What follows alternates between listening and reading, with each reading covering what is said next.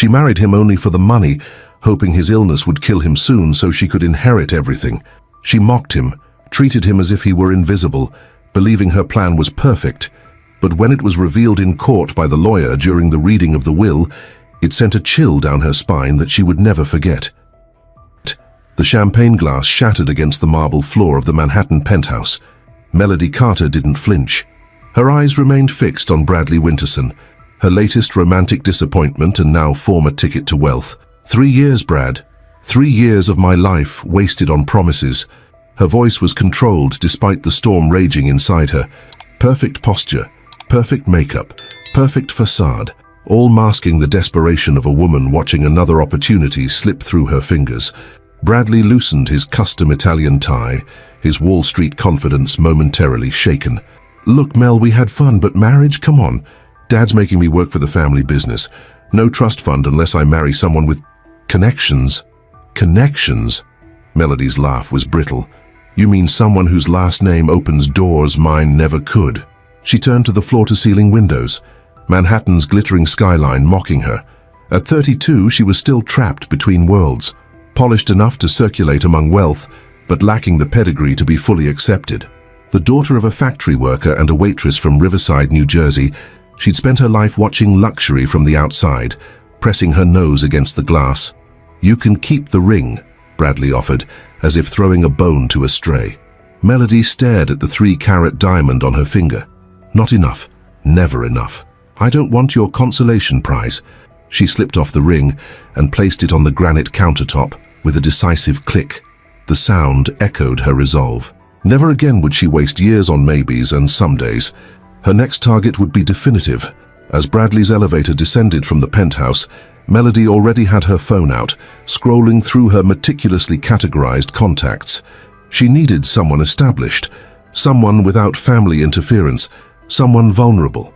The Museum of Modern Art's annual gala was in full swing, the elite of New York society sipping champagne among priceless art. Melody moved through the crowd with practiced ease in her borrowed Valentino gown.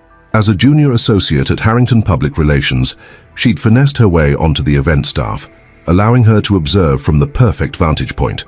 The Hamilton Foundation table needs another bottle of Cristal, her boss instructed, nodding toward the corner where 6 people sat around a table meant for 10. Hamilton Foundation? Melody inquired casually. Nicholas Hamilton. Made billions in pharmaceutical development before he turned 40. Reclusive these days. Barely shows up to anything, so it's a minor miracle he's here tonight. Melody accepted the champagne from the bartender, her eyes finding the table. 5 men in standard black tie surrounded one who stood out despite his efforts not to. Nicholas Hamilton sat slightly hunched, his custom tuxedo hanging a bit loose on his frame. His features were sharp, intelligent, with premature silver threading through dark hair. He wasn't conventionally handsome, but there was something compelling about his isolation amid the social whirl. Is he married? The question slipped out before she could frame it more subtly. Her boss raised an eyebrow. Widowed, 5 years now, no children. Focus on the job, Carter. Melody nodded obediently, but as she approached the Hamilton table, she activated what her college roommate had called her wealth radar. Single, no children, billions, and something in his posture, a slight paleness beneath his complexion, triggered her intuition. Vulnerability. Nicholas Hamilton barely glanced up as she set down the champagne, but when she deliberately let her hand tremble, splashing a drop on the white tablecloth, his attention was captured. I'm so sorry, Mr. Hamilton, she said, her voice pitched to convey mortification. He looked up then and Melody caught her breath. His eyes were startlingly blue, penetrating despite the fatigue shadowing them. It's just tablecloth, he said quietly. Hardly a tragedy. Still, it's inexcusable. Please let me... She moved to dab at the spot, leaning just close enough for him to catch the scent of her perfume, expensive despite her budget constraints. It's fine, Miss Carter, Melody Carter. Something shifted in his expression. Awareness, perhaps recognition of the familiar dance of a beautiful woman showing interest. But instead of the usual male preening, he seemed almost saddened. Well, Miss Carter, I assure you the Hamilton Foundation won't crumble over spilled champagne. She straightened, allowing genuine curiosity to show. The foundation seems to be doing remarkable work in rare disease research. I read about your breakthrough in ALS treatment pathways. Surprise flickered across his features. You follow medical research? My father died of early-onset Parkinson's. I make it a point to stay informed. This, at least, wasn't a lie. Her father had died when she was 14, leaving her mother to work double shifts. While Melody learned early that beauty and charm could be currencies, Nicholas's gaze softened. I'm sorry to hear that. It's why I started the foundation, to make those diseases less of a death sentence. For a moment, Melody felt an unexpected pang. In another reality, this conversation might have been genuine. She pushed the thought away. I should let you return to your guests, she said, already calculating her next move. They're not my guests, just the board. He glanced around the table at men deep in conversation without him. I'm merely fulfilling an obligation by appearing. The hint was clear enough. Melody nodded respectfully and moved away, feeling his eyes follow her. First contact made, seed planted. 2 weeks later, Melody coincidentally crossed paths with Nicholas Hamilton at the Bryant Park Cafe, where she'd learned he sometimes stopped for coffee. Her research had been thorough, questioning service staff at events, following business news about his rare appearances, even befriending a nurse at New York Presbyterian through her gym. Mr. Hamilton, she said with perfect surprise when he exited the cafe. What a coincidence. Recognition dawned slowly then. Miss Carter, from the museum. Melody, please, I'm off duty today.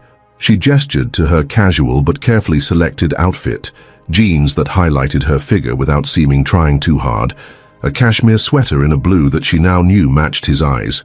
Nicholas, he offered in return, his voice warming slightly. You're not serving champagne today. Only my own deadlines. I'm working on PR for the Children's Cancer Foundation campaign. Another strategic truth. Her firm did handle that account, though she was only peripherally involved. Mind if I join you? I've been trapped in meetings all morning. Could use a normal conversation. The request seemed to surprise him as much as her, as though he rarely made such overtures. I'd like that. Over coffee, Melody executed the next phase of her approach. She spoke passionately about causes she'd researched, asked thoughtful questions about his foundation, and most importantly, listened. Nicholas Hamilton, she discovered, was a man accustomed to being heard but not seen. People valued his wealth and intellect, but rarely the person behind them. Most people want to talk about the money, he said after his second coffee. How I made it, how they could get some of it, what I'm doing with it. Money is just a tool, Melody replied, the irony of her statement not lost on her. It's what you build with it that matters. He studied her with those penetrating blue eyes. That's a refreshing perspective from someone so young. I'm 32, she corrected with a smile, and I've learned that status doesn't equal substance. 32, he repeated, and she caught the shadow that crossed his features.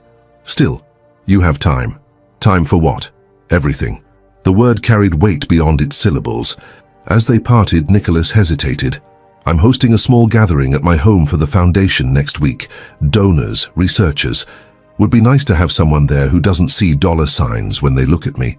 Melody allowed just the right amount of pleased surprise to show. I'd be honored.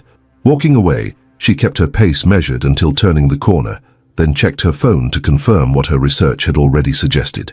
Nicholas Hamilton, 47, had been diagnosed with a rare form of cancer 9 months ago, the same disease his foundation researched, the same disease that had taken his wife 5 years earlier. Terminal, according to her source at the hospital, 18 months, maximum. Perfect. Nicholas Hamilton's small gathering was held at his Gramercy Park mansion, an understated townhouse from the outside that opened into a tastefully opulent interior, old money architecture with new money comfort. Melody recognized several faces from medical journals and society pages as she entered, wearing a burgundy dress that suggested sophistication rather than overt appeal. You came, Nicholas said, appearing at her elbow with surprising stealth for a man his size. I said I would. She accepted the glass of mineral water he offered. Impressive group. Necessary evils, he murmured. Though the scientists actually enjoy their work, it's the donors who exhaust me. And which am I? She asked, testing boundaries. His smile was brief but genuine. A respite. Throughout the evening, Melody played her role perfectly. She engaged intelligently with researchers, charmed potential donors, and most importantly, created moments where Nicholas could observe her seemingly unaware. She laughed with a Nobel laureate neurologist, showed compassion to a young woman in a wheelchair participating in a clinical trial, and deliberately avoided the cluster of eligible bachelors by the bar. When she found a quiet moment alone in Nicholas's library, examining a first edition Hemingway, she knew it wasn't coincidence when he appeared in the doorway. "Not enjoying the party?" he asked. "I needed a moment. Large groups can be," she gestured vaguely. "Draining," he finished. "I understand completely. This is an incredible collection." She ran her fingers lightly over the spines, noting the volumes on medicine, philosophy, and art. A life's intellectual journey on shelves. "My wife started it," he said, approaching. "Caroline had synesthesia, said certain books had colors and textures beyond their contents." Melody recognized the opening. "You still miss her?" "Every day." He moved to a small bar cabinet, pouring a finger of scotch. "Even after 5 years. That kind of love never really leaves us," she said softly, thinking of her father, the one pure relationship in her life. Nicholas sipped his scotch, studying her over the rim. "No, it doesn't. Though sometimes I wonder if Caroline would recognize me now." "How so?" "Illness changes you, makes you evaluate what matters." Melody moved closer, not too close, creating intimacy without pressure. "And what matters to Nicholas Hamilton?" "Time," he said simply. "Legacy, not wasting what remains." The subtext hung between them, and Melody realized he was telling her without telling her. He knew he was dying. "We should return to your guests," she suggested, giving him space. He set down his glass. "Melody, I'm not a fool. I know why beautiful young women suddenly find me interesting." Her heart skipped. Had she miscalculated? "I don't know what you mean," she began, but he raised a hand. "I've had more dinner invitations in the last 6 months than the previous 5 years. Suddenly everyone has a niece, daughter, or friend who would be perfect for me." His smile held no humor. "People smell death and money, and both are powerful attractants." Melody felt control slipping. "I should go." "No," he said firmly. "You should stay precisely because I've said this. I value honesty above most things now." She recalibrated rapidly. "Then honestly, I find your mind more attractive than your bank account, but I won't pretend I didn't notice both." He laughed, a genuine sound of surprise and appreciation. "Refreshing. Most would have protested pure intentions. Pure intentions are for fairy tales and greeting cards." "Indeed." He moved toward the door. "Join me for dinner tomorrow. Just us. No performances necessary." As they returned to the party, Melody felt an unfamiliar sensation. Beneath her calculated exterior, something had shifted. Nicholas Hamilton was not the easy mark she'd anticipated. He was direct, perceptive, and somehow saw through pretenses, yet invited her closer anyway. It made him more valuable as a target, she told herself. Nothing more. Their courtship, if it could be called that, progressed with unusual honesty. Nicholas never spoke directly of his illness, but he didn't hide the doctor's appointments, the medications, or the days when fatigue left him pale and drawn. Melody never spoke directly of her ambitions, but she didn't pretend disinterest in the lifestyle his wealth provided. "We're using each other," he said one evening, 3 months into their relationship, as they sat on the terrace of his Hamptons estate. "The question is whether we're both getting fair value." Melody sipped her wine, watching the Atlantic crash against the private shoreline. "And what value do you place on companionship, Nicholas?" "Higher than I once did." He reached for her hand. "I've had associates, colleagues, employees, and sycophants, but since Caroline, very few companions. And what am I getting in this exchange?" She raised an eyebrow, playing along with his frankness. "Security, status, the things you've wanted since you left New Jersey." She stiffened. "You had me investigated." "Of course I did." His tone was matter of fact. "I investigate everyone who gets close to me. Your father's death, your mother's struggles, your scholarship to NYU, your calculated rise through New York society. I know about Bradley Winterson and the others." Melody pulled her hand away, anger flaring. "Congratulations on your thorough homework. Satisfied with my humble origins?" "Immensely," he said, surprising her. "You've built yourself from nothing. I respect that more than inherited privilege." "You don't find me calculating? Cold? I find you strategic. There's a difference." He refilled her glass. "We all use the tools available to us, Melody. You use beauty and charm. I used intellect and opportunity. The question isn't whether we're using tools, but whether we acknowledge them." She studied him, recalculating. So, what are you proposing exactly? A partnership of mutual benefit. He set down his glass. I have perhaps a year left. Good months and bad.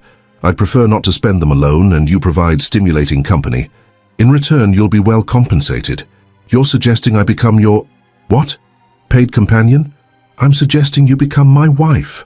The word hung in the sea air between them. Melody had anticipated this moment for months, had orchestrated every interaction toward it, yet now found herself speechless. That surprises you? Nicholas asked, amusement touching his features. The directness does, she admitted. I don't have time for games, Melody. My offer is simple. Marriage, companionship until the end, and financial security afterward. In return, I ask only for honesty between us.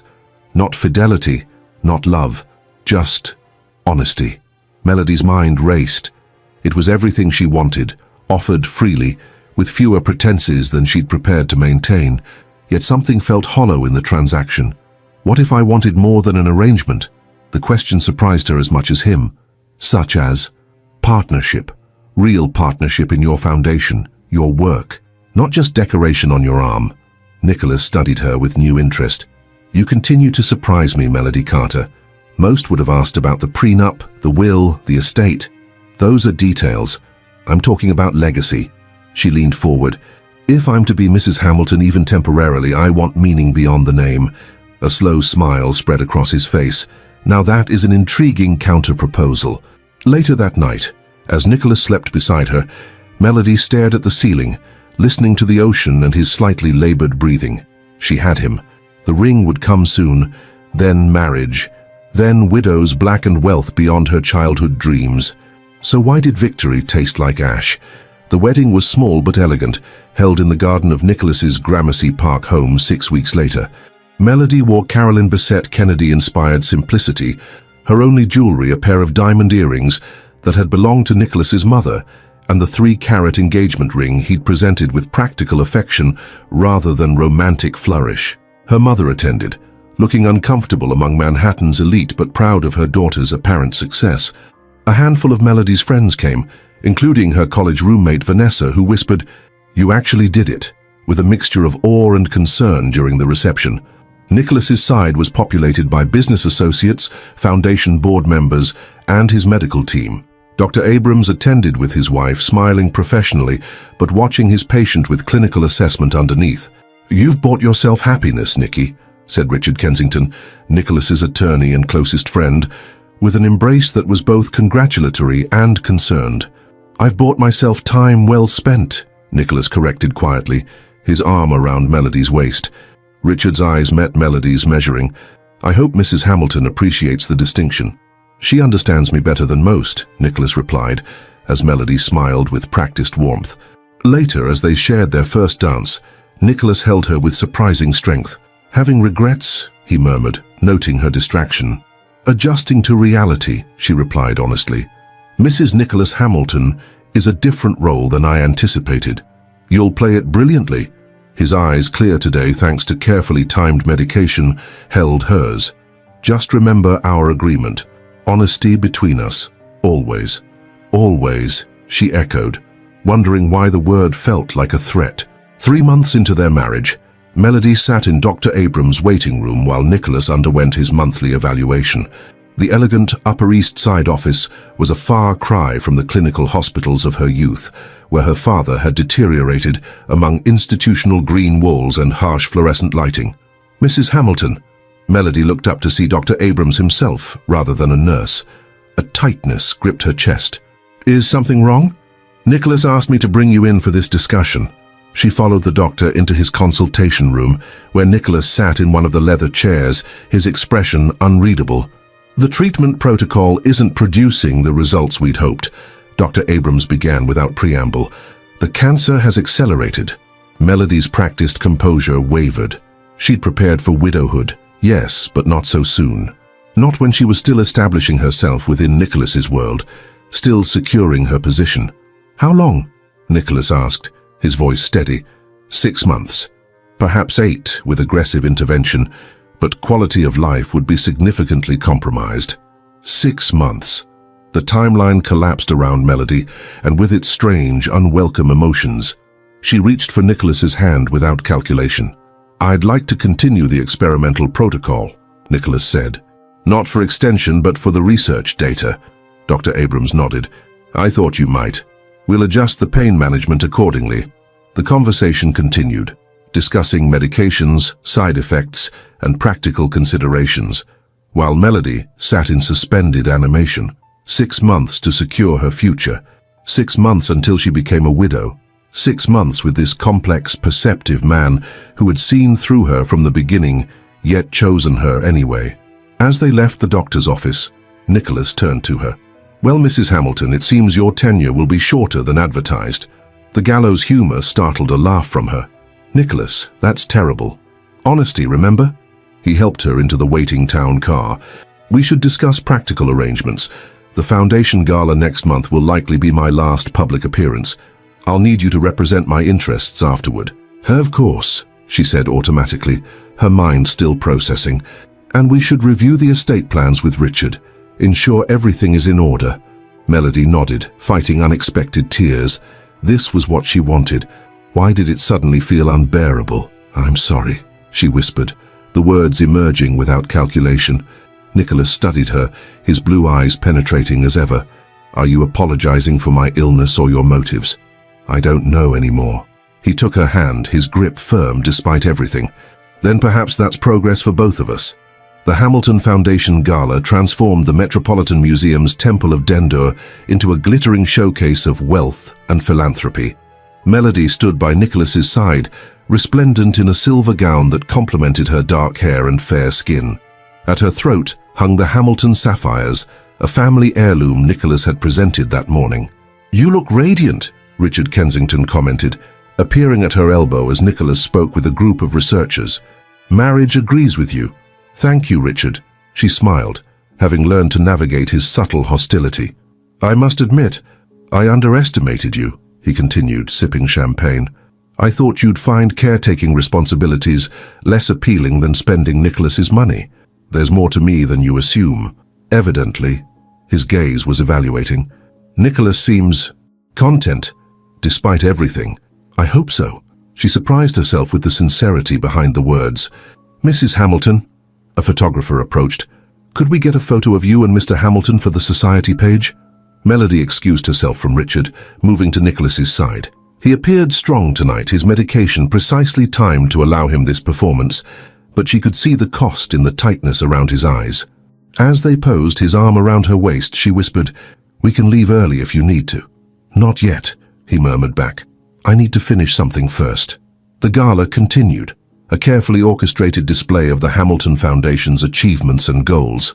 Nicholas delivered a brief but powerful speech about the future of neurological research, never once mentioning that he wouldn't live to see the breakthroughs he was funding. Later, as the event wound down, Melody found herself alone with Vanessa in the ladies' lounge. "He really is dying, isn't he?" Vanessa asked, refreshing her lipstick. "Yes." Melody couldn't elaborate further. "And you'll get everything?" The question, once so central to Melody's plans, now felt obscene. "That's not why I'm with him anymore, Van."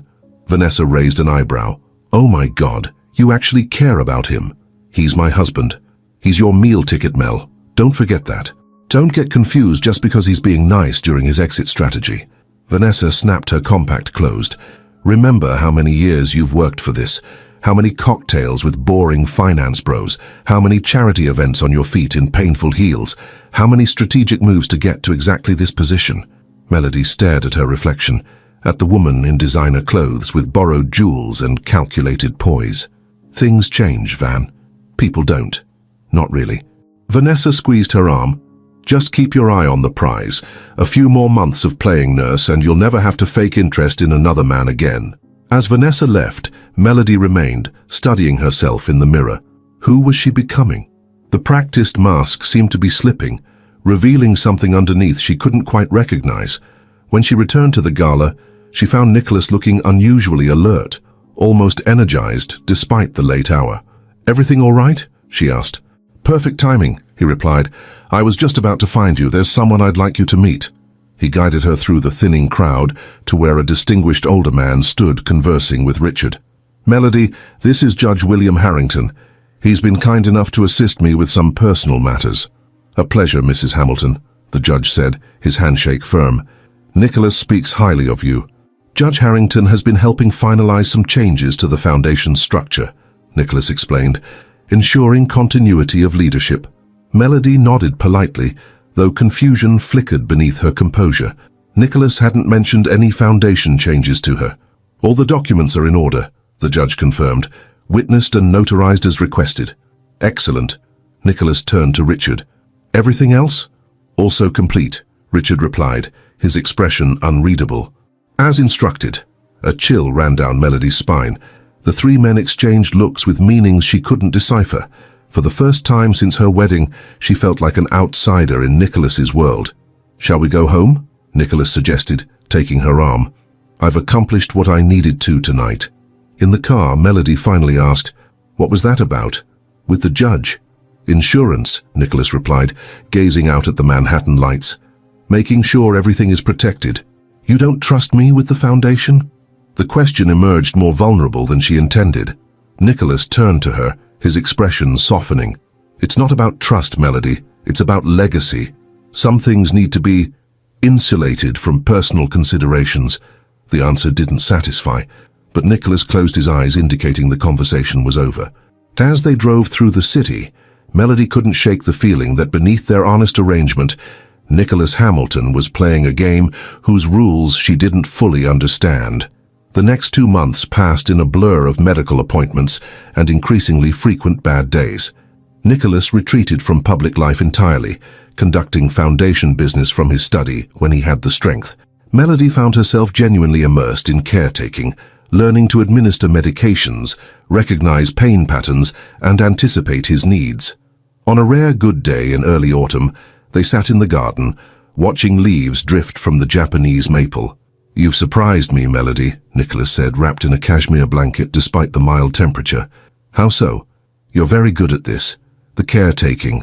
I didn't expect such authenticity." She looked away. "Maybe I've surprised myself too." "Regrets?" The question hung between them. Melody considered lying, then remembered their pact. "Sometimes I wonder who I might have been if we'd met differently, if I'd been honest from the start." "We're all performing versions of ourselves," Nicholas replied. "The question is whether we believe our own performance." A comfortable silence settled before he spoke again. "I've been thinking about Caroline lately." "Your wife," Melody said softly. It wasn't a topic they often discussed. She would have hated what this disease did to her, the loss of dignity, the dependency. He gazed at the falling leaves. "I made sure she had choices until the end." "And you?" "I've made my choices." His blue eyes met hers. "I've arranged everything, Melody. You won't have to worry about decisions when the time comes." Something in his tone sent that same chill through her. "Nicholas, what have you done?" "Ensured my legacy," he said simply, "both personal and professional." Before she could press further, his phone rang. He checked the screen. "It's Richard, I should take this." As he spoke quietly with his attorney, Melody watched him with growing unease. Despite his weakened state, there was still something formidable about Nicholas Hamilton, a mind that calculated moves far in advance, seeing patterns others missed. For the first time, she wondered if she had underestimated precisely how much he saw through her from the beginning, and what counter-moves he might have planned. On a grey November morning, Nicholas called Melody to his study. She found him seated behind his desk, looking more composed than he had in weeks. "I've made a decision," he said without preamble, "about the end." Melody sat across from him, her heart beating faster. "What decision?" "I won't allow the final degradation. I've seen it before with Caroline, the pain, the loss of self." His voice was calm, resolved.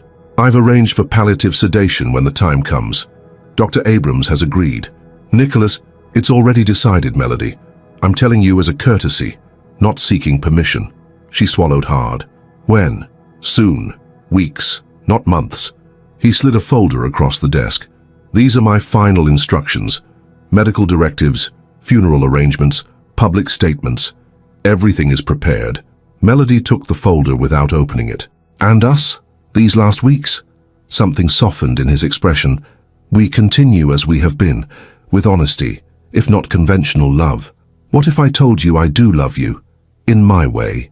The words surprised her as they emerged. Nicholas studied her, his gaze as penetrating as the day they met. I'd say that evolution was unexpected but not unwelcome. He paused. And I'd wonder if it changes anything about our arrangement. Would you want it to? It's rather late for renegotiation, don't you think? A ghost of his dry humor surfaced. But I appreciate the sentiment, whether tactical or genuine. Melody felt tears threatening. You still don't trust me. I trust you to be exactly who you are, Melody. A survivor, a strategist. He reached across the desk to take her hand, and perhaps something more complex than either of us anticipated. She gripped his fingers, suddenly desperate to convince him of something she barely understood herself. Nicholas, whatever you're planning, whatever arrangements you've made, I want you to know that things have changed for me. Have they? His voice was gentle but skeptical. Yes. I didn't expect this. To care. To actually dread what's coming. Nicholas withdrew his hand slowly. Life rarely follows our scripts, Melody. That's what makes it interesting. He gestured to the folder. Read those when you're ready, not before. As she left his study, Melody felt as though she stood on shifting ground. The path that had seemed so clear, marriage, widowhood, wealth, now twisted with unexpected emotions and unreadable signals from a dying man who had always seen more than he revealed. That night, as Nicholas slept beside her, Melody stared at the ceiling and confronted an uncomfortable truth. In their game of calculated moves and counter-moves, she was no longer certain who was manipulating whom. And for the first time, she wondered if Nicholas Hamilton had been playing a longer game all along, one that might extend beyond his imminent death. To Mrs. Nicholas Hamilton, Vanessa raised her mimosa, the Sunday brunch crowd at Balthazar providing background noise to their celebration. 6 months of holy matrimony and counting. Melody clinked glasses, her wedding ring catching the light.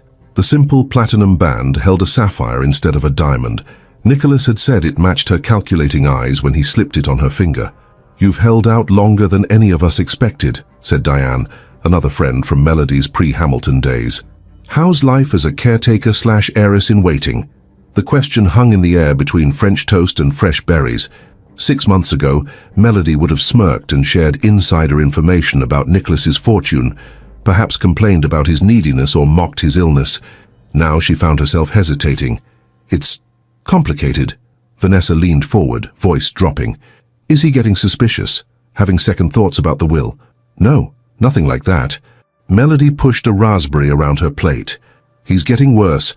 The medication makes him confused sometimes. Perfect, Diane said, waving for another round of mimosas. That should make things easier. My aunt got power of attorney for my uncle when his dementia started. Total control. Melody frowned. Nicholas doesn't have dementia. He has moments of pain and fatigue, but his mind is still sharp. Whatever. The point is, Vanessa dropped her voice again, glancing around the restaurant. Have you looked into your post-widow plans? Real estate in the Hamptons? Maybe that penthouse on Park Avenue he never uses? I'm thinking a prolonged mourning period in the south of France, Diane suggested. Very tasteful black swimwear on a private beach.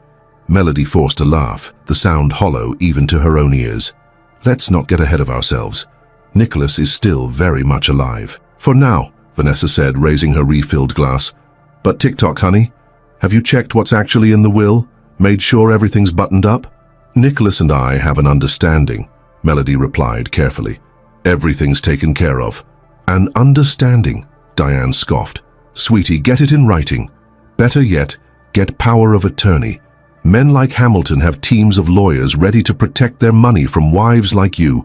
Wives like me, Melody repeated, something cold settling in her stomach. You know what she means, Vanessa interjected. Young, beautiful, strategic, the kind that make old men's families nervous. Nicholas doesn't have family. No, but he has that watchdog Richard Kensington and a board full of self-important foundation types, Vanessa countered. Trust me, they're all calculating how to keep you from getting too much control. Melody sipped her mimosa, remembering the strange meeting with Judge Harrington at the gala, the way Nicholas had said he was ensuring his legacy. The document folder still unopened in her desk drawer. I have to get back, she said suddenly. Nicholas has a bad day. Of course he does, Diane smirked. They always do when wives want a little freedom. As Melody gathered her things, Vanessa caught her arm. Seriously, Mel, don't lose focus now. You've worked too hard to get here. Remember when we were sharing that crappy apartment in Queens? When you were dating that hedge fund board just for his connections? This is the payoff." Melody nodded mechanically. "I know what I'm doing." But as she stepped out onto Spring Street, she wasn't so certain anymore. The woman who had calculated every relationship, who had viewed Nicholas Hamilton as the ultimate target, that woman felt increasingly distant, like a character in a play she'd once performed.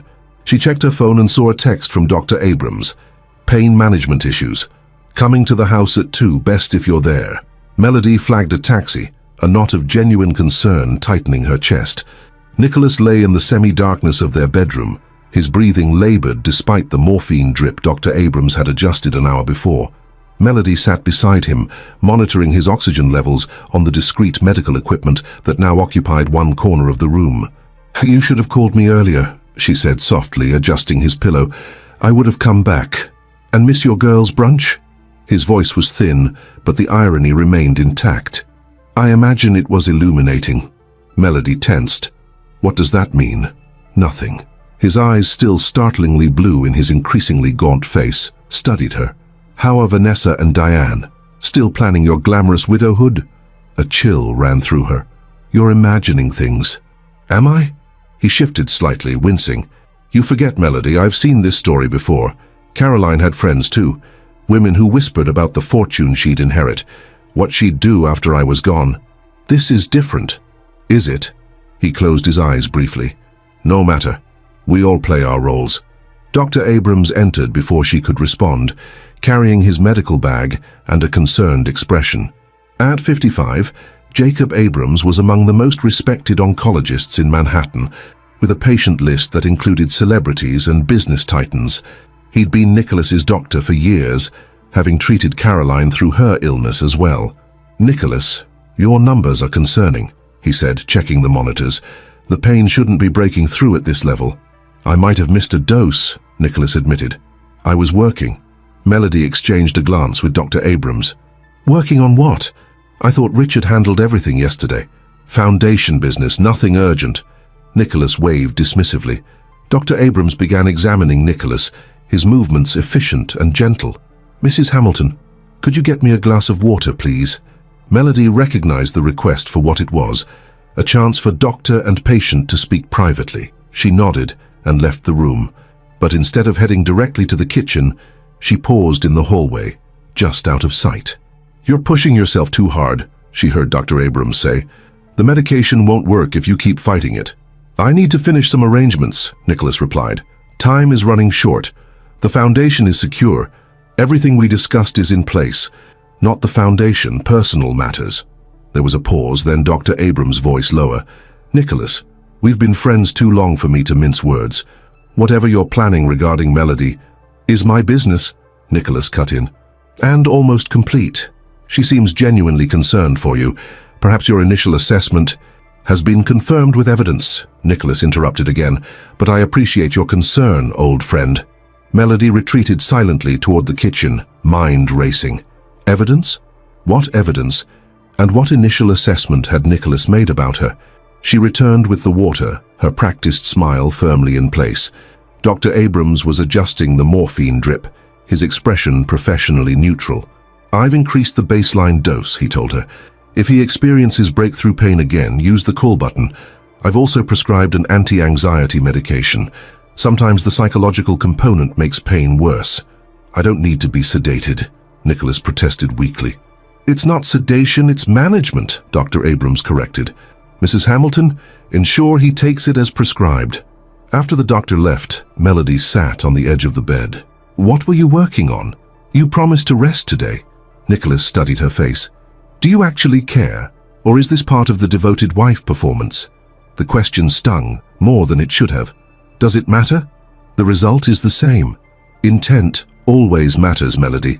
He reached for her hand, his grip surprisingly strong. "But to answer your question, I was reviewing some old correspondence, tying up loose ends." "What loose ends?" she pressed. "We all have regrets. Things left unsaid or undone." His gaze drifted to the window where winter light cast long shadows across the room. "I'd like to be remembered for more than money." Something in his tone made Melody's unease grow. "Nicholas, what aren't you telling me?" His smile was enigmatic. Nothing that won't become clear in time. Richard Kensington's corner office at Kensington Marsh and Wolf overlooked Central Park, the December trees bare against a steel-grey sky. From across his imposing desk, he regarded Melody with barely concealed suspicion. "Mrs. Hamilton," he said, the title still sounding like an accusation in his mouth even after months of marriage. "This is an unexpected pleasure." "I need to speak with you about Nicholas," Melody said, removing her gloves and taking a seat without waiting for an invitation. "And how is our patient today?" "Sleeping. Dr. Abrams increased his medication yesterday." She leaned forward. "For Richard, I need to know what Nicholas is planning." The attorney's expression remained carefully neutral. "Planning? Don't play games with me. Something's happening with the foundation, with his estate, that meeting with Judge Harrington, your secretive conversations." "Nicholas mentioned evidence to Dr. Abrams." She held his gaze. "I want to know what's going on." Richard steepled his fingers, studying her. "Mrs. Hamilton, Melody, Nicholas's affairs are complex. Many moving parts require attention as his condition progresses." "That's not an answer." "No, it's not." He sighed, leaning back in his leather chair. "Nicholas and I have been friends for 30 years. I was best man at both his weddings. I've represented his business interests through acquisitions, mergers, and public offerings worth billions. And," she prompted when he paused, "and my loyalty is to him. Always." Richard's eyes hardened. "Whatever Nicholas chooses to share with you about his arrangements is his prerogative. If he hasn't discussed certain matters, I must assume he has reasons." Melody felt frustration rising. "I'm his wife. For 6 months," Richard countered. "Caroline was his wife for 15 years. The comparison hung in the air between them. "I care about him," Melody said finally, the words emerging with surprising honesty. Richard's expression softened marginally.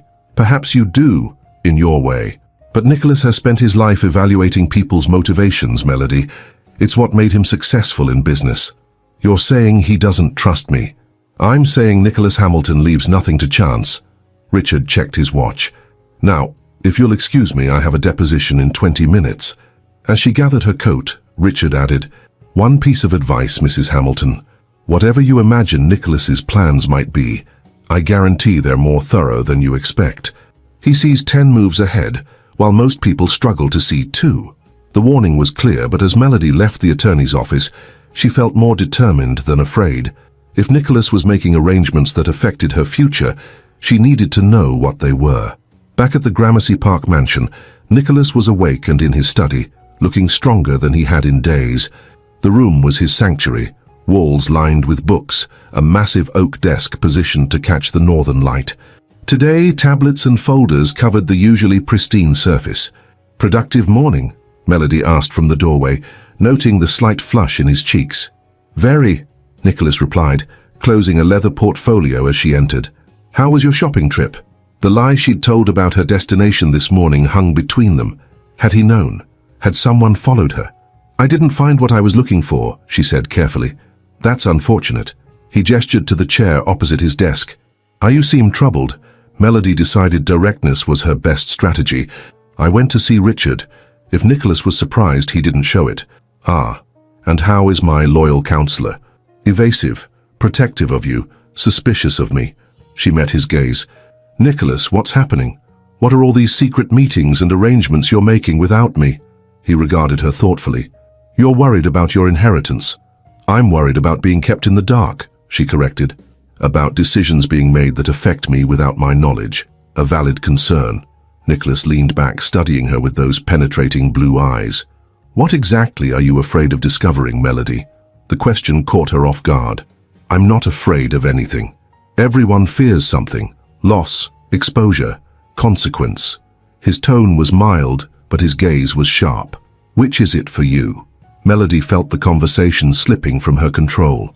"I just want honesty between us." "That was our agreement." "Indeed it was." Nicholas nodded slowly. "Then honestly, yes, I've been making arrangements. Finalizing details for the foundation, updating certain provisions in my will, preparing for contingencies." "What contingencies?" "Life is unpredictable, even when its end is foreseeable." He smiled slightly. "The foundation's future is my primary concern. Ensuring my research initiatives continue, That funding reaches the right projects. And my role in all this? Nicholas considered her. That depends entirely on you, Melody, on choices yet to be made. Before she could press further, his phone rang. He checked the display. I need to take this. The Mayo Clinic about a new trial. Dismissed, Melody left the study, more unsettled than before. Nicholas's cryptic answers suggested plans far more complex than simple estate arrangements. The way he'd asked what she feared felt like a test. One she wasn't sure she'd passed. He's definitely changing the will, Vanessa declared, sprawled across the chaise lounge in Melody's private sitting room later that week. Classic move. Get you all comfortable thinking you're set, then pull the rug out. Melody paced by the window, watching Nicholas in the garden below, bundled against the cold, conferring with his groundskeeper despite the December chill. Even ill, he maintained strict control over his environment. It's not about the money, she said, surprising herself. It's about trust, about whatever he's hiding. Honey, it's always about the money. Vanessa sipped the expensive bourbon she'd helped herself to from Nicholas's collection. Question is, what are you going to do about it? Melody turned from the window. What do you mean? I mean, take control of the situation. Vanessa set down her glass. You need leverage, information. Figure out exactly what he's planning before it's too late. How Richard won't tell me anything and Nicholas is being deliberately vague. Get creative. Vanessa's eyes gleamed. His office, his emails, his medical records. The man is dying, Mel. He's not thinking clearly no matter how sharp he seems. The medications, the pain, they affect judgment. You're suggesting I spy on my husband? I'm suggesting you protect yourself. Vanessa rose, crossing to stand beside her friend. Look at you, living in this mansion, wearing clothes that cost more than my rent, finally having everything you worked for. Are you really going to let it slip away because you're suddenly developing scruples? Put that way, it did seem absurd. Melody had spent years calculating her rise through New York society. Why stop now when the stakes were highest? Maybe you're right, she conceded. I need to know what he's planning. That's the Melody I know. Vanessa smiled approvingly. Start with his study. Look for anything about the will, the foundation, attorney communications. Later that night, after Nicholas had taken his evening medication and fallen into a heavy sleep, Melody stood outside his study, house key in hand. She'd never violated his private space before. It was an unspoken boundary in their marriage of convenience. With a deep breath, she unlocked the door and slipped inside. The room was dark, except for the bluish glow of a computer screen in sleep mode. She moved to the desk, touching the mouse to wake the system. Password protected, of course. She tried several combinations: Caroline's birthday, their wedding date, the foundation's establishment. Nothing worked. The computer remained locked, Nicholas's digital life as inaccessible as his true thoughts. Moving to the file cabinets, she found them similarly secured. The desk drawers yielded only standard office supplies and a few personal items. A fountain pen Caroline had given him, ticket stubs from a performance they'd attended, a small photograph of his parents. Frustration mounting, Melody turned to the bookshelves. Behind the first editions and medical journals, would there be hidden compartments or secret documents? It seemed melodramatic, but Nicholas's behavior had taken on an almost theatrical quality lately. As she scanned the shelves, a leather-bound volume caught her eye. Unlike the other books, this one had no title on its spine. She pulled it free, finding not a book, but a journal.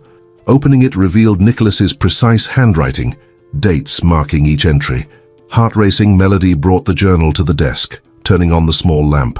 The most recent entry was from 3 days ago, December 15th, final meeting with Judge H. Documents executed and secured. R has instructions for after. Evidence compiled and verified. M continues as expected, though occasionally surprises. Too late for second thoughts. The board is set, pieces in motion. I regret necessity, but not intent. The cryptic entry confirmed her worst fears. Nicholas was making significant changes, and M could only be her. But what evidence, what pieces were in motion? She flipped back several pages, finding entries from before their marriage. June 8th, M accepted proposal as anticipated. Motivations transparent despite performance. Reminds me of others who approached after diagnosis. Different methods, same objective. R advises caution, but I see opportunity. Two can play the same game. July 30th, wedding completed. M's performance convincing to most observers. JA expresses concerns about my approach, but doesn't understand full strategy. Foundation restructuring proceeding according to plan. New provisions require JH's judicial review, but legally sound. September 12th. M showing unexpected developments. Genuine care or enhanced performance. Irrelevant to outcome but personally intriguing. PI report confirms earlier patterns with previous targets. Recording system functioning perfectly. Melody's blood ran cold. PI report? Recording system? Nicholas had been investigating her, gathering evidence, recording conversations. But for what purpose? She continued reading, each entry revealing a man who had seen through her from the beginning, who had married her knowing her motives, who had been planning something elaborate all along. The sound of movement in the hallway made her freeze. Quickly, she returned the journal to its place on the shelf and switched off the desk lamp. Heart pounding, she slipped out of the study and back to their bedroom, finding Nicholas still asleep, his breathing labored but steady. Lying beside him in the darkness, Melody faced an uncomfortable truth. She had severely underestimated Nicholas Hamilton. Whatever game she thought she was playing, he had been playing a different one entirely. One with rules she didn't understand and stakes she couldn't fully see. The Hamilton Foundation offices occupied the top floor of a sleek midtown building, glass and steel gleaming against the winter sky. Melody had visited before, but always with Nicholas, always as the supportive wife. Today she arrived alone, dressed in understated Chanel, projecting the confidence of a woman with purpose. "Mrs. Hamilton," greeted Amanda Chen, the Foundation's executive director. "This is an unexpected pleasure.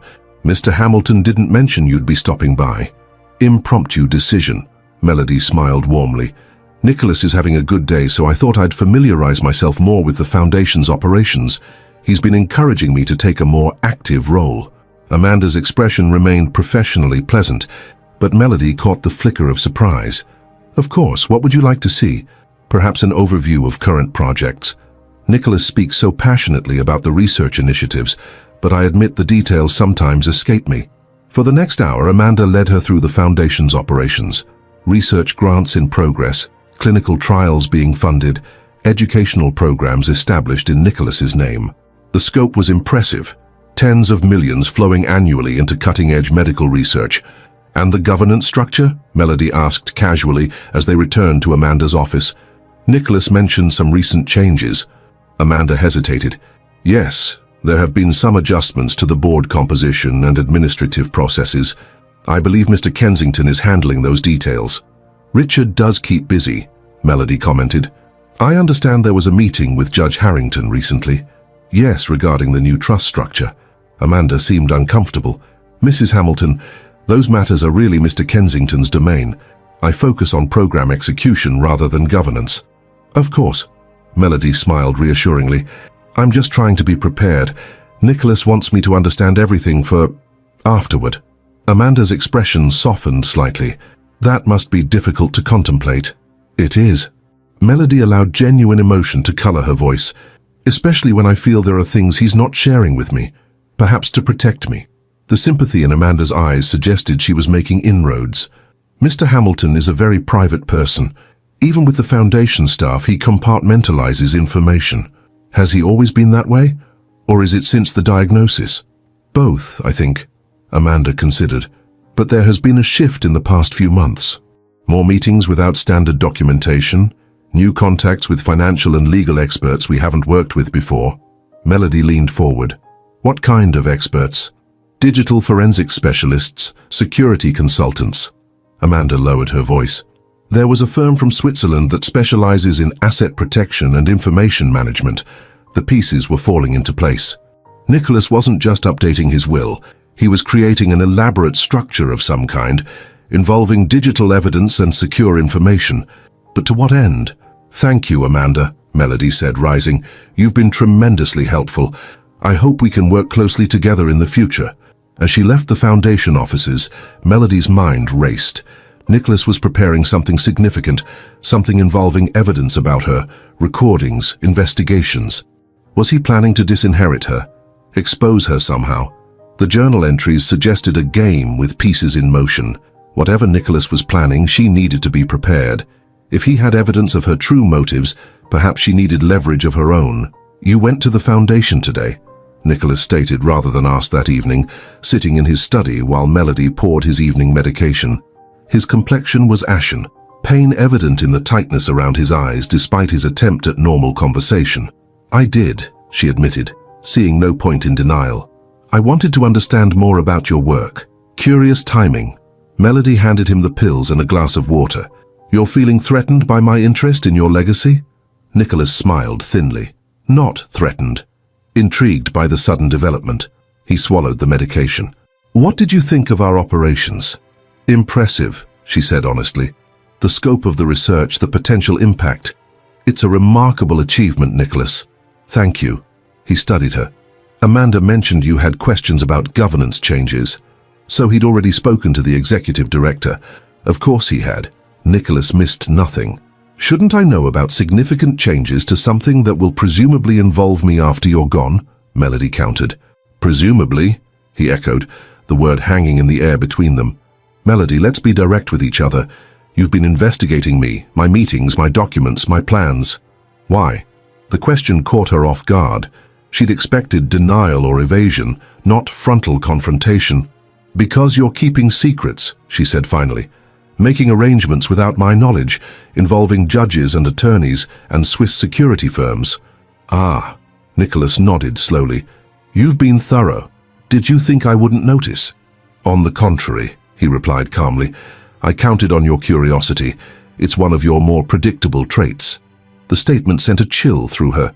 Had her investigations been anticipated? Even encouraged? What are you planning, Nicholas? She asked directly. Whatever evidence you think you have about me, whatever game you're playing, I deserve to know. Nicholas regarded her with something resembling compassion. You'll know everything when the time is right, not before. That's not fair. Life rarely is. He winced slightly, the medication not yet dulling the pain. You made choices, Melody, so did I. Now we live with the consequences of both. Is this about punishment? Revenge for marrying you with ulterior motives? She felt anger rising. You knew who I was from the beginning. You said it yourself. You had me investigated before we married. This isn't about punishment, Nicholas said, his voice softening as the medication began to take effect. It's about justice, balance, making things right. By hurting me? Have I hurt you, Melody? His eyes, bright with intelligence despite his weakening body, fixed on hers. Or have I given you exactly what you wanted? Status, security, a place in society previously beyond your reach. She had no answer for that. He was right. He had delivered everything she'd hoped for when targeting him as a potential husband. Everything except honesty about his own intentions. Rest, she said finally, helping him to his feet. We can continue this conversation tomorrow. As she guided him to their bedroom, Nicholas leaned heavily against her. You know, in another life, we might have been quite a team. Your strategic mind, my resources. We still could be, she suggested, helping him into bed. His smile was sad. Too late for that, I'm afraid. Some wheels, once set in motion, cannot be stopped. After Nicholas fell asleep, Melody returned to the study, determination hardening within her. If Nicholas had evidence against her, she needed to find it. If he was changing his will, she needed to know how. This time she would be more thorough in her search. The journal was her first target, but flipping through its pages revealed no new information. The computer remained locked, the filing cabinet secured. Whatever Nicholas was planning, the details weren't physically present in the room. As she prepared to leave defeated, her gaze fell on Nicholas's phone, charging on the desk. Unlike the computer, the phone required only a simple thumbprint to unlock, and Nicholas was currently in a medication-induced sleep. The moral line seemed distant compared to what was at stake. Moving quickly, Melody took the phone to their bedroom, carefully pressing Nicholas's thumb against the sensor while he slept. The screen unlocked, revealing his digital life. She worked methodically, checking emails, messages, calendar appointments. Most were foundation-related or medical in nature, but one email thread with Richard caught her attention. From Richard Kensington. Subject: Final arrangements. Nicholas, all documents have been executed as directed. Judge Harrington has placed the sealed instructions in the secure location we discussed. The digital evidence has been verified and backed up to multiple secure servers with timed release protocols. I must again express my concerns about this approach.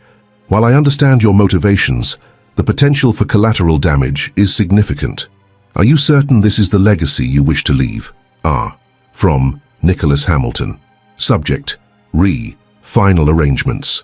Richard, your concerns are noted, but my decision is final. The evidence is incontrovertible, and the consequences appropriate to the actions. Sometimes justice requires a firm hand. As for legacy, I believe the Foundation restructuring will ensure the research continues unimpeded.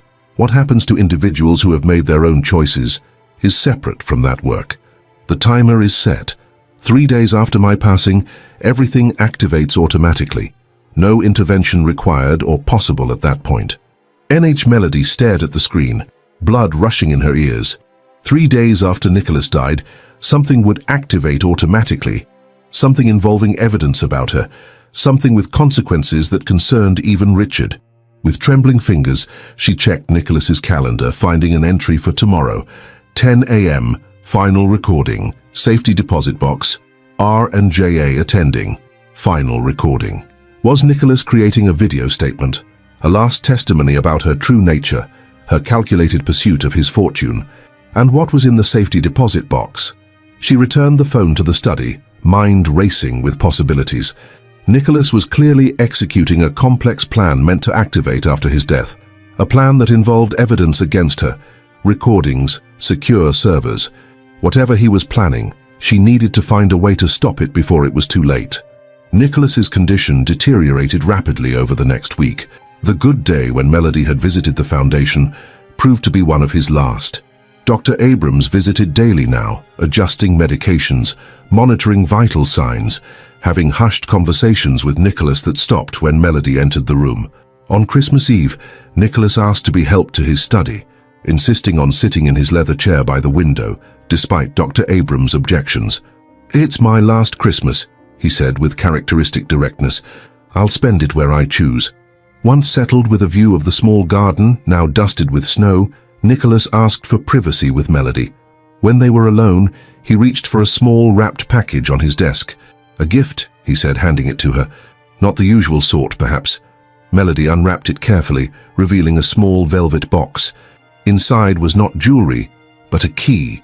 "What does it open?" she asked, turning the simple brass key in her fingers. "The truth." Nicholas's smile was enigmatic. "When the time comes, you'll know where to use it." Another mystery, another test. Frustration colored her voice. "Nicholas, whatever you're planning is already done," he finished for her. "The pieces are set, Melody. Nothing can change what comes next." "You sound like you're looking forward to it," she observed, "to hurting me from beyond the grave." Nicholas considered this.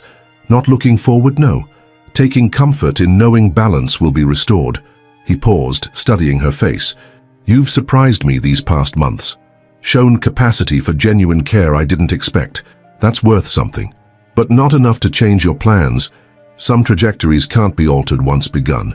He reached for her hand. "Keep the key safe. When you need it, you'll know." That night, as Nicholas slept fitfully despite increased medication, Melody examined the key under her bedside lamp. It appeared to be for a standard lock, perhaps a safe deposit box or storage unit. But which one? And what would she find inside? The next morning, Christmas Day, Nicholas was too weak to leave bed. Richard and Dr. Abrams both visited, speaking with him privately, while Melody prepared a light meal he wouldn't eat. When they emerged from the bedroom, both men looked somber. "It won't be long now," Dr. Abrams told her quietly. "Days, perhaps a week. I've increased the pain management protocol." Richard handed her an envelope. "Nicholas asked me to give you this. Instructions for afterward." Melody took it, noting it was sealed with wax impressed with the Hamilton family crest. "What does it contain?" "I'm not privy to the contents," Richard replied, though his expression suggested otherwise. "He wanted you to open it only after." After they left, Melody returned to Nicholas's side. His breathing was shallow, his once imposing frame now fragile beneath the blankets. "Richard gave me your envelope," she said, sitting beside him. "More secrets?" Nicholas's eyes opened, still startlingly alert despite his physical decline. Practical matters, funeral preferences, nothing dramatic. She didn't believe him, but arguing seemed pointless now. "Nicholas, whatever you think I've done, I don't think, Melody. I know." His voice was weak but clear. Every conversation with Vanessa about my demise, every mocking comment when you thought I couldn't hear, every plan for spending my money before I was cold in the ground. Melody felt the blood drain from her face. You've been recording me. Among other things. He reached for her hand with surprising strength. But that's not important now. What matters is what happens next. Which is what? She demanded, fear mingling with anger. What have you done? Created consequences, he replied simply. Like the market, life requires corrections when values become distorted. You'll understand soon enough. His cryptic answers infuriated her, but Nicholas closed his eyes, signaling the conversation was over.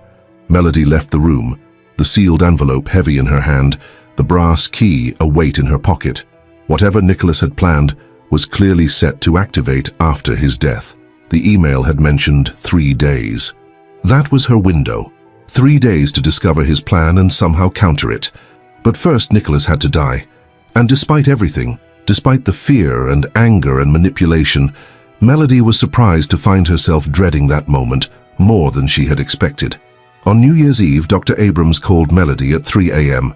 "You should come now," he said simply. "It's time." She found Nicholas conscious but barely. His breathing labored despite the morphine. Dr. Abrams stood at the bedside monitoring vital signs, while Richard sat in a chair by the window, his usually composed face drawn with grief. "He's been asking for you," Dr. Abrams said quietly as she entered. Nicholas's eyes found hers as she approached the bed. "Melody," he whispered. "The key." She took it from her pocket, showing him. "I have it." "Good." His voice was barely audible. "Remember, 3 days.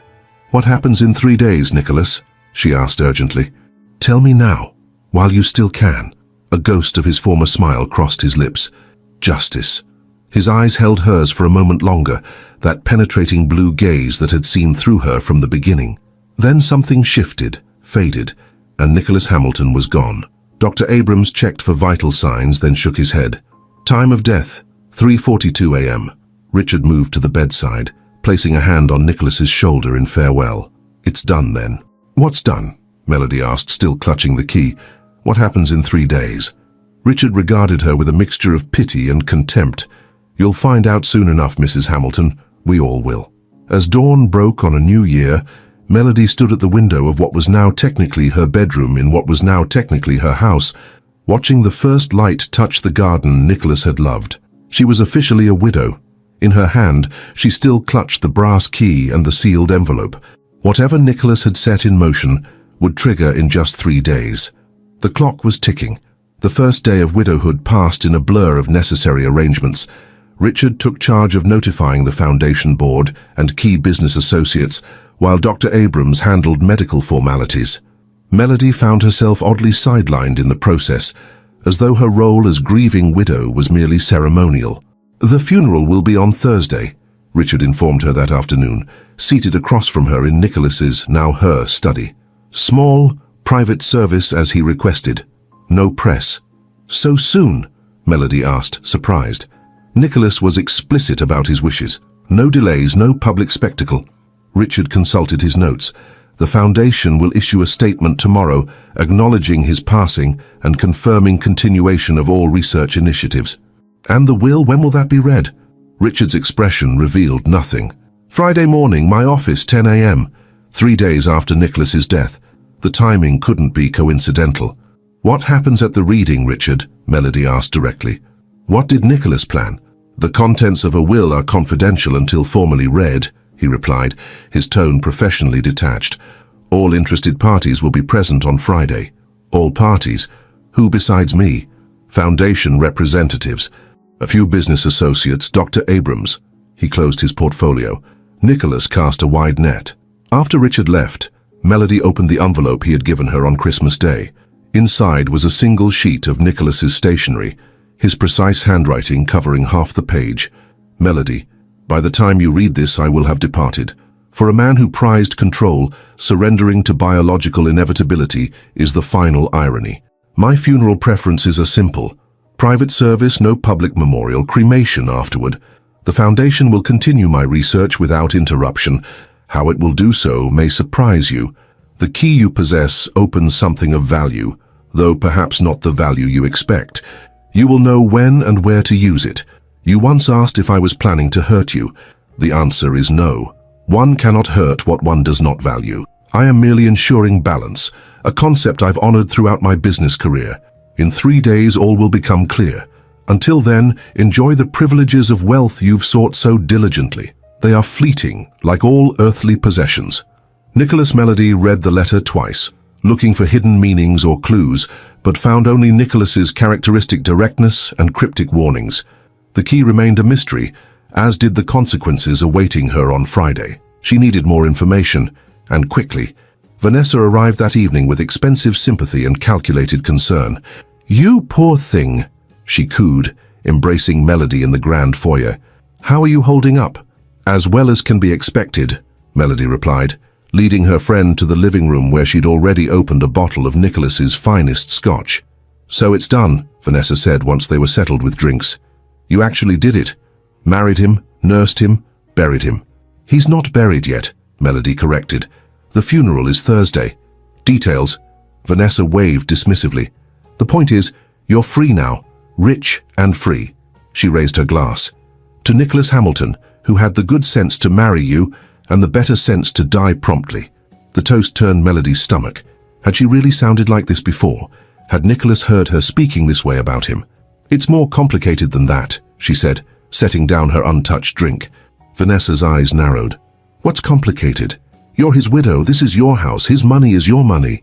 There's something Nicholas planned, something set to happen 3 days after his death. What are you talking about?" Melody explained about the cryptic emails, the journal entries, the references to evidence and recordings. Vanessa listened with growing alarm. "He was spying on you? Recording your conversations?" She looked around the room suspiciously. "Here in your home?" "I think so, and possibly elsewhere." Vanessa paled slightly. "What exactly did he record?" "I don't know. But he mentioned conversations about his demise, about spending his money. Our brunches," Vanessa realized. "Those times at Balthazar when we were celebrating your future widowhood." She cursed softly. "That vindictive bastard. He must have had someone following me, maybe listening devices. But what's the point now? He's dead. What damage can he do?" Melody thought of Nicholas's words. "The timer is set. 3 days after my passing, everything activates automatically. I think he's arranged for evidence to be released somehow. Recordings, investigation reports, something that exposes my motives for marrying him." "To whom? The public? Who cares?" Vanessa scoffed. "So you married an old rich guy for his money. Stop the presses." "It's more than that. The way Richard and Dr. Abrams have been acting." Nicholas called it justice, said he was ensuring balance. Sounds like the rambling of a bitter dying man. Vanessa dismissed. "What could he possibly do? The money is legally yours as his widow, right? Unless there's a prenup you didn't tell me about?"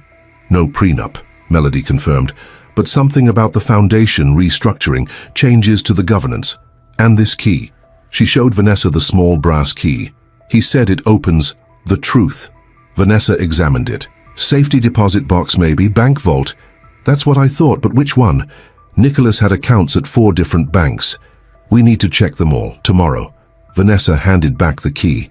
"Whatever Nicholas planned, we can counter it." "You're smart, Mel. You didn't come this far to lose everything now." After Vanessa left, Melody wandered through the mansion that was technically hers, trying to imagine the surveillance Nicholas had implemented. How many conversations had he recorded? How many careless remarks about his illness, his death, his money had been captured as evidence of her true character? And what exactly had he arranged to happen on Friday? The next morning, Melody began her search. She visited 3 of Nicholas's banks, inquiring about safety deposit boxes in his name. At each, she was informed that as his widow, she would need a death certificate and court approval to access any safety deposit boxes, neither of which she yet possessed. "Bank policy, Mrs. Hamilton," the manager at Chase explained apologetically. "Even with the key, we can't grant access without proper documentation, and that usually takes weeks to process." Frustrated, Melody returned to the mansion to find Dr. Abrams waiting in the foyer. "I came to check on you," he said, his professional demeanor softened by genuine concern. "These first days can be difficult." "I'm fine," she replied automatically, "just attending to necessary arrangements." He nodded understandingly. "Nicholas mentioned you might struggle with the transition. He asked me to remind you that grief manifests in unexpected ways. Did he also mention what he was planning for Friday? Melody asked bluntly. What activates 3 days after his death? Doctor. Abrams' expression shifted subtly. I'm not sure what you mean. Don't play innocent, Dr. Abrams. You were in on it. The final recording, the evidence he gathered, whatever justice he thought he was arranging. The doctor sighed, gesturing toward the living room. Perhaps we should sit down. Once seated, Dr. Abrams regarded her with clinical detachment. Nicholas was a complicated man, Mrs. Hamilton. Brilliant, strategic, but also deeply wounded by loss. You're not answering my question, because it's not my place to reveal Nicholas's plans. I was his doctor, occasionally his confidant, but always bound by professional ethics. Ethics? Melody laughed bitterly. Was it ethical to help him spy on me? To record private conversations? I never participated in any surveillance, Dr. Abrams clarified. I advised against it, in fact, but Nicholas was determined. He believed he was collecting evidence necessary for what he called the correction. The correction? His term. I don't know the specifics. The doctor rose. I can tell you this much, Mrs. Hamilton. Nicholas was not a vindictive man by nature. Whatever he arranged, it has purpose beyond simple revenge. After he left, Melody sat frozen, the doctor's words echoing in her mind. The correction. Another cryptic term in Nicholas's elaborate game. She needed to find that keys match, and quickly. There was only one bank left to check. Morgan Stanley Private Bank occupied an Art Deco building in the financial district. As a premier client, Nicholas had enjoyed enhanced services, including a dedicated wealth manager who recognized Melody immediately. Mrs. Hamilton, what a surprise. We weren't expecting you until Friday. The statement caught her attention. Friday. Was I scheduled for something?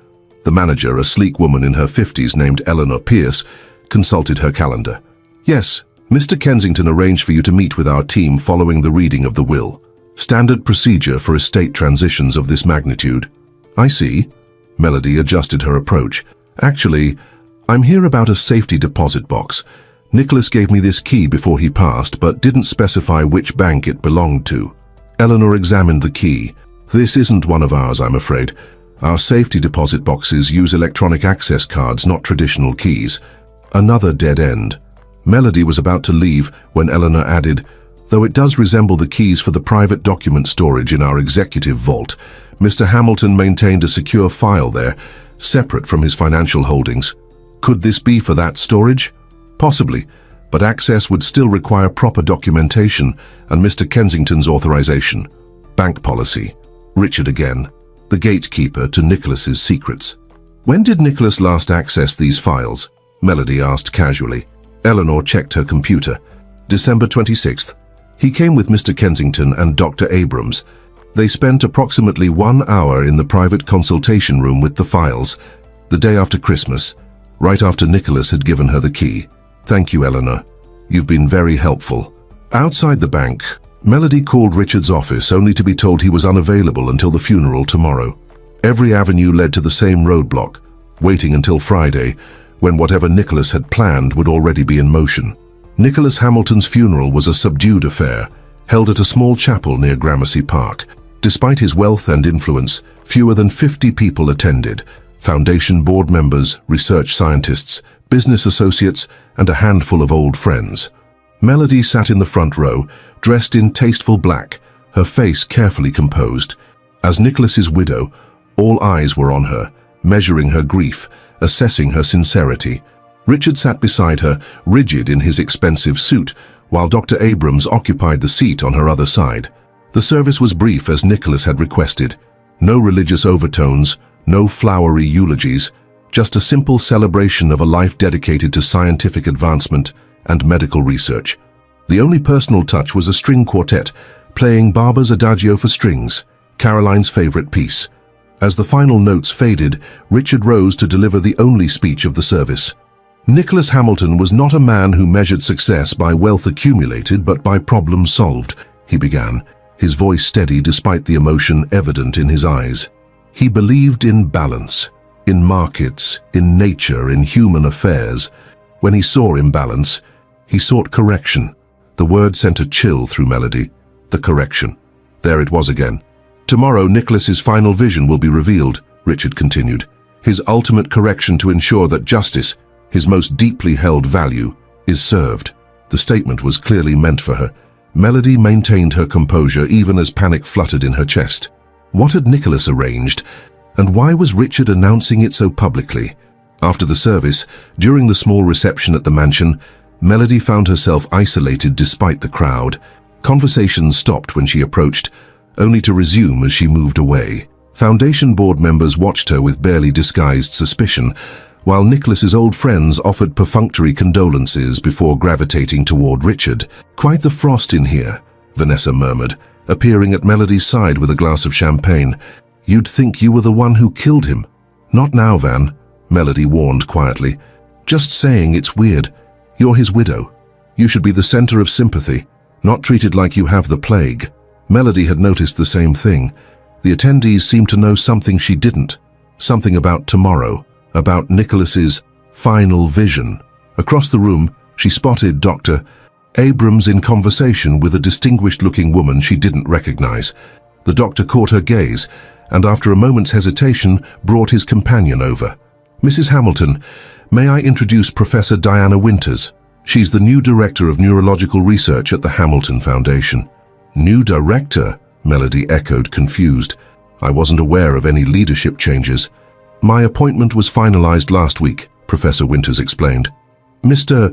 Hamilton personally selected me before his passing. Another decision made without her knowledge, another piece of Nicholas's elaborate plan." "Dr. Winters will be leading the Foundation's expanded research initiative," Dr. Abrams added. Nicholas was quite specific about the direction he wanted the work to take.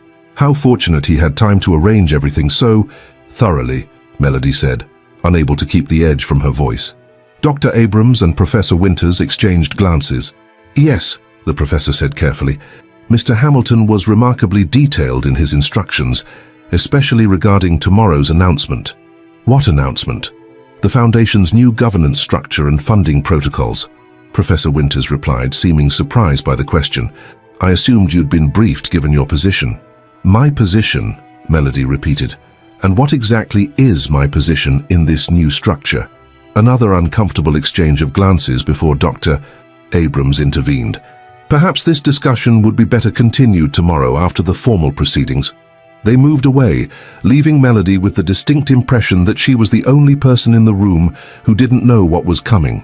Later, after the last guests had departed, Melody stood in Nicholas's study, a room that still felt like his, despite his absence.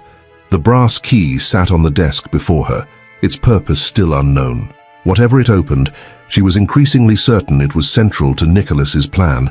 Richard's words echoed in her mind, his ultimate correction to ensure that justice is served.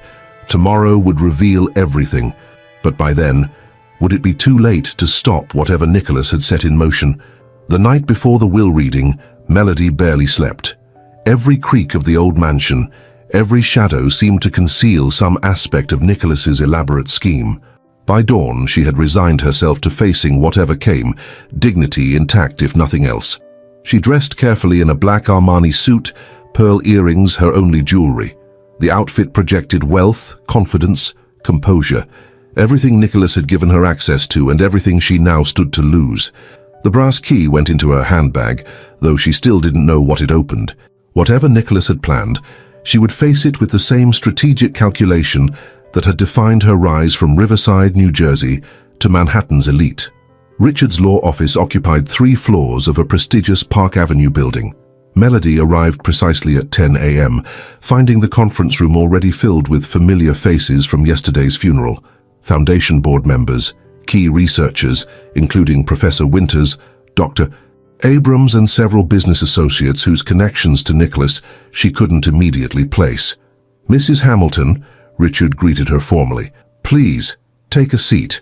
She was directed to a chair at the head of the long table, a position of honor that felt increasingly like a defendant's seat as all eyes turned to her. Richard remained standing, arranging papers before him with methodical precision. "Ladies and gentlemen, we are gathered today for the reading of Nicholas Hamilton's last will and testament, executed on December 26, 2023, and witnessed by myself and Dr. Jacob Abrams." The date confirmed what Melody already suspected.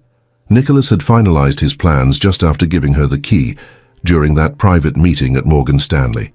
Before proceeding, Richard continued, Mr. Hamilton left specific instructions that a recording be played for all present. With your permission, he nodded to an assistant who dimmed the lights and activated a large screen at the end of the room. After a moment, Nicholas's face appeared, recorded in what appeared to be the private consultation room at Morgan Stanley. Despite her apprehension, Melody felt a jolt at seeing him, still gaunt from illness but clear-eyed, composed, unmistakably in command of his faculties. If you're watching this, Nicholas began, his voice stronger than it had been in his final weeks, then I have passed from this world, and you are gathered to hear my final dispositions. Before Richard reads the legal language, I wanted to speak directly to all of you, my colleagues, my friends, and my wife. His blue eyes seemed to find Melody through the screen. Throughout my business career, I operated by a simple principle. Markets require corrections when values become distorted. The same is true in human affairs. When false values corrupt true ones, correction becomes necessary. Nicholas shifted slightly, his expression hardening. 6 months ago, I married Melody Carter, knowing precisely who she was and what she wanted. A strategic woman from humble beginnings, determined to secure her future through the oldest method available to attractive young women, marriage to wealth. Gasps and murmurs rippled through the conference room. Melody sat frozen, feeling the weight of every gaze. I entered this arrangement with open eyes, Nicholas continued. Melody made no secret of her ambitions, at least not to me. What she didn't know was that our marriage served my purposes as well as hers. He paused, allowing his words to sink in. From the beginning, I gathered evidence of Melody's true character and intentions, not out of malice, but to ensure justice, to correct a fundamental imbalance in her approach to life, the belief that calculation could replace contribution, that taking could substitute for earning. Nicholas leaned forward, his gaze intensifying. Today, that correction begins.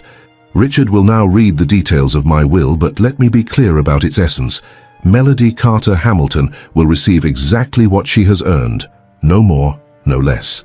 And my true legacy, the work of the Hamilton Foundation, will continue untainted by the same corruption of values that has defined her life choices. The screen went dark, leaving the conference room in stunned silence. Richard cleared his throat, returning attention to the matter at hand. I will now read the formal will and testament of Nicholas Hamilton. As Richard began reciting legal language, Melody sat paralyzed, Nicholas's words echoing in her mind. Exactly what she has earned, no more, no less. Whatever was coming, it wasn't complete disinheritance, that much was clear, but what had Nicholas deemed she had earned? To my wife, Melody Carter Hamilton, Richard read eventually, I leave the following. First, compensation for her time as my caregiver during my illness, calculated at the professional rate of $250 per hour for approximately 1,000 hours of direct care, totaling $250,000. Second, ownership of her personal effects currently in our shared residence, including clothing, jewelry, and personal items purchased during our marriage. Third, use of the guest house on my Hamptons property for a period not to exceed 6 months from the date of my death, allowing reasonable time to secure new accommodations. Fourth, a lump sum of $1 million as final settlement of any and all claims against my estate, contingent upon her signing a full release of further claims. Melody felt the room spinning around her. After taxes, the inheritance would barely keep her in Manhattan for a few years, nothing close to the lifetime of luxury she had anticipated. But Richard wasn't finished. Regarding the primary residence in Gramercy Park, all financial accounts, investment portfolios, art collections, automobiles, and remaining real estate holdings, these assets are to be transferred immediately to the Nicholas and Caroline Hamilton Foundation to be managed by the newly established Board of Trustees, according to the governance structure executed on December 26, 2023. The Foundation. Nicholas had left everything to the Foundation. Decades of wealth accumulation, properties around the world, art worth millions, all directed away from her to continue his research legacy. Furthermore, Richard continued, Mr. Hamilton directed that a complete record of evidence regarding Mrs. Hamilton's statements, actions, and intentions throughout their courtship and marriage be preserved in a secure location, accessible only under specific circumstances. Melody found her voice at last. What circumstances? Richard glanced up from the document. "In the event that you contest the will, Mrs. Hamilton, or make any public claims against Mr. Hamilton's character or intentions, the complete evidence file will be released to all interested parties, including relevant media outlets." The trap was complete. Nicholas had left her enough to appear generous to outside observers. A grieving widow receiving over $1 million couldn't claim mistreatment, but nowhere near the fortune she had calculated, and any attempt to fight the will would trigger the release of damning evidence about her true motives. "There is one final provision," Richard added, returning to the document. "Mr. Hamilton left a private letter for Mrs. Hamilton to be opened and read by her alone. It can be accessed using the key he provided before his passing." The brass key. Melody's hand moved unconsciously to her bag where it rested. "The location requiring this key is Safety Deposit Box 713 at First Republic Bank on Madison Avenue. Authorization for Mrs. Hamilton's one-time access has been arranged, regardless of normal bank protocols for estate matters. First Republic, the one bank she hadn't checked." As Richard concluded the formal reading, the room remained silent, all eyes on Melody. She had arrived as Mrs. Nicholas Hamilton, presumptive heiress to billions. She would leave as Melody Carter, recipient of a calculated settlement designed to appear generous while delivering a fraction of what she had expected. Nicholas had outplayed her at every turn. He had seen through her from the beginning, married her knowing her motives, and methodically constructed an elaborate plan to ensure she received precisely what he deemed fair. No more, no less. And somewhere in a safety deposit box at First Republic Bank, a final message awaited her, accessible only with the key she had carried since Christmas Day.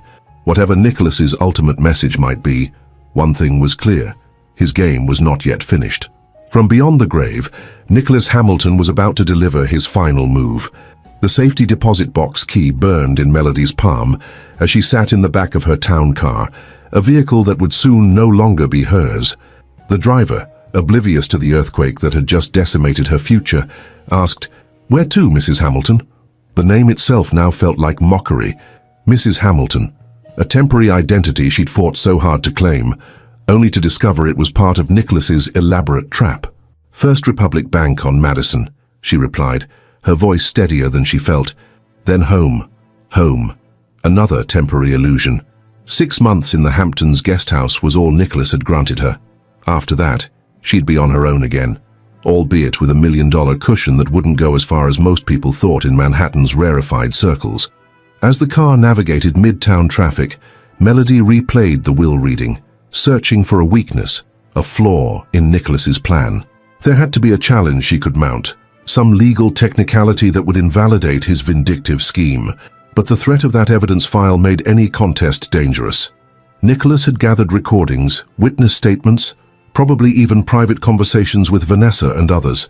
If released, such evidence would not only destroy any legal case she might bring, but would devastate what remained of her social standing. Her phone buzzed with incoming messages. News of Nicholas Hamilton's will was already circulating through Manhattan's elite gossip networks. Vanessa had texted 5 times, increasingly frantic. "What happened? Is it true? Someone from the foundation said you only got $1 million? Call me Richard Kensington is telling people. Nicholas restructured everything days before he died. Mel, this is a disaster." Melody silenced her phone. Vanessa would have to wait. First, she needed to see what awaited her in that safety deposit box. Nicholas's final message, his last move in the game that had apparently begun the moment they met. First, Republic's marble-floored lobby conveyed the discreet wealth of old Manhattan. A private banker recognized her immediately. "Mrs. Hamilton, we've been expecting you. Please follow me." She was led to a secure room in the back, ID verified, forms signed. The process felt dreamlike, as if happening to someone else. "Take all the time you need," the banker said, placing box number 713 on the table before leaving her alone. Melody stared at the brushed metal container, suddenly hesitant. Whatever Nicholas had left inside represented his final communication to her, perhaps an explanation, perhaps further conditions, perhaps simply one last twist of the knife. With a deep breath, she inserted the brass key and opened the box. Inside lay a single envelope and a small velvet pouch. She opened the envelope first, finding Nicholas's distinctive handwriting on heavy stationery. "Melody, if you're reading this, You've just discovered that our marriage was not the simple transaction you imagined. You pursued a wealthy, dying man for his fortune. I pursued a strategic, calculating woman for my final purpose. I never lied to you about my condition or my wealth. You never lied to me about your ambition or your past. We were in our way honest with each other about everything except our true intentions. You saw me as a target. I saw you as an instrument of justice. The inheritance you've received represents fair compensation for services rendered. Nothing more, nothing less. Not the windfall you calculated, but not destitution either. Like all corrections, it aims for balance. You're wondering if there's a way out, a legal challenge that might circumvent my plans. There isn't. Every document is properly executed, every provision legally sound. Judge Harrington personally verified the structure. Even if you were willing to risk the release of the evidence file, your challenge would fail. Now to your final question, why? Why marry you knowing your motives? Why elaborate planning instead of simply writing you out of my will? Because some lessons require experience to truly understand. Because taking without earning creates a distortion that demands correction. Because you needed to feel, if only briefly, the same hollowness of betrayal that you've inflicted on others. In the velvet pouch, you'll find a gift, the last you'll receive from me. Consider it a token of the journey we've shared, and the one you must now undertake alone. Nicholas P.S. The evidence file will remain secured unless you force its release. Your reputation, like your future, remains in your hands alone. Melody read the letter twice, tears of rage and humiliation welling in her eyes. No apology, no regret, just clinical detachment and moral superiority from a man who had orchestrated an elaborate revenge plot while dying. She reached for the velvet pouch, hands trembling slightly as she opened it. Inside was a single object, Caroline's sapphire pendant. The one Nicholas had mentioned was his first gift to his late wife. The symbolism wasn't lost on Melody. Caroline had been true love. Melody had been a calculated transaction. The pendant represented everything she wasn't in Nicholas's eyes: genuine, devoted, worthy. As she sat in the privacy of the bank's consultation room, the full extent of Nicholas's deception washed over her. He had never been the vulnerable Mark she'd imagined. From their first accidental meeting at the MoMA Gala to his strategic marriage proposal, he had been manipulating her with the precision of a chess grandmaster, always 10 moves ahead. The worst part wasn't losing the fortune. It was realizing how completely she'd been outplayed by a man she'd underestimated in every possible way. He can't do this, Vanessa paced Melody's living room. Correction, the Foundation's living room, later that afternoon.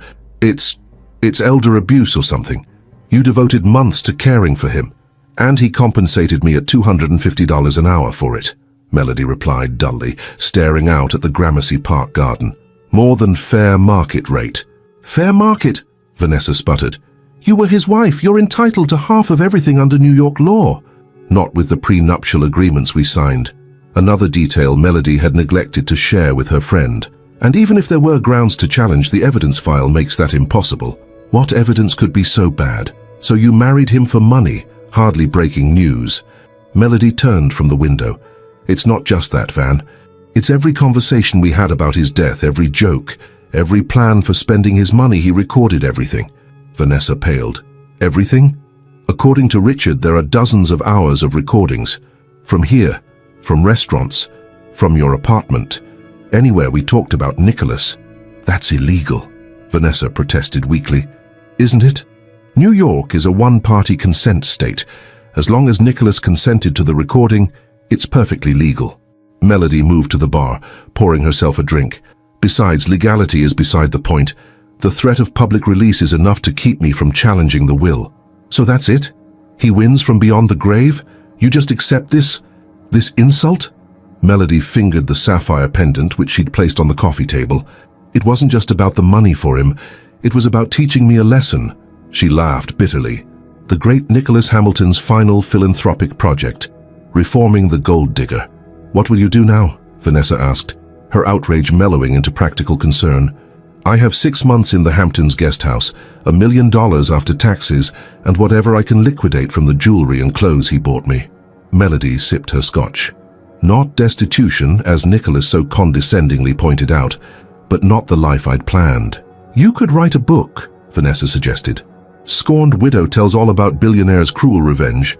There'd be a bidding war, and trigger the release of the evidence file." Melody shook her head. Nicholas thought of everything. The only way to keep any dignity is to accept his terms and move on quietly. As night fell over Gramercy Park, Melody wandered through the mansion, a home she'd briefly believed would be hers forever. In Nicholas's study, everything remained exactly as he'd left it. Books perfectly aligned, desk meticulously organized, the faint scent of his cologne still lingering in the leather chair. She opened the journal she'd discovered weeks earlier, flipping through Nicholas's entries from before their marriage. May 3rd, Em made her approach today at MoMA, exactly as anticipated following the information I had planted with Harrington PR. Sophisticated technique, the deliberate champagne spill, the personal connection through her father's illness.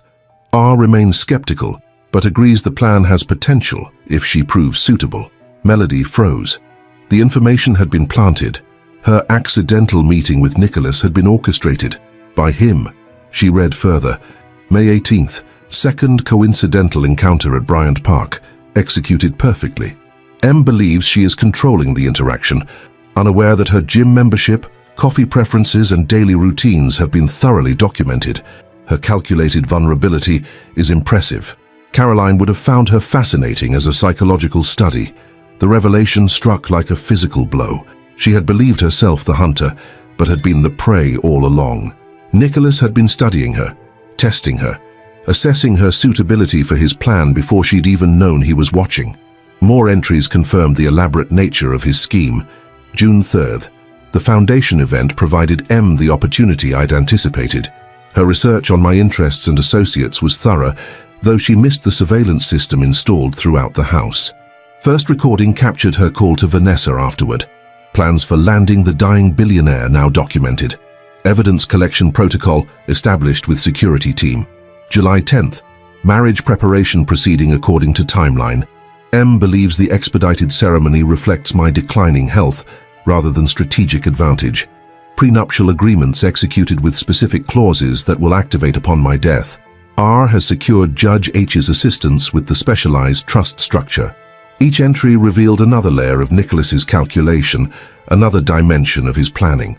What she had considered her most brilliant strategic moves had been anticipated, even orchestrated by Nicholas himself. One final entry, dated just before Christmas, drove home the totality of his victory. December 22nd, final preparations complete. Em remains unaware of the full scope, though her recent investigations suggest growing suspicion. Too late to matter now. Evidence compiled, will executed, foundation restructuring in place. Caroline would question my methods but not my purpose. Some lessons can only be taught through consequence. Em will learn hers soon enough. Melody closed the journal, a hollow feeling expanding in her chest. The man she thought she had manipulated had been manipulating her all along, with a precision and foresight that left her amateur schemes looking childish by comparison. Nicholas Hamilton, even in death, had won their game so completely that she hadn't even understood the true rules until now. The following days brought the practical realities of Nicholas's revenge into sharp focus. Richard Kensington arrived with a team of foundation representatives to inventory the mansion's contents. Artwork, antiques, even furniture was documented and designated as foundation property. "You have 30 days to vacate the main residence," Richard informed her, his tone professionally detached. "As specified in the will, you may take your personal effects and continue to use the Hamptons guest house for 6 months. "How generous," Melody replied, unable to keep the bitterness from her voice. Richard paused his documentation. "He could have left you nothing, Melody. Many in his position would have. Instead, he left me public humiliation and a consolation prize." "Is that how you see it?" Richard's expression softened slightly. "Nicholas never intended public humiliation. The evidence file remains private unless you force its release. The terms of the will are public. Everyone knows I've been disinherited. Everyone knows Nicholas chose to direct his fortune toward medical research rather than personal enrichment. A choice many would find admirable." Melody laughed sharply. "You're as skilled at reframing as he was. I learned from the best." Richard sighed, setting down his clipboard. For what it's worth, he struggled with the decision. The plan was firm from the beginning, but the personal aspects, those gave him pause. What do you mean? Nicholas expected a purely transactional relationship. He didn't anticipate genuine care developing on either side. Richard studied her face. He mentioned that you surprised him toward the end. The comment caught Melody off guard. Yet, he went through with his revenge anyway. He called it correction, not revenge. Richard picked up his clipboard again. The distinction mattered to him, even if it doesn't to you. After Richard left, Melody retreated to the master bedroom, soon to be relegated to foundation housing for visiting researchers, according to the transition plan.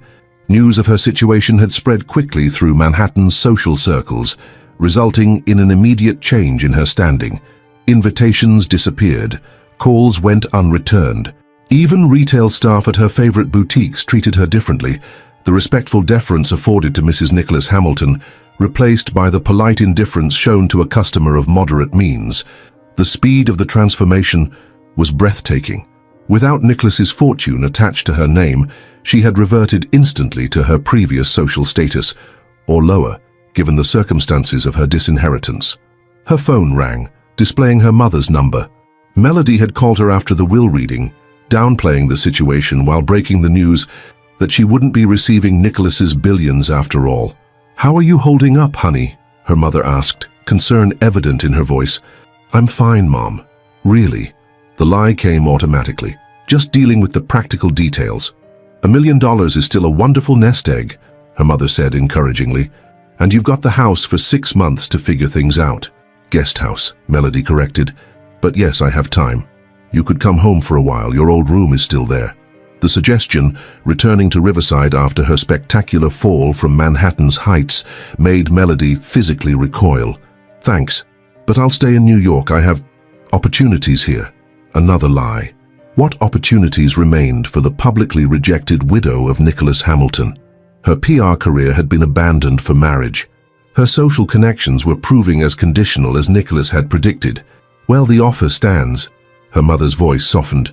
"Melody, I know this isn't what you planned, but maybe it's an opportunity to reassess, to figure out what you really want, not just what looks impressive." "Mom, please, not now. I'm just saying all those years chasing status and money, I never saw it make you happy." "Not really." After ending the call, Melody stood before the floor-to-ceiling bedroom windows, Manhattan's skyline glittering in the distance. Her mother's words echoed uncomfortably. Had the pursuit of wealth and status ever brought her genuine happiness? Or had it simply been the next logical step for a girl determined to escape her circumstances? Nicholas had seen through her so completely, not just her strategic pursuit of his fortune, but the emptiness driving that pursuit. His correction targeted not just her actions, but the values underlying them. The realization brought no comfort, only a deepening sense that Nicholas Hamilton's revenge extended far beyond financial disinheritance. He had orchestrated an existential crisis, forcing her to confront the hollow core of the life she'd constructed. The Hamilton Foundation's annual gala proceeded as scheduled 3 weeks after Nicholas's death, now transformed into a memorial celebration of his life and legacy. Melody received no formal invitation, though Richard informed her she was welcome to attend if she wished. She shouldn't have gone. Pride dictated a dignified absence. But something drove her to the Metropolitan Museum that evening, a need to see firsthand what Nicholas had valued more than her, what he had deemed worthy of his fortune, while finding her deserving only of minimal compensation. She dressed carefully in a black gown she'd worn to an event with Nicholas months earlier, her only jewelry, the sapphire pendant from the safety deposit box, a statement only she would fully understand.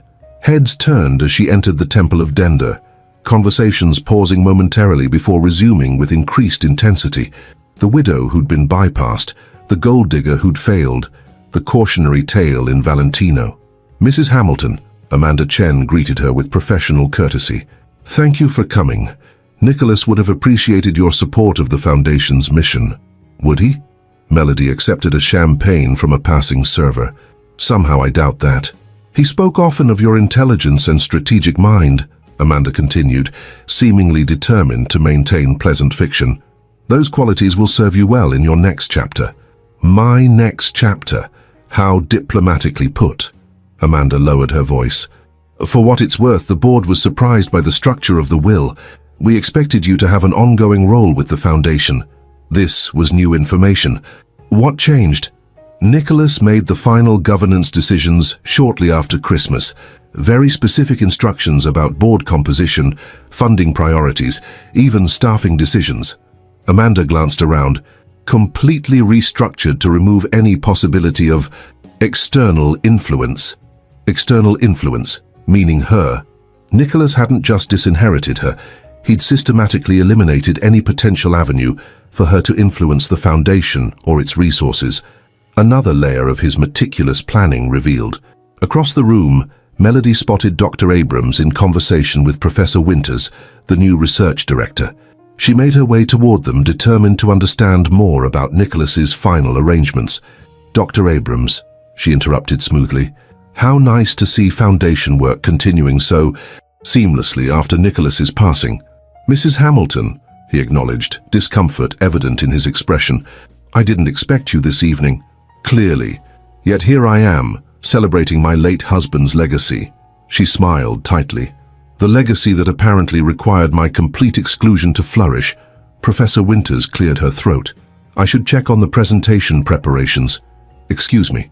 Once alone with Dr. Abrams, Melody dropped all pretense. You knew. All those months, all those consultations in our home, you knew what Nicholas was planning. I knew he was making arrangements, the doctor admitted. Not the specifics. Did you help him record our conversations? Install surveillance in our home? Absolutely not. Dr. Abrams looked genuinely offended. I advised against his entire approach, Melody.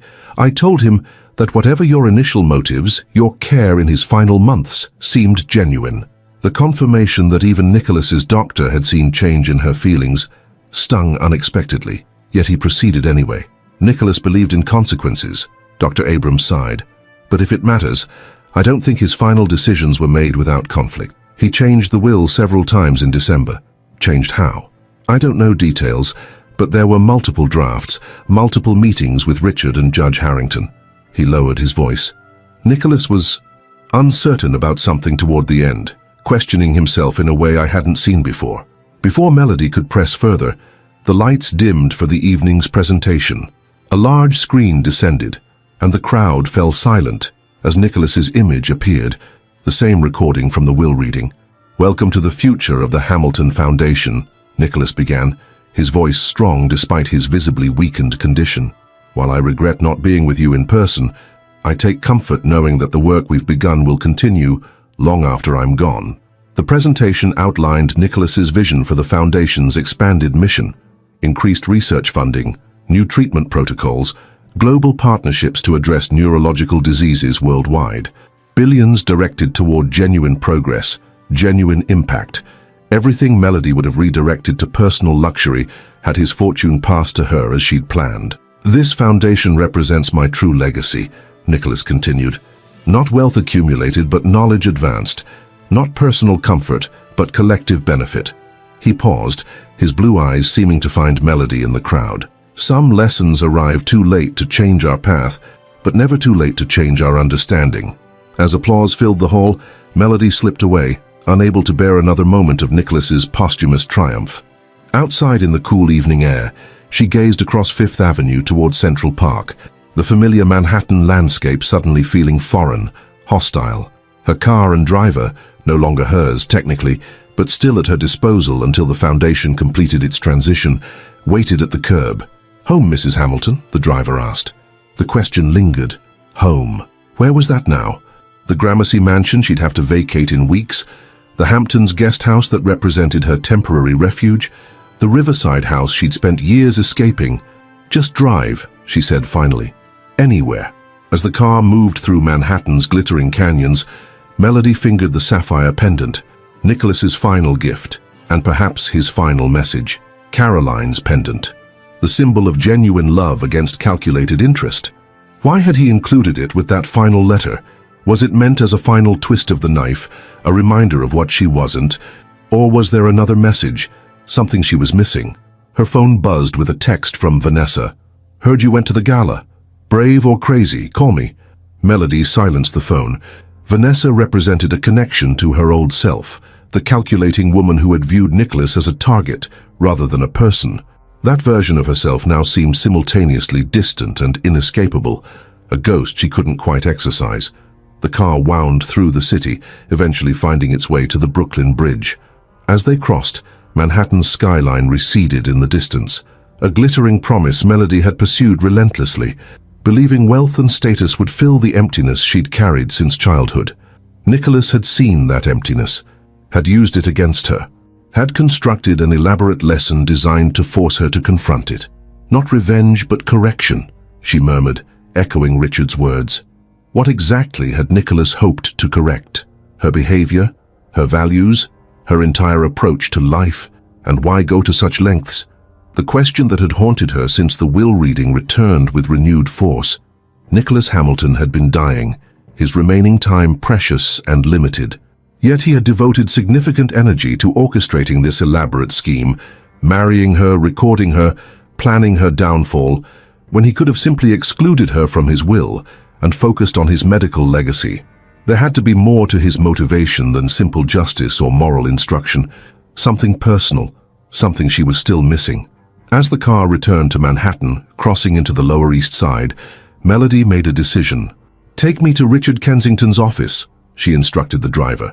Richard's corner office was illuminated only by a desk lamp when Melody arrived, having convinced building security to let her up based on her still potent Hamilton name. The attorney looked up from a stack of documents, surprise briefly crossing his features before his professional composure returned. "Mrs. Hamilton, this is unexpected. I need answers, Richard." She took a seat without invitation. "Real answers, not the sanitized version you've been feeding me." "About?" "Nicholas's motivation, the real reason behind this elaborate scheme." She leaned forward. "Why did he marry me knowing my intentions? Why not simply avoid me altogether and focus on his medical legacy?" Richard studied her for a long moment. "Why does it matter now? The consequences are the same regardless of his motivation. It matters because I need to understand." Understanding wasn't part of Nicholas's plan. "Then it's a flaw in his plan." Melody held his gaze. "You were his closest friend. You know why he did this. The real reason, not the moral correction narrative." Richard sighed, removing his glasses. Nicholas was complex, particularly after Caroline's death. Losing her changed him in ways few people recognized. How so? Caroline was his moral compass, his emotional center. After she died, Nicholas retreated into a kind of logical extremism, seeking mathematical precision in human affairs. Richard gestured vaguely. He began seeing life as a series of transactions requiring balance. And I was just another transaction to balance. Initially, yes. Richard hesitated. After his diagnosis, Nicholas was approached by several women with obvious financial motives. He rejected them outright. But when you appeared, something different happened. What? He became interested. Not romantically, but intellectually. He said you reminded him of himself at your age. Strategic, determined, willing to use whatever advantages you possessed. Richard's expression shifted subtly. I think he saw in you a reflection of his younger self, the self before Caroline tempered his harder edges. The comparison startled Melody. Nicholas saw himself in me? Parts of himself he'd moved beyond. Richard nodded slowly. He once said that marrying you was like conducting an experiment on his former self, testing whether the values that drove his early success could withstand scrutiny when mirrored back at him. So I was a psychological experiment. The idea brought fresh anger. A way for Nicholas to work through his issues before dying. More than that, Richard reached for a folder on his desk. Nicholas was testing something specific. A theory about value and worth that had preoccupied him since Caroline's death. What theory? That taking without earning creates an imbalance requiring correction. That status without contribution is inherently unstable. Richard opened the folder. He documented his hypothesis extensively in his private notes. Richard extracted a handwritten document, passing it across the desk. Melody recognized Nicholas's precise script immediately. The Carter experiment. Hypothesis and expected outcomes. Subject. Melody Carter exhibits precise strategic capability focused exclusively on acquisition rather than creation.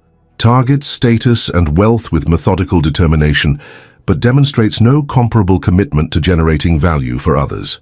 Hypothesis. Absent correction, subject will continue pattern indefinitely, seeking gratification through possession rather than contribution. However, when confronted with the hollow nature of possession without purpose, subject may demonstrate capacity for growth. Methodology. Controlled environment allowing subject to believe she is succeeding in acquisition strategy while actually participating in a value demonstration.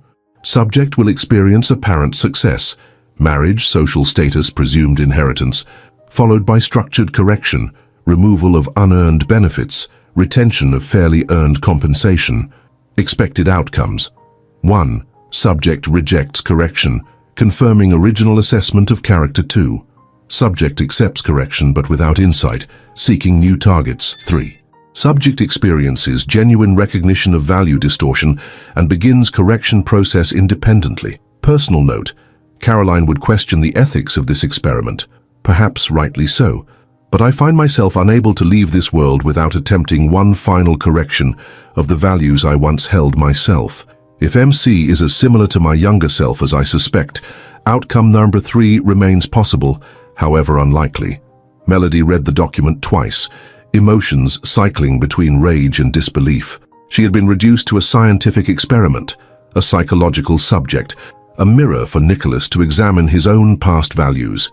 He was playing God, she said finally, pushing the paper away. Deciding my worth, testing my character, all from his position of power and privilege. He was dying, Richard countered quietly, searching for meaning in his final months. At my expense. At the expense of someone who viewed him as nothing more than a wallet with a conveniently short expiration date. Richard's voice hardened. Let's not pretend you were an innocent victim, Melody. The blunt assessment silenced her momentarily. He was right, of course. She had approached Nicholas with calculated self-interest, viewing him as a means to an end rather than a person with his own agency and motivations. What was outcome number 3? She asked finally. The genuine recognition of value distortion. What did that mean to him? Richard considered the question carefully. Nicholas believed that real worth comes from contribution, not acquisition, that happiness cannot be secured through possession alone. He paused. I think he hoped, however unlikely he considered it, that you might eventually recognize that. And if I did, what then? The money is already gone, the foundation restructured. Nicholas made provisions for all potential outcomes. Richard hesitated, including the third. A new possibility opened before Melody, one she hadn't considered in the chaos of her disinheritance. What provisions? I'm not at liberty to discuss that yet. Richard closed the folder. Nicholas was specific about timing and circumstances. More games from beyond the grave, Melody said bitterly. More opportunities for correction, Richard countered. The question is whether you're capable of seeing them as such. As Melody left Richard's office, the full complexity of Nicholas's plan began to take shape in her mind. This wasn't simply revenge for her calculated pursuit of his fortune. It was an elaborate test, one with potential outcomes beyond the humiliation and disinheritance she'd experienced so far. Nicholas had structured his experiment with multiple endpoints, including one that acknowledged the possibility of genuine change. But what form would that change take? And what provisions had he made for this unlikely outcome? More importantly, why did the possibility suddenly matter to her? Was she simply grasping at another potential avenue to wealth, or was something deeper shifting within her? Something Nicholas had anticipated even before she recognized it herself. Back in the temporary sanctuary of the Gramercy mansion, Melody returned to Nicholas's study, drawn to the space where he had spent his final months, orchestrating her future. The journal still sat on his shelf, containing the detailed record of his observations and plans. But it was another book that caught her attention tonight, a volume of poetry she'd noticed Nicholas reading in his final weeks. Opening it, she found passages marked with his precise notations, including one prominently underlined, "We shall not cease from exploration, and the end of all our exploring will be to arrive where we started and know the place for the first time." T.S. Eliot's words, annotated in Nicholas's hand with a single question, "Is this possible for M?" As Melody sat in Nicholas's chair, surrounded by the artifacts of his life and thinking, she confronted an uncomfortable possibility. What if his correction wasn't just punishment but opportunity? What if the man she had viewed as merely a wealthy target had seen something in her that she hadn't recognized in herself? The sapphire pendant seemed heavier around her neck, its significance shifting from insult to question. Caroline had been Nicholas's moral compass, his path to purpose beyond wealth accumulation. The pendant wasn't just a symbol of genuine love versus calculated interest. It represented a transformation Nicholas had experienced himself.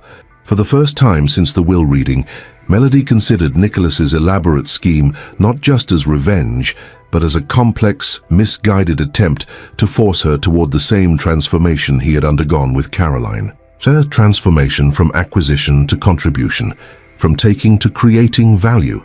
The realization didn't excuse his manipulative methods or soften the humiliation she'd experienced, but it added a dimension to Nicholas's motivation that she hadn't previously considered, one that suggested his final game might have moves remaining beyond those she'd already encountered. If Nicholas had made provisions for the possibility of her genuine change, what form would they take? And more unsettlingly, what would constitute genuine change in his eyes? As midnight approached, Melody found herself at a crossroads unlike any she'd faced before. The path of her life had been clear from childhood: escape, rise, secure. Now that trajectory lay in ruins, deliberately demolished by a man who had seen through her every calculation while making calculations of his own. What remained wasn't just the practical question of rebuilding her life with limited resources, but the more profound challenge Nicholas had embedded in his elaborate scheme. Was she capable of recognizing the value distortion he had identified? Could she see beyond acquisition to contribution? Beyond taking to creating? And if she could, if Nicholas's unlikely outcome number 3 were actually possible, what then? The question lingered as Melody closed the poetry book, Nicholas's final intellectual gift unwrapped in the silence of his study. Whatever provisions he had made for this outcome remained hidden, contingent perhaps on her demonstrating the very change he had deemed improbable. Nicholas Hamilton's revenge was complete, but his experiment, it seemed, might still be in progress. The first public coverage of Melody's situation appeared in page 6 3 days after the Foundation Gala. Hamilton widow cut off. Billions go to charity, not trophy wife. The headline stared up at Melody from her morning coffee table, accompanied by a split image. On one side, Nicholas and Melody at their wedding. On the other, Melody leaving the gala alone, face tense in an unguarded moment. The article was brutal in its efficiency. Manhattan's newest billionaire widow finds herself with considerably lighter pockets than expected. Sources close to the late pharmaceutical mogul Nicholas Hamilton confirm his vast fortune, estimated at over $4 billion, has been directed to his medical research foundation rather than to his wife of 7 months, Melody Carter Hamilton, 32. The former PR assistant, who married Hamilton shortly after his terminal diagnosis, reportedly received only a $1 million settlement and temporary housing accommodations. The Hamilton mansion in Gramercy Park is being converted to foundation headquarters. Nicholas was very specific about his legacy, says a foundation board member who requested anonymity. He wanted his wealth to advance medical research, not fund a socialite's shopping habits. The whirlwind romance raised eyebrows among Hamilton's inner circle from the beginning. Let's just say no one was surprised by the terms of the will, another source reveals. Nicholas knew exactly what he was doing, both with the marriage and with the estate planning. Mrs. Hamilton declined to comment on her husband's final arrangements. Melody tossed the paper aside, stomach churning. The article wasn't just reporting facts, it was shaping narrative. The trophy wife versus medical research. The former PR assistant versus the visionary billionaire. Without saying it explicitly, the story painted her as exactly what she was, a gold digger who had miscalculated. Her phone buzzed with an incoming text from Diana, one of her pre-Hamilton social circle. Just saw page 6. OMG. Coffee today. Need details. Not concern, but curiosity. The vultures were already circling. Before she could respond, her phone rang with her mother's number. I just saw the Post article, her mother said without preamble. Are you okay? I'm fine. The automatic lie again. It's just gossip column nonsense. They make you sound like you were after his money. Melody closed her eyes. Mom, I can't do this right now. Were you? After his money, I mean. Her mother's voice held no judgment, only the direct question Melody had always avoided during their conversations about Nicholas. "Would it matter if I was?" Melody countered. "He was dying, he knew that. I gave him companionship in his final months." "So yes then," her mother sighed. "Oh, Melody, is this really who you want to be?" The question hit harder than expected. Who did she want to be? The answer had always been simple: wealthy, secure, respected. But those were outcomes, not identities. Nicholas's experiment had targeted precisely this distinction between having and being. "I need to go, Mom. I have meetings about the estate transition." After hanging up, Melody stared at the growing list of messages on her phone. Friends, if they could be called that, wanting gossip. Acquaintances offering performative sympathy while angling for details. Several messages from Vanessa growing increasingly frantic. "Call me now." This page 6 thing is a disaster. We need damage control strategy immediately. Where are you? Everyone is talking. Outside the mansion windows, a photographer lingered across the street, camera ready for any glimpse of the disinherited widow. The story was gaining momentum, her private humiliation evolving into public spectacle. Nicholas, even in death, had calculated perfectly. The will's terms were legally unassailable but socially devastating. She had been labeled, categorized, and dismissed. The gold digger who failed at her own game. The very identity she had cultivated so carefully was now her prison. "You need to make a statement," Vanessa insisted later that day, pacing the living room with nervous energy. "Get ahead of the narrative. Position yourself as the grieving widow blindsided by these arrangements. That would trigger the release of the evidence file," Melody replied, watching another photographer join the first across the street. Nicholas was explicit about that. So what? How bad could it really be? Bad enough that Richard Kensington seemed genuinely concerned about its release. Bad enough that Nicholas considered it nuclear-level leverage. Vanessa dropped onto the sofa. "Then we pivot. You publicly accept the terms with grace. Say you support Nicholas's medical mission. Portray yourself as a partner in his vision, not an adversary. While being forced out of his home? Excluded from his foundation?" Melody shook her head. "No one would believe it." "Then call his bluff. Challenge the will. Force Richard to actually release whatever evidence Nicholas supposedly gathered. It's probably just our brunches, maybe some catty comments. Everyone will understand. You're hardly the first woman to marry for money." The suggestion tempted her momentarily. What if Nicholas's evidence wasn't as damning as implied? What if Richard was bluffing about its extent, but the methodical precision of Nicholas's other arrangements suggested this too would be thoroughly executed? No, Melody decided. I can't risk it, not without knowing exactly what's in that file. "Then what's your plan?" Vanessa demanded. "Because right now, you're free-falling with no parachute. The Nicholas Hamilton widow label will follow you forever unless you reshape it. And quickly." The question had no immediate answer. For years, Melody's planning had focused on securing Nicholas's fortune. Without that anchor, she found herself strategically adrift for the first time since childhood. "I need time to think," she said finally, "to regroup." "There is no time," Vanessa countered, gesturing to her phone displaying another incoming gossip alert. "The story's spreading. You're either controlling it or being controlled by it." After Vanessa left, Melody found herself drawn again to Nicholas's study. The space had become both sanctuary and torment, a physical manifestation of the man who had outplayed her so completely. She opened his journal to the most recent entries, searching for any insight into what he might have expected her to do in this situation. December 27th, final meeting with R and Judge H completed. All documents executed according to plan. The third outcome provision remains sealed, accessible only under the specific conditions outlined. I remain skeptical of its eventual activation, but find myself hoping, against all evidence, that my assessment of M's potential proves too conservative. The third outcome again, the unlikely scenario where she recognized the value distortion Nicholas had identified and began correction independently. What conditions would trigger this provision? And what would it provide if activated? Melody closed the journal, frustration mounting. Even now, Nicholas was forcing her to play his game, to decipher his rules, to operate within parameters he had established. The power imbalance extended beyond death, his billions ensuring compliance with his posthumous demands.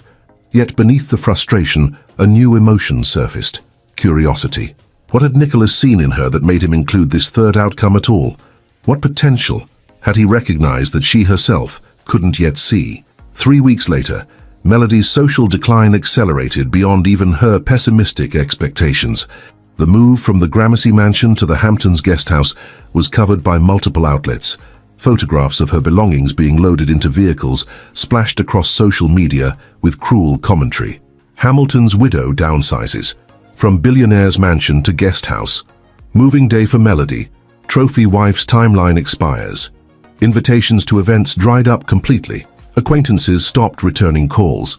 Even those who had initially reached out for gossip now maintained strategic distance. Her downfall deemed contagious in status-conscious circles. Vanessa remained her sole regular contact, though even that relationship showed signs of strain. Melody's fall from grace threatened Vanessa's adjacent social positioning, a risk her friend was clearly calculating with increasing concern. Barton Crawford asked about you at the Whitney opening, Vanessa reported, during one of her increasingly rare visits to the Hamptons guest house. Wanted to know if the rumors were true. What rumors? Melody asked, though she could guess. That Nicholas had you investigated before the marriage. That he married you knowing you were after his money, as some kind of twisted revenge plot. Vanessa poured herself more wine. People are fascinated. It's like a real-life Succession episode. What did you tell him? That it was complicated. Vanessa studied her glass. Mel, I need to ask you something. Is there really an evidence file with recordings of us? The self-interest behind the question was transparent. Vanessa wasn't concerned about Melody's reputation, but about potential splash damage to her own. Yes. Hours of our conversations, according to Richard. Every brunch at Balthazar.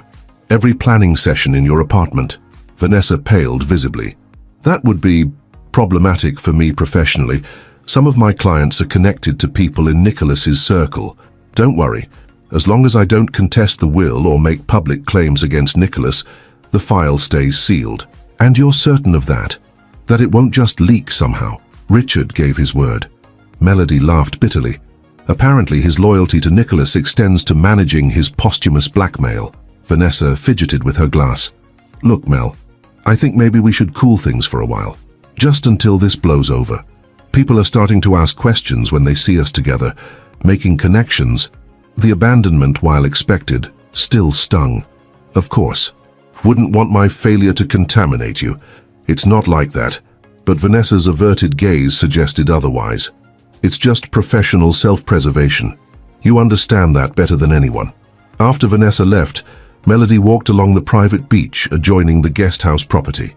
The March air was still cold, the Atlantic churning grey beneath an overcast sky. In 2 months, she would need to vacate this temporary haven. The clock was ticking on Nicholas's generosity. The financial reality of her situation was becoming clearer each day. The $1 million settlement, after taxes, amounted to roughly $600,000.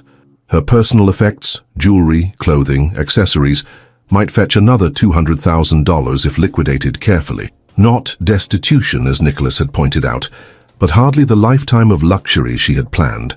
Without connections, without status, without the Hamilton name opening doors, her prospects for securing another wealthy husband had dimmed significantly. Manhattan's elite now viewed her as damaged goods, the gold digger who had been outplayed, the cautionary tale at charity galas. As darkness fell over the beach, Melody confronted the magnitude of Nicholas's victory. He had not only denied her his fortune, but had systematically dismantled her ability to pursue the very path she had built her life around. Every bridge burned, every door closed, every strategy neutralized. The correction he had engineered wasn't just financial but existential, a comprehensive demolition of her chosen identity. There's been an offer on the sapphire pendant, Richard informed Melody during one of their weekly transition meetings in mid-April. From a private collector familiar with the Hamilton jewelry collection, quite generous considering the market. Melody touched the pendant at her throat, Caroline's pendant, Nicholas's final gift. She had taken to wearing it daily, though she couldn't have explained why. I'm not selling it. Richard raised an eyebrow. It would fetch close to $300,000. Might be prudent, given your circumstances. My circumstances are not your concern.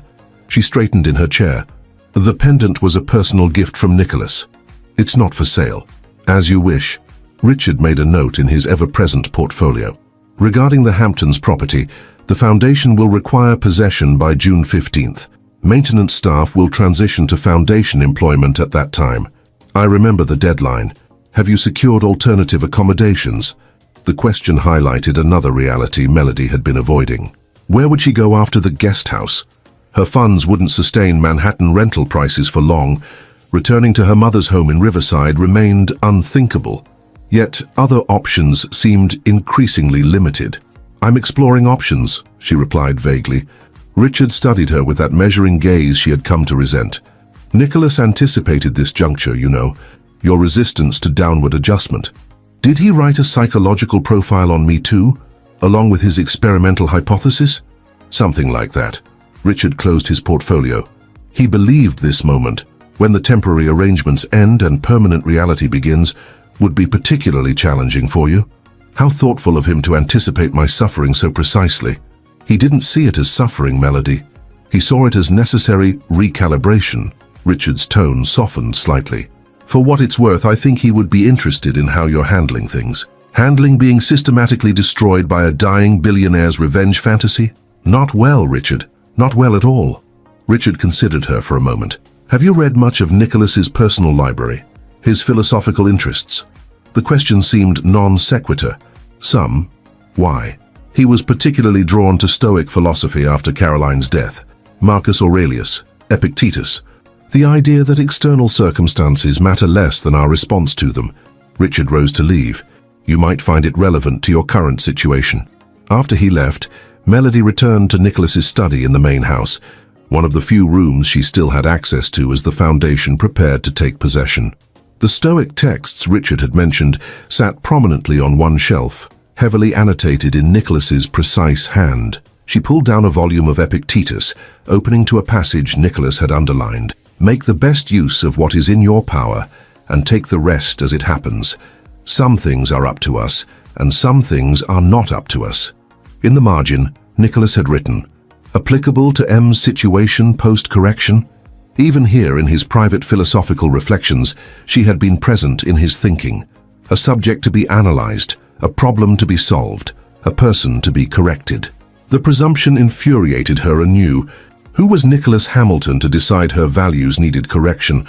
What moral authority did a billionaire who had built his fortune on overpriced pharmaceuticals have to judge her choices? Yet as she returned the book to the shelf, an uncomfortable question surfaced. Had Nicholas been right about her? Not morally right in his methods, but accurately perceptive about the emptiness driving her pursuit of wealth and status.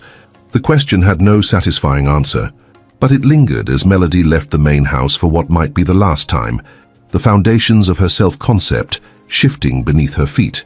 May brought a tentative opportunity in the form of Edward Hargrove, a recently divorced hedge fund manager Melody met at a charity auction in Southampton. At 58, with silver-streaked hair and a meticulously maintained physique, he represented the type of target she would have pursued aggressively before Nicholas. Their first dinner at an exclusive oceanfront restaurant felt like stepping back in time. The carefully selected dress, the practiced interest in his financial insights, the strategic vulnerability she revealed about her difficult time since Nicholas's passing. I read about the foundation situation, Edward said, signaling for another bottle of Bordeaux. Seems unnecessarily harsh if you don't mind my saying.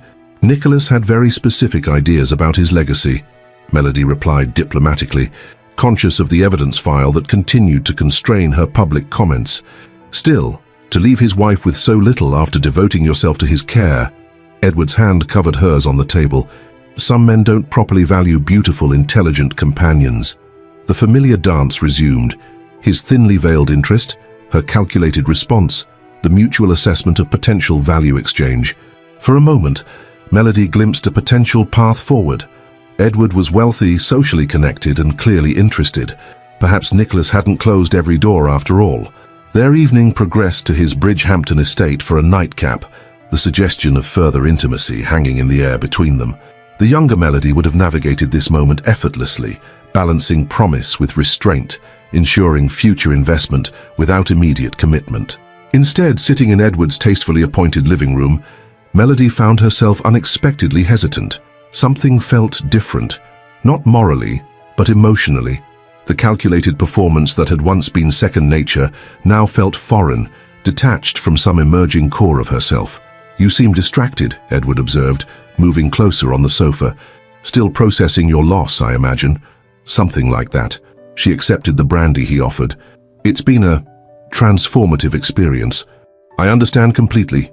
Divorce has similar effects, forces re-evaluation." His arm extended along the back of the sofa, not quite touching her shoulders. "Sometimes we need someone new to help us rediscover who we really are." The line was delivered with practiced precision, one wealthy divorcee's standard approach to beautiful, vulnerable women. A year ago, Melody would have responded with equally calculated interest. Now she found herself analytical rather than engaged, observing the transaction from outside rather than participating in it. "And who do you think I really am, Edward?" The question emerged with genuine curiosity. He seemed momentarily taken aback by the directness. "Well, a beautiful woman who's experienced setback, but maintains dignity. Someone undervalued by her late husband's arrangements. A person of obvious refinement who deserves appropriate appreciation." The assessment was entirely external, focused on what she represented rather than who she might be, just as her interest in him centered on his wealth rather than his personhood. The mutual objectification struck her with newfound clarity. "I should go," she said suddenly, setting down her untouched brandy. "It's early yet," Edward protested, confusion evident in his expression. "I thought we were connecting beautifully. We were playing roles, Edward. You, the appreciative, wealthy man. Me, the grateful, beautiful woman." Melody rose, gathering her purse. "But I'm finding I've lost my appetite for performance lately." As her car service drove her back to the guest house, Melody replayed the interaction with growing discomfort.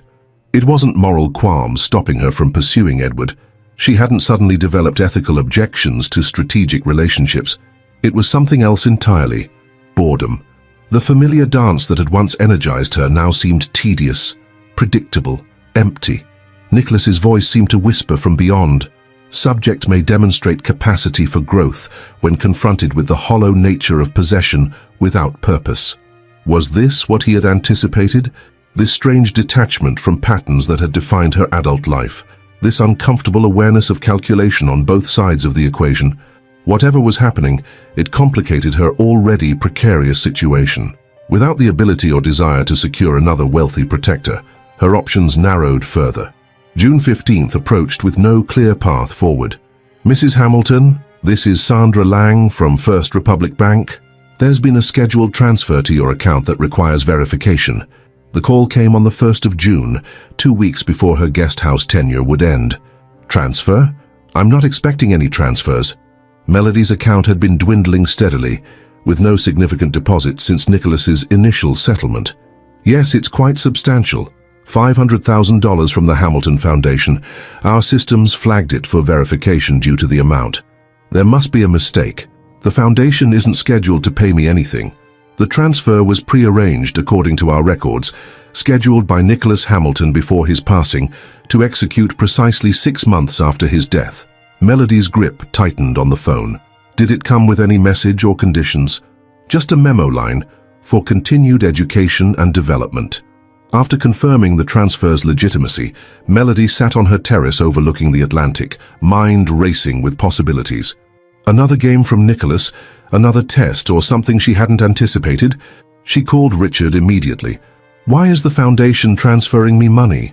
"Ah," he replied, sounding unsurprised. "The June 1st distribution activated." "What distribution? What does continued education and development mean?" "It means exactly that, Melody." His tone suggested patience with a slow student. "Nicholas arranged a series of distributions for specific purposes, separate from your initial settlement. Why wasn't this mentioned in the will reading?" "Because it wasn't part of the will. It's a separate trust arrangement, contingent on specific conditions." "The third outcome provision. It had to be." "What conditions?" Richard hesitated. "I'm not at liberty to detail the full structure yet." Nicholas was explicit about timing and circumstance. "What matters is that certain preliminary conditions have apparently been met, triggering this first distribution." "What conditions did I meet?" Melody pressed. "What did I do that activated this?" Perhaps the better question is, what didn't you do? Richard's voice held a note of approval. You didn't contest the will. You didn't make public statements against Nicholas. You didn't attempt to undermine the foundation. In short, you demonstrated a level of acceptance that Nicholas found significant. The revelation stunned her. Nicholas had been watching, planning, anticipating her responses even in death. This wasn't just the contingency plan Richard had hinted at. It was an active, ongoing assessment with real financial consequences. Is this it? Or are there more to distributions coming?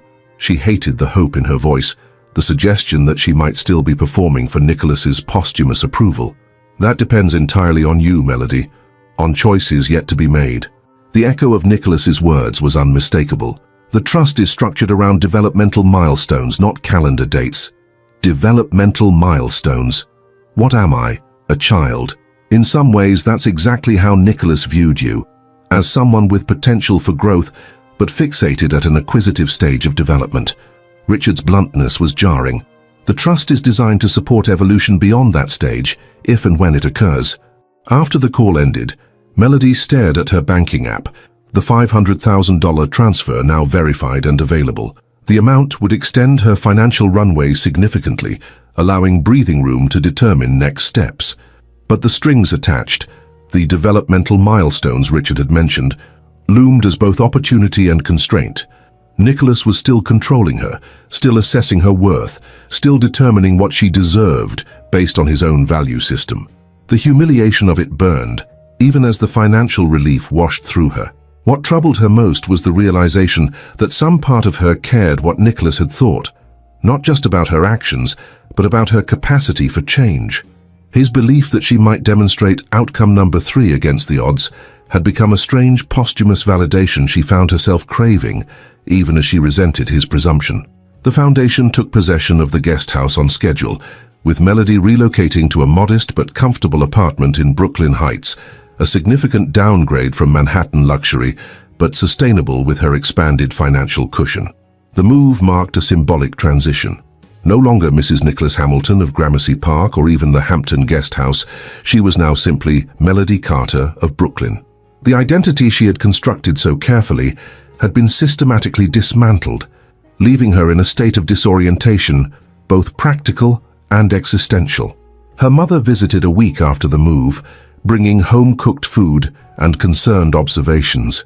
"It's a nice neighborhood," she offered, helping Melody arrange her significantly reduced wardrobe in the bedroom closet, close to the promenade. "You can see Manhattan from there. See it, but not access it, apparently." Melody arranged shoes that had once occupied a closet larger than this entire bedroom. "Not the same as living there. You lived there for less than a year, honey." Her mother's perspective, as always, was grounded in longer time frames. "Before that, you were in that tiny walk-up in Queens with Vanessa. That was temporary. This feels like regression." Her mother sat on the edge of the bed. "Can I ask you something? What exactly are you mourning, Nicholas or the lifestyle?" The question pierced through practiced responses. "Both. Neither. I don't know anymore." Melody abandoned the shoes, sitting beside her mother. "I thought I knew exactly what I wanted, who I was. Now I'm not sure of anything. Maybe that's not a bad thing." Her mother took her hand. "You've been so focused on what you could get since you were a teenager. Maybe it's time to figure out what you can give." The echo of Nicholas's philosophy in her mother's words was startling. "Did you and Nicholas share notes? He left me a small fortune in philosophical judgments about my acquisitive nature." "No notes needed.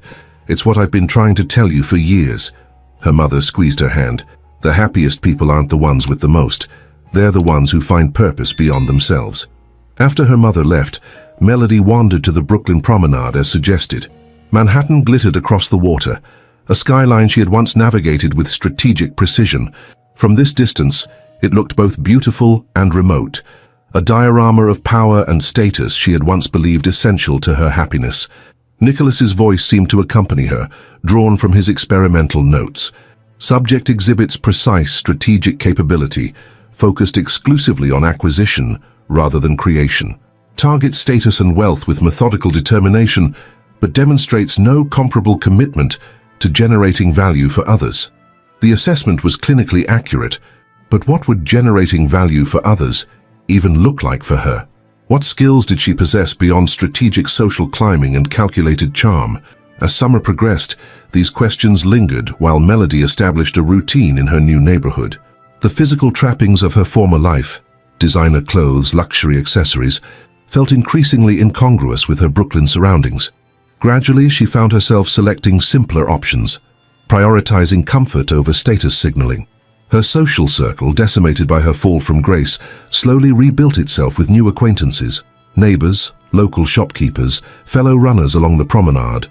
These connections lacked the calculated advantage of her Manhattan relationships, but offered something she hadn't expected: genuine interaction based on proximity and shared experience rather than potential utility.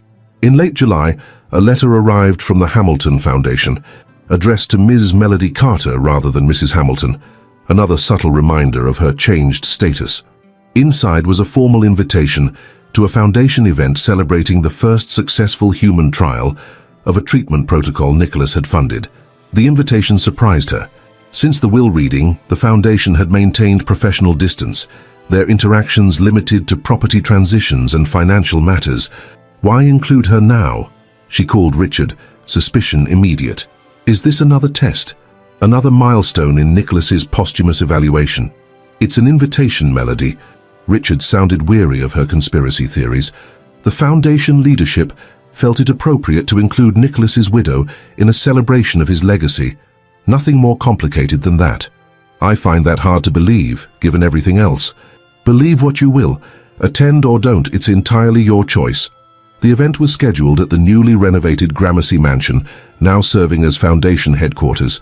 Returning there would mean confronting the physical embodiment of her lost future, facing the people who had witnessed her disinheritance, subjecting herself to potential humiliation. Yet curiosity pulled at her. What had Nicholas's billions actually accomplished? What was this research breakthrough that had warranted the foundation's full inheritance while she received a calculated settlement? Against her better judgment, Melody RSVP'd affirmatively. Whatever game might be in play, she wouldn't cower from it. The evening of the event, she dressed with uncharacteristic simplicity, a black sheath dress, minimal jewelry except for Caroline's sapphire pendant, her hair pulled back in a clean chignon.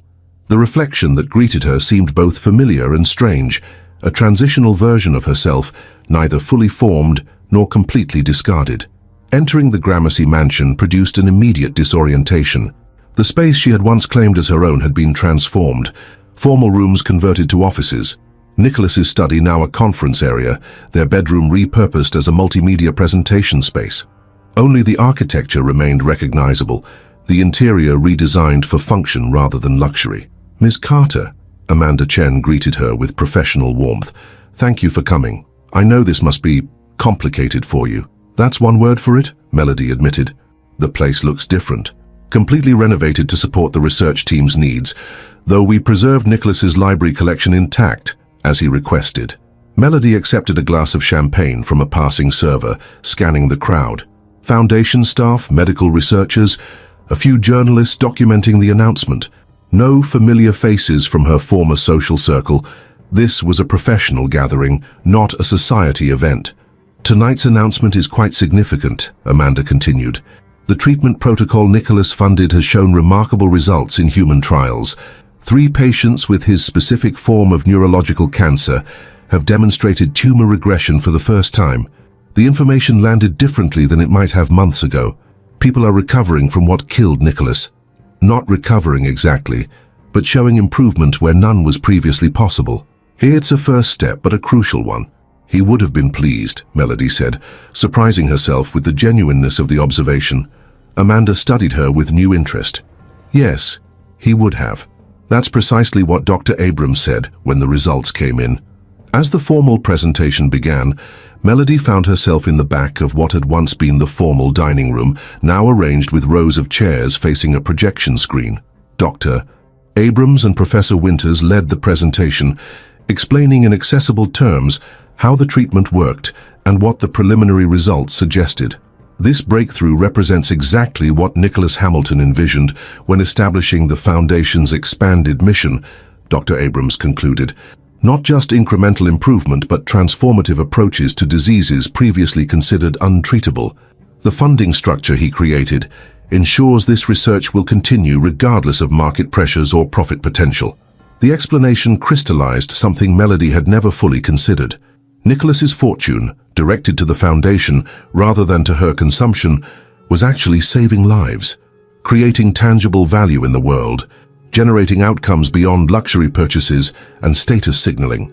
For the first time, she understood viscerally, rather than intellectually, why Nicholas might have considered her planned use of his billions a value distortion. The contrast between funding life-saving research and funding a socialite's lifestyle stood in stark relief, challenging her long-held assumptions about what wealth was for. After the presentation, Melody found herself approaching Dr. Abrams, driven by impulse rather than calculation. "Congratulations on the breakthrough," she said. "It's remarkable work." Dr. Abrams seemed momentarily surprised by her presence, then genuinely pleased. "Thank you, Melody. It's been the team's focus since Nicholas identified this research pathway last year. He knew this was possible before he died. He hoped." Dr. Abrams's expression softened with memory.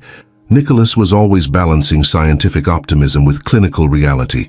He funded protocols others considered long shots because he understood the potential impact if even one succeeded, like this one. Exactly. This particular approach had maybe a 10% chance of showing positive results, according to conventional wisdom, but Nicholas insisted we pursue it alongside more established methods. 10% chance.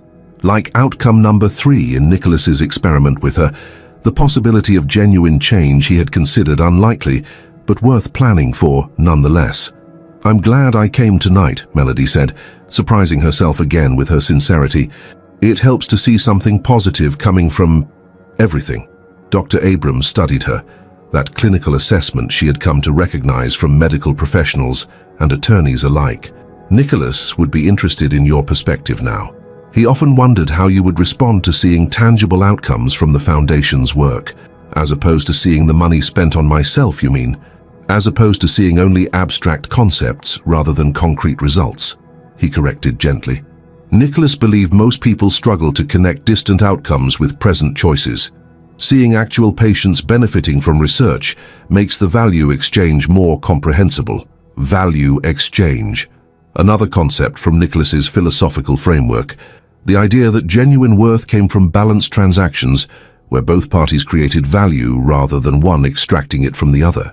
As she left the event, Melody found herself lingering outside the mansion, gazing up at the familiar facade now housing a different purpose than she had envisioned. Her planned future, years of luxury funded by Nicholas's billions, seemed increasingly hollow compared to the tangible impact of his actual legacy. Was this another of Nicholas's calculated effects?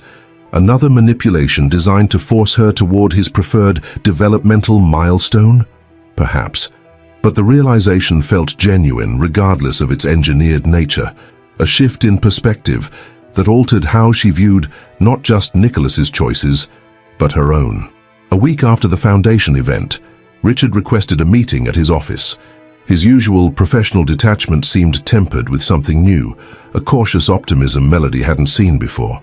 "There's been a development regarding the trust Nicholas established," he began once they were seated in his corner office. "A significant milestone has been reached, triggering the next phase." Melody had almost forgotten about the trust since the initial $500,000 transfer. "What milestone?"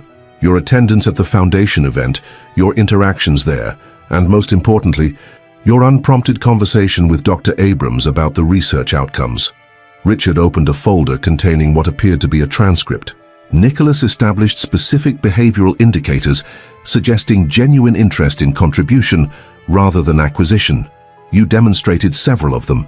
The realization that her supposedly private conversation had been monitored and evaluated rekindled her anger. "You were spying on me? At the event?" "Not spying, assessing." Richard seemed untroubled by her indignation. Nicholas structured the trust around observable indicators of developmental progression. "The Foundation Board is tasked with documenting relevant interactions. So I'm still a lab rat in his posthumous experiment." Melody stood, pacing to the window, still being evaluated against his arbitrary standards of moral worth. "If that's how you choose to view it, yes." Richard's calm was infuriating. "Alternatively, you could recognize that Nicholas saw potential in you that others, perhaps even you yourself, didn't acknowledge, potential he considered worth investing in, by manipulating me, controlling me from beyond the grave, by creating incentives aligned with growth rather than stagnation. Richard closed the folder. Regardless of how you frame it, the next trust distribution has been authorized. $2 million with specific allocation parameters. The amount froze Melody mid-pace. $2 million. Yes, but unlike the previous distribution, these funds come with direction. $1 million for formal education in a field of your choosing. $1 million to establish a foundation or initiative demonstrating commitment to creating rather than acquiring value. The strings attached to the money were both opportunity and constraint, exactly as Nicholas would have designed them. And if I refuse these conditions, the funds remain in trust, unavailable, no penalty, simply no advancement to the next phase. The next phase. Melody returned to her chair. How many phases are there? How much money is involved in total? The trust is substantial, Richard replied carefully, but I'm not authorized to disclose the full structure or total value until certain milestones are reached. More secrets, more tests. Melody shook her head in frustration. Does it ever end? It ends when you complete the journey Nicholas envisioned, or when you choose to step off the path entirely. Richard leaned forward. Melody tried to see this from a different perspective. Nicholas could have simply disinherited you completely. Instead, he created a mechanism to support genuine transformation, if you're capable of it. Transformation into what? His idealized version of a worthy person? Into someone who creates value rather than extracts it, someone who contributes rather than accumulates. Richard's gaze was steady. Someone who might have earned his respect had circumstances been different. The last statement lingered between them. Respect, not love or affection. Nicholas had been clear about the transactional nature of their relationship from the beginning. But respect, recognition of worth beyond utility, that was something he had apparently believed possible, despite everything. I need time to think about this, Melody said finally. Of course, the trust provision remains available whenever you're ready to activate it. Or not. Richard walked her to the door. Nicholas believed choice was essential to genuine development. The path is there, but walking it must be your decision. The Brooklyn apartment felt especially small that evening, the walls closing in around Melody as she paced from room to room. $2 million waited for her acceptance, a significant fortune by most standards, though attached to conditions she would have once found laughably constraining. Formal education, a foundation or initiative of her own, these were Nicholas's values, not hers, his vision of worthwhile pursuits, not the luxury lifestyle she had planned. Yet the events of recent months had shifted something fundamental in her perspective. The foundation presentation had demonstrated tangible impact from Nicholas's fortune, lives potentially saved, suffering potentially reduced. Compared to the designer wardrobe and Manhattan penthouse she would have purchased with those same funds, the contrast was undeniable. More unsettling was her growing recognition that the calculated social climbing that had defined her adult life no longer held the same appeal. The performance felt increasingly hollow, the strategic charm exhausting rather than energizing. "Damn you, Nicholas," she muttered to the empty apartment. "Even dead, you're forcing me to question everything." She opened her laptop, researching graduate programs without clear direction. What would she even study? What interests did she have beyond strategic social advancement? What skills beyond calculated charm and strategic relationship building? Her phone buzzed with a text from her mother. "Thinking of you, let me know if you want to talk about anything. Love you." The simple message, free of judgment or agenda, contrasted sharply with the conditional nature of her other relationships. Her mother's love had never been strategic or transactional, a consistency Melody had often taken for granted, while pursuing connections she deemed more valuable. On impulse, she called, rather than texted back. "Hey, Mom." "Melody, nice surprise, I was just thinking about you." "Yeah, I got your text." Melody settled onto her sofa. "Mom, can I ask you something? Something serious?" "Of course, honey." "Do you think I've wasted my life, chasing after wealthy men, focusing on status and money?" The question hung between them, more vulnerable than any she'd asked her mother in years. "I think you've been doing what made sense to you," her mother replied carefully. "After your father died, after seeing how hard it was for us financially, you found a path that promised security. But at what cost?" The question emerged without calculation. Only you can answer that, Melody. Her mother's voice was gentle. But I've never seen you truly happy. Even when things were going according to plan, there was always the next target, the next milestone, the next acquisition. Never a moment of enough. The observation hit with unexpected force, echoing Nicholas's assessment of her acquisition without purpose. Had she ever experienced genuine satisfaction, or merely the temporary high of securing a target before immediately seeking the next? "I don't know what to do now, Mom," she admitted, another rare vulnerability. "Nicholas left me more money, but with conditions. Education, starting some kind of foundation, his idea of what makes a worthwhile life. And what's your idea of a worthwhile life?" The question stopped her short. What did she value beyond security and status? What did she want beyond acquisition? "I don't know anymore," she confessed. "Everything I thought I wanted seems empty now, but I don't know what to replace it with." "Maybe that's exactly where you need to be," her mother suggested. "Empty spaces can be filled with new things, but first you have to clear out the old ones." After their conversation, Melody walked to the Brooklyn promenade, watching Manhattan's lights glimmer across the water. The city still represented wealth and status, but now seemed more complex, containing Nicholas's medical legacy alongside the luxury she had pursued, genuine contribution alongside strategic acquisition. For the first time, she found herself considering Nicholas's trust conditions not as constraints but as possibilities. Education could open doors beyond strategic marriage.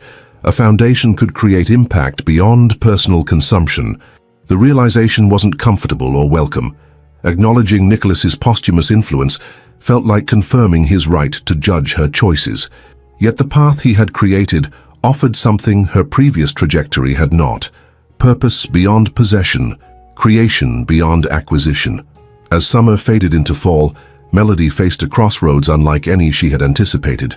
The strategic woman who had targeted Nicholas Hamilton for his billions was being systematically dismantled by his elaborate plan, yes, but also by her own evolving recognition of its limitations. Nicholas had structured his experiment around the unlikely possibility of genuine change, creating incentives for transformation while recognizing its improbability. What he couldn't have factored into his calculations was how his own legacy, the research breakthroughs, the lives potentially saved, would serve as persuasive evidence for the very value system he hoped to instill. Standing at the promenade's edge, Manhattan glittering before her, Melody confronted the possibility that Nicholas Hamilton's most effective revenge wasn't disinheriting her from his fortune, but inviting her to question the very values that had driven her to pursue it in the first place. The path forward remained unclear, but the ground beneath her feet had shifted irrevocably. The woman who had married Nicholas Hamilton for his billions was fading, giving way to someone new, someone still taking shape, still discovering the contours of a different definition of worth. Whether this emerging self represented victory for Nicholas's posthumous experiment or genuine liberation from the limited identity she had constructed remained uncertain. Perhaps, Melody realized as she turned from the glittering skyline toward her modest Brooklyn home, it was both. October arrived with unexpected momentum. 3 separate graduate programs had responded to Melody's exploratory inquiries, each offering pathways that would have seemed incomprehensible a year earlier. Columbia's MBA with a social enterprise focus, NYU's Masters in Non-Profit Management, the New School's program in Media Studies and Communications. Melody spread the brochures across her kitchen table, each representing a different version of the future Nicholas had architected for her. The trust conditions required formal education, but the specific direction remained her choice, a calculated freedom within constraints. Her phone buzzed with a text from Vanessa, the first in nearly 2 months.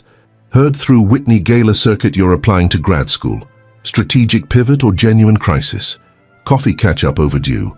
The message epitomized everything she had once valued in their friendship: insider information, strategic assessment, social positioning disguised as personal connection. Now it read like a foreign language, recognizable but no longer fluent. Before she could formulate a response, her intercom buzzed. "Ms. Carter, there's a delivery for you." Downstairs, a courier handed her a thick manila envelope embossed with the Hamilton Foundation logo. Inside was a formal letter on heavy stationery.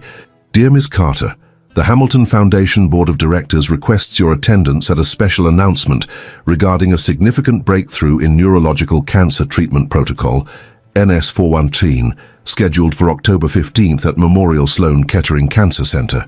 As Mr. Hamilton's widow and a witness to his vision for this research, your presence would be meaningful to the research team and the patients benefiting from his legacy.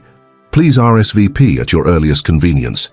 Sincerely, Amanda Chen, Executive Director. Beneath the letter, lay a USB drive labeled simply, "For Melody," before the announcement.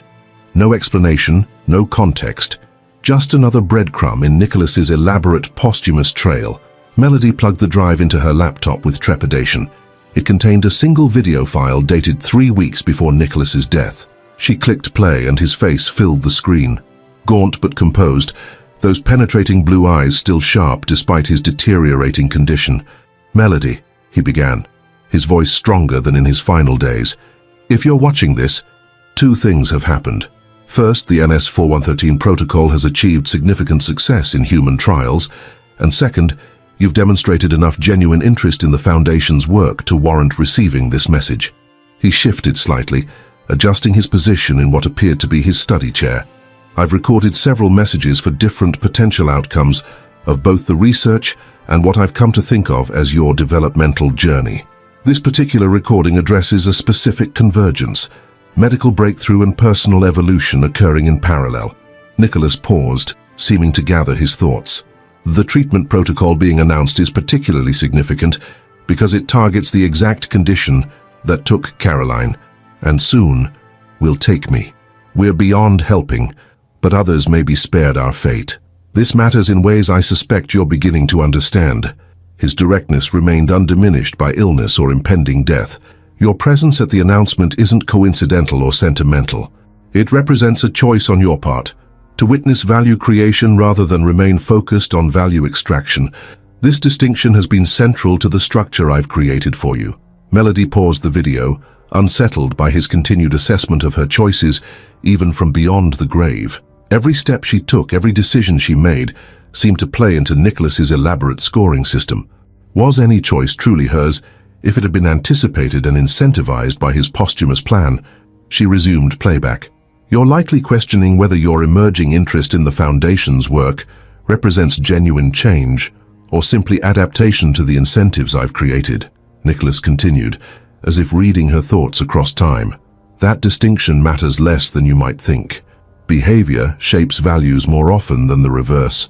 The actions you take, whatever your initial motivation, will gradually reshape your understanding of worth." He leaned forward slightly, those blue eyes seeming to find hers through the screen. "The Trust's next phase activates after the announcement, assuming your continued participation. Richard has the details. What matters is that you understand this isn't simply about money changing hands, but about legacy in its truest sense. The impact we leave behind when we're gone." The video ended abruptly, leaving Melody staring at a black screen. Even now, 9 months after his death, Nicholas continued directing her life with meticulous precision, anticipating her questions, addressing her doubts, guiding her choices with invisible strings. Yet something had shifted in her response to his posthumous manipulation. Where once she had felt only resentment and rebellion, she now experienced a complex mixture of emotions. Frustration at his presumption, yes, but also curiosity about the path he had created. What transformation did Nicholas envision for her, and why had he invested so much of his precious remaining time in designing it? The questions lingered as she composed a formal acceptance to the Foundation invitation. Whatever game Nicholas was playing, she remained determined to understand its true purpose and ultimate destination. The Memorial Sloan Kettering Auditorium hummed with anticipation. Medical professionals, research scientists, Foundation representatives, and journalists filled the seats, creating an atmosphere of contained excitement rarely found at medical announcements. Melody chose a seat toward the back, conscious of her ambiguous status. No longer the Hamilton widow at the center of attention, but not quite an anonymous observer either. She wore simple professional attire, a navy suit and minimal jewelry, including Caroline's sapphire pendant, which had become something of a talisman. As she settled in, a familiar voice called her name. Turning, she found herself face to face with Bradley Winterson, her former fiancé, whose family connections had proven insufficient for marriage, but adequate for an extended relationship. Melody Carter, quite the reversal of fortune. His smile held the particular satisfaction of the previously rejected witnessing subsequent failure. I heard rumors you were back in circulation after the Hamilton disaster, but wouldn't have expected to find you here. Bradley. She nodded coolly. Still riding your father's coattails, I see. Family office representation. He gestured to his badge. Evaluating investment opportunities in breakthrough medical technologies. You know, actual business, not social climbing. The barb was delivered with practiced casualness, but the intent to wound was clear. Once, such an encounter would have prompted elaborate internal calculations, how to maintain appearances, how to counter-position, how to extract strategic advantage from an uncomfortable interaction. Instead, Melody found herself simply disinterested. Bradley Winterson and his judgment belonged to a version of her life that felt increasingly distant, like a film she had watched, rather than a reality she had lived. Enjoy the presentation, she said, turning away without further engagement. His surprised expression at her lack of counterattack registered peripherally as she focused on the stage where Amanda Chen was beginning introductions. Today marks a milestone in the Hamilton Foundation's mission, Amanda began. When Nicholas Hamilton established our expanded research focus, he envisioned precisely this moment, translating theoretical possibilities into treatments that save lives. Dr. Abrams joined her at the podium. The NS413 protocol represents a fundamental shift in how we approach neurological cancer treatment. Rather than traditional methods that attack cancer cells directly, this approach reprograms the body's immune response to recognize and target specific neural tumor markers. The technical explanation continued, illustrated with slides showing dramatic before and after brain scans.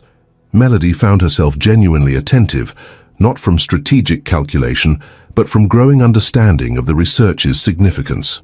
We have with us today 3 patients from our initial trial, Dr. Abrams continued. Individuals who 6 months ago received prognoses similar to what Nicholas Hamilton faced. Terminal neurological cancer with limited treatment options. 3 people joined them on stage, a middle-aged woman, an elderly man, and a college-age student. Each shared their story briefly. Diagnosis, hopelessness, experimental treatment, and now, improbably, tumor regression and renewed hope. I was told I had 4 months, the young student said, voice steady despite the emotion evident in her eyes. My neurosurgeon said it was inoperable, untreatable. Now the tumors are shrinking and I'm back in classes. Mr. Hamilton never met me, but his foundation quite literally saved my life. The simplicity of the statement struck Melody with unexpected force. Nicholas's billions, directed toward research rather than luxury consumption, had translated into this concrete outcome. A young woman with decades of life ahead rather than months. Not abstract social good, but specific human impact. What equivalent value would those same resources have created in her hands? Designer wardrobes, Manhattan real estate, status signaling through conspicuous consumption. The contrast was stark and uncomfortable. As the presentation concluded with announcements of expanded trials and potential FDA fast-tracking, Melody remained in her seat, processing the implications. Nicholas's correction wasn't just moral righteousness or posthumous control, it represented a fundamentally different understanding of what wealth was for. Miss Carter, Dr. Abrams approached as the crowd dispersed. Thank you for coming. I wasn't certain you would. The results are remarkable, she said, genuinely impressed. These patients are actually recovering? Not cured, but showing significant improvement where traditional approaches offered no hope. His expression was cautiously optimistic. The pathway Nicholas insisted we pursue, despite conventional skepticism, is proving correct. He saw possibilities others missed. In many areas, yes. Dr. Abrams studied her with clinical assessment. Nicholas believed strongly in potential, in research, in institutions, in people, sometimes against substantial evidence to the contrary. The observation hung between them, its application to her obvious, though tactfully unstated. The Foundation has invited key participants to a small reception, he continued. As Nicholas's widow, your presence would be meaningful to the patients. They know his story, and by extension, yours. The invitation presented both opportunity and risk. These patients knew who she was, not just Mrs. Nicholas Hamilton, but the disinherited widow whose story had circulated through medical and social circles alike. Their perception of her would inevitably be colored by the public narrative of a gold digger denied her prize. "I'm not sure that's appropriate," she hedged. "My relationship with the foundation is complicated. Precisely why your attendance would matter." Dr. Abrams's gaze was direct. Nicholas structured much of this research program in his final months, the same period when he restructured his will. These patients benefit directly from his choices about resource allocation. Your acknowledgement of that outcome would be meaningful. The unspoken subtext was clear, an opportunity to demonstrate that she recognized the value of Nicholas's decision to fund research rather than her lifestyle. Another test, another evaluation point in his ongoing posthumous assessment. Yet beyond the manipulative structure, Melody found herself genuinely curious about these patients whose lives had been extended by Nicholas's legacy. What had their experience been like? How did they view the wealthy benefactor they had never met? "I'll attend," she decided. The foundation reception occupied a private room at an upscale restaurant near the hospital. Perhaps 40 people mingled: medical researchers, foundation staff, key donors, and the 3 patients who had shared their stories at the announcement. Melody entered cautiously, conscious of curious glances and whispered observations. Her presence was notable, the disinherited widow choosing to celebrate the very foundation that had received her fortune. Amanda Chen approached immediately, professional warmth masking what must be surprise at her attendance. "Ms. Carter, thank you for joining us. Your presence means a great deal to the research team." "The results are impressive," Melody acknowledged. "Nicholas would be pleased." "He anticipated this moment," Amanda confirmed. Much of the protocol's funding structure was finalized in his last weeks. He was quite focused on ensuring the research continued according to specific parameters. The same period when he had finalized his will and trust structure, Melody noted. Nicholas allocating resources according to his precise vision of value, both for his fortune and for her future. "Ms. Carter," the young female patient from the presentation approached hesitantly. "I'm Emma Lawson. I wanted to thank you for coming today. Please call me Melody." She studied the young woman, perhaps 22, with short hair growing back after treatment and remarkably clear eyes despite her medical ordeal. "Your story was powerful. I'm glad the treatment is working. It's giving me time I didn't think I'd have." Emma smiled, a genuine expression without calculation. "I was a neuropsychology student when I was diagnosed. The irony wasn't lost on me, studying the brain while my own was being attacked. And now? Now I'm back in classes. Different focus, though, shifting to research ethics and patient advocacy." Emma's expression grew thoughtful. "Having your life temporarily revoked changes your priorities, makes you consider what actually matters." The observation resonated uncomfortably with Melody's own experience. Not facing death, but facing the dismantling of an identity and future she had carefully constructed. "I've heard that can happen," she acknowledged carefully. "I read about you, you know." Emma's directness was startling. "About Mr. Hamilton's will and the foundation receiving most of his estate, it must have been difficult." The conversational opening was precisely what Melody had feared, confronting the public narrative of her disinheritance in this celebratory context. Her practiced response formed automatically: diplomatic acknowledgement of Nicholas's vision, careful avoidance of personal feelings, strategic positioning as the supportive widow despite private disappointment.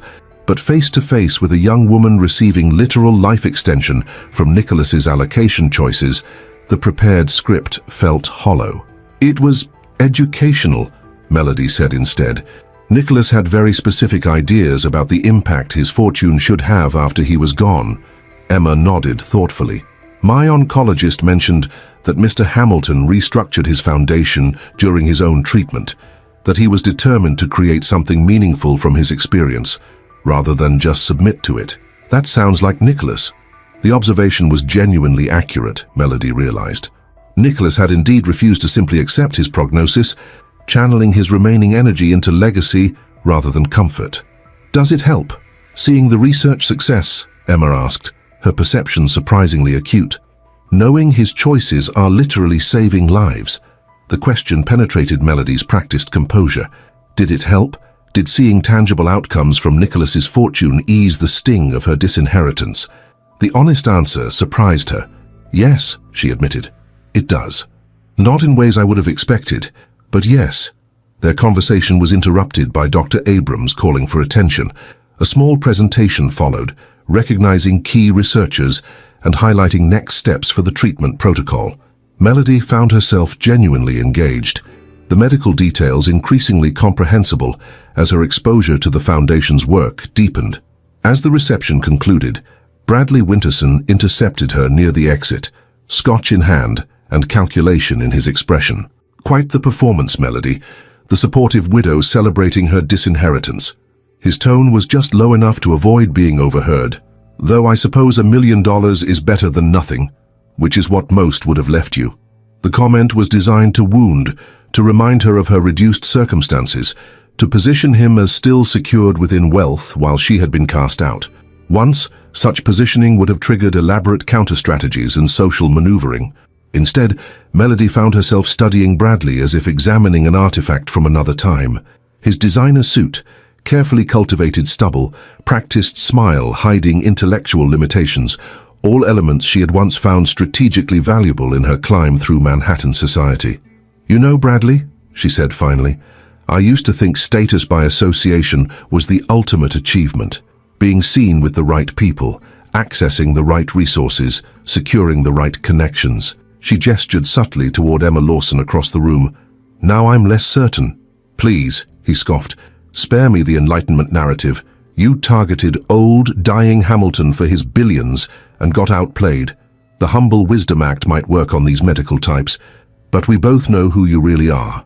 The assessment would have devastated her 6 months earlier.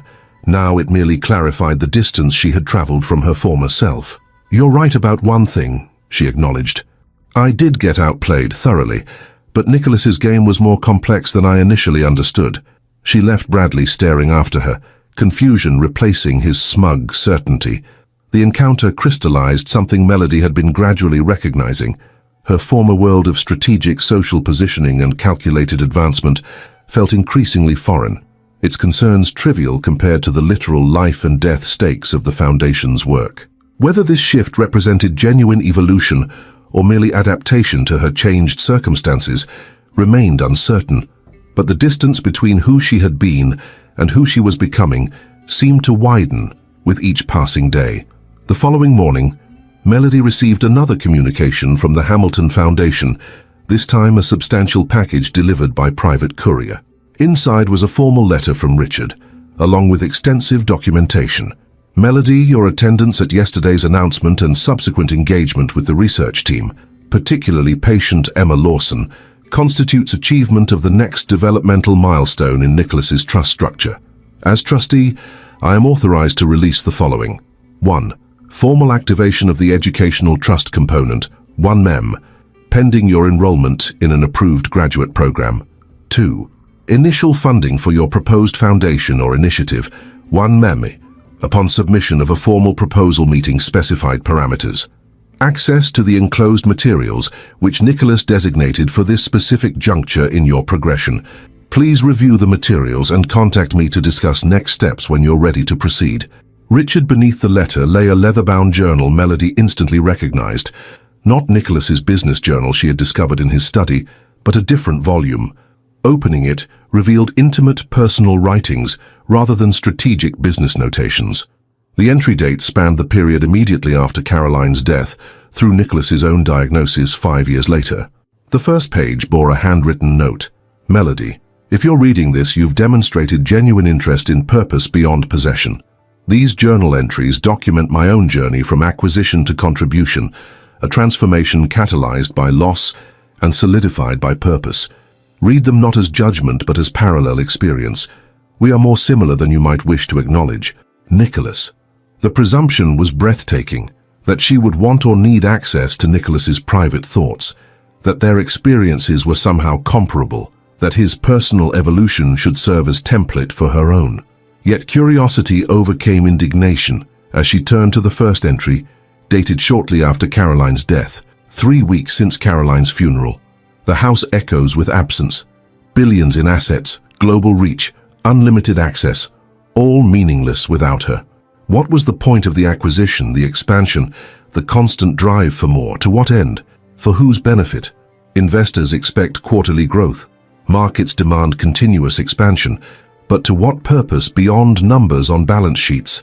Caroline always asked this question. Now she's gone and I have no answer. The raw grief in Nicholas's writing was startling.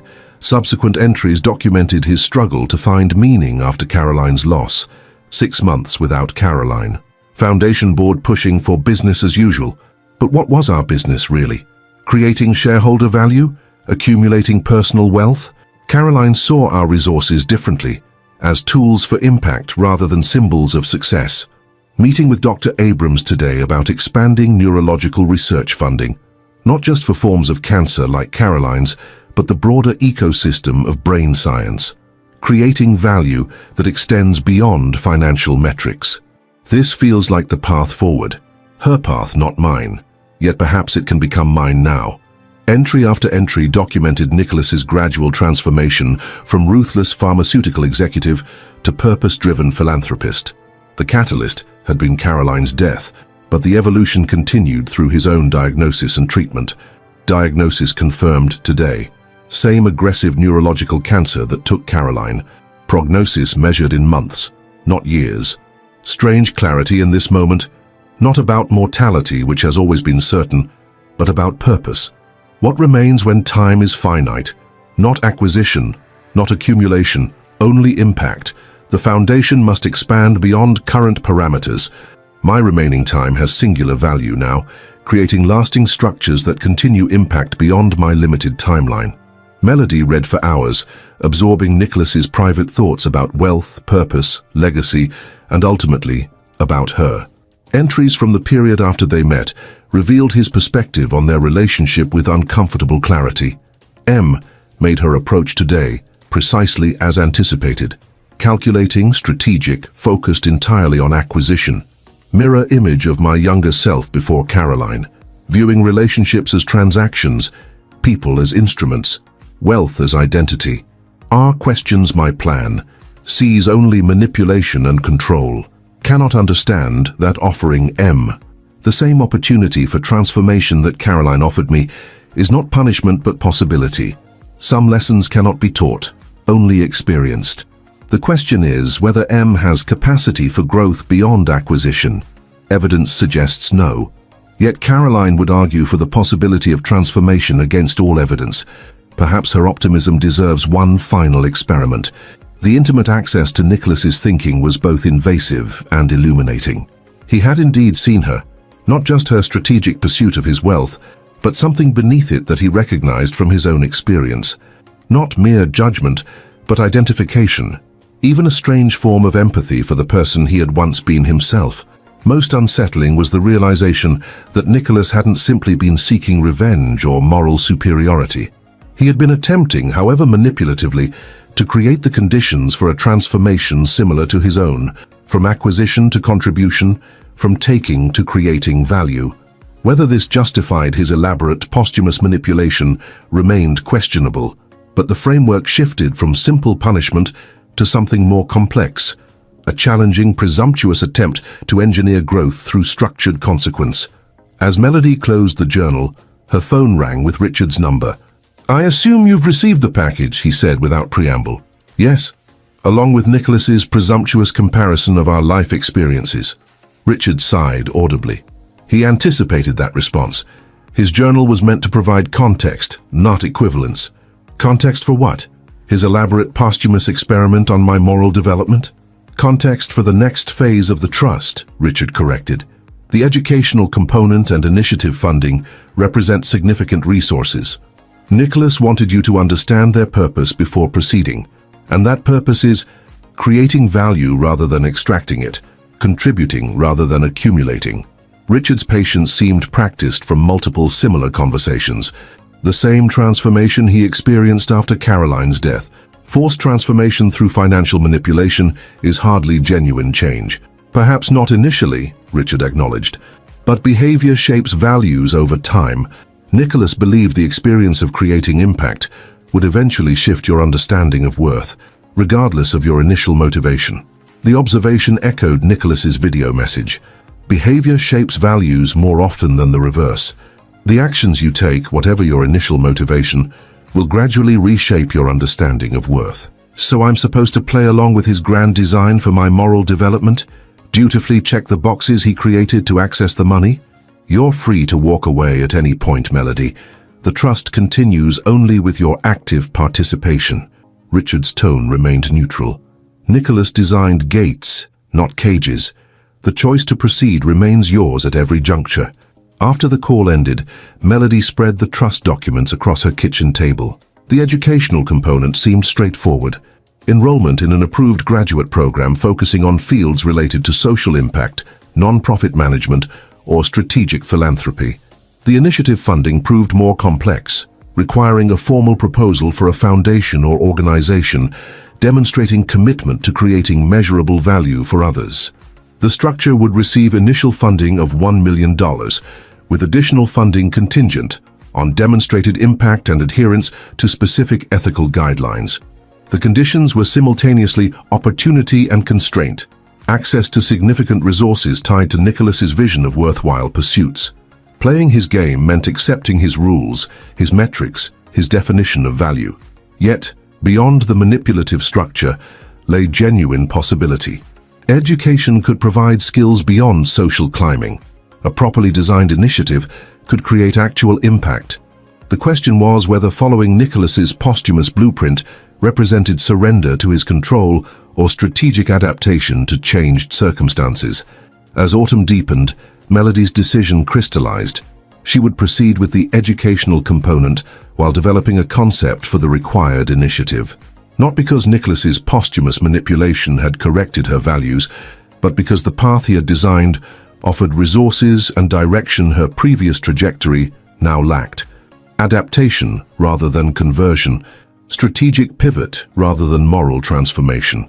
Or so she told herself, as she completed applications to graduate programs and began researching potential initiative concepts.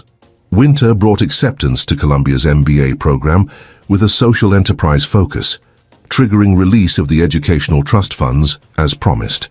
Melody found herself unexpectedly engaged by the curriculum.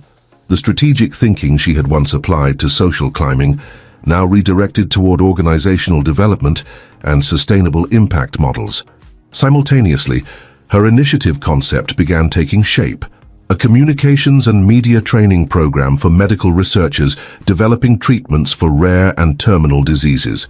The idea had emerged from her observations at the foundation announcement, brilliant scientists struggling to communicate complex concepts to patients, donors, and the public. Messaging mortality, she named it, drawing on her PR background and growing understanding of medical research dynamics. The concept combined her existing skills with newly developing knowledge, creating a potential bridge between her past and emerging future. Richard reviewed her initial proposal with measured approval. The concept demonstrates understanding of value creation within your specific skill set. Nicholas would find that promising. "I'm not doing this for Nicholas's posthumous approval," she insisted, the claim feeling hollow even as she voiced it. "Of course not." Richard's knowing expression suggested otherwise. Nevertheless, the Trust Committee has approved initial funding pending formal business plan submission. As Melody developed the concept further, she found herself consulting with foundation researchers about their communication challenges. Dr. Abrams introduced her to scientific teams struggling to explain breakthrough concepts to non-specialist audiences. Even Emma Lawson, the young patient from the announcement, provided input from the patient perspective. The work proved surprisingly engaging, applying her strategic communication skills toward meaningful outcomes rather than social positioning. Whether this engagement represented genuine purpose or simply adaptation to available resources remained ambiguous, even to Melody herself. Her former social world continued its inevitable distancing. Vanessa's messages grew increasingly infrequent, eventually ceasing altogether, as Melody's new direction diverged further from their shared past. Occasional encounters with Manhattan acquaintances resulted in awkward exchanges, performative interest, masking uncertainty about how to categorize her current status. "Heard you're at Columbia now," observed Diana, a former social connection, during a chance meeting at a cafe, "and starting some kind of non-profit. Very meaningful." The hesitation revealed everything. meaningful serving as diplomatic substitute for financially insignificant or socially irrelevant in their shared lexicon. Once, such assessment would have devastated Melody. Now, it merely illustrated the growing distance between her former and current trajectories. It's certainly different, Melody acknowledged, neither defending nor apologizing for her changed circumstances. Well, good for you, finding purpose after everything. Diana's tone combined condescension with genuine uncertainty. We miss you at events. It's not the same without your energy. The interaction confirmed what Melody had already recognized. Her former social world had recategorized her, no longer the strategic climber with valuable connections, not quite the cautionary tale of spectacular failure, but something indefinable in between. Her value in their ecosystem had fundamentally shifted, rendering previous relationships unsustainable. Yet as winter turned to spring, new connections emerged to replace the old. Classmates at Columbia with similar interests in social enterprise, foundation researchers engaged by her initiative concept, even Emma Lawson, whose patient perspective began shifting toward collaboration as her health stabilized. Your program addresses exactly what frustrated me during treatment, Emma observed during a working session on the initiative proposal. Brilliant doctors who couldn't explain what was happening in terms I could process. It wasn't just technical terminology, it was fundamental communication approach. That's what I'm targeting, Melody confirmed, not just simplifying complex concepts, but fundamentally restructuring communication pathways between specialists and non-specialists. It's creating genuine value, Emma noted, using your PR and strategic communication background for impact rather than just persuasion. The observation landed with uncomfortable precision. Indeed, Melody's proposal essentially repurposed skills developed for social climbing and strategic positioning toward potentially meaningful outcomes. The same capabilities, redirected toward different ends. Nicholas's voice seemed to whisper from his journal pages, "Behavior shapes values more often than the reverse. The actions you take, whatever your initial motivation, will gradually reshape your understanding of worth." Was that happening to her? Was the experience of developing the initiative actually reshaping her understanding of value and worth? Or was she simply adapting strategically to change circumstances, playing Nicholas's game to access his resources? The answer remained unclear even to Melody herself, but the engagement she felt with the work, the genuine interest in developing effective approaches, the satisfaction when communication barriers dissolved, seemed to exist independent of Nicholas's manipulation or financial incentives. The Trust Committee has approved full initial funding for messaging mortality, Richard announced during their quarterly review meeting in late spring. $1 million released for program development and implementation, with potential additional funding based on demonstrated outcomes. The milestone should have felt triumphant. Another gate successfully navigated in Nicholas's elaborate trust structure.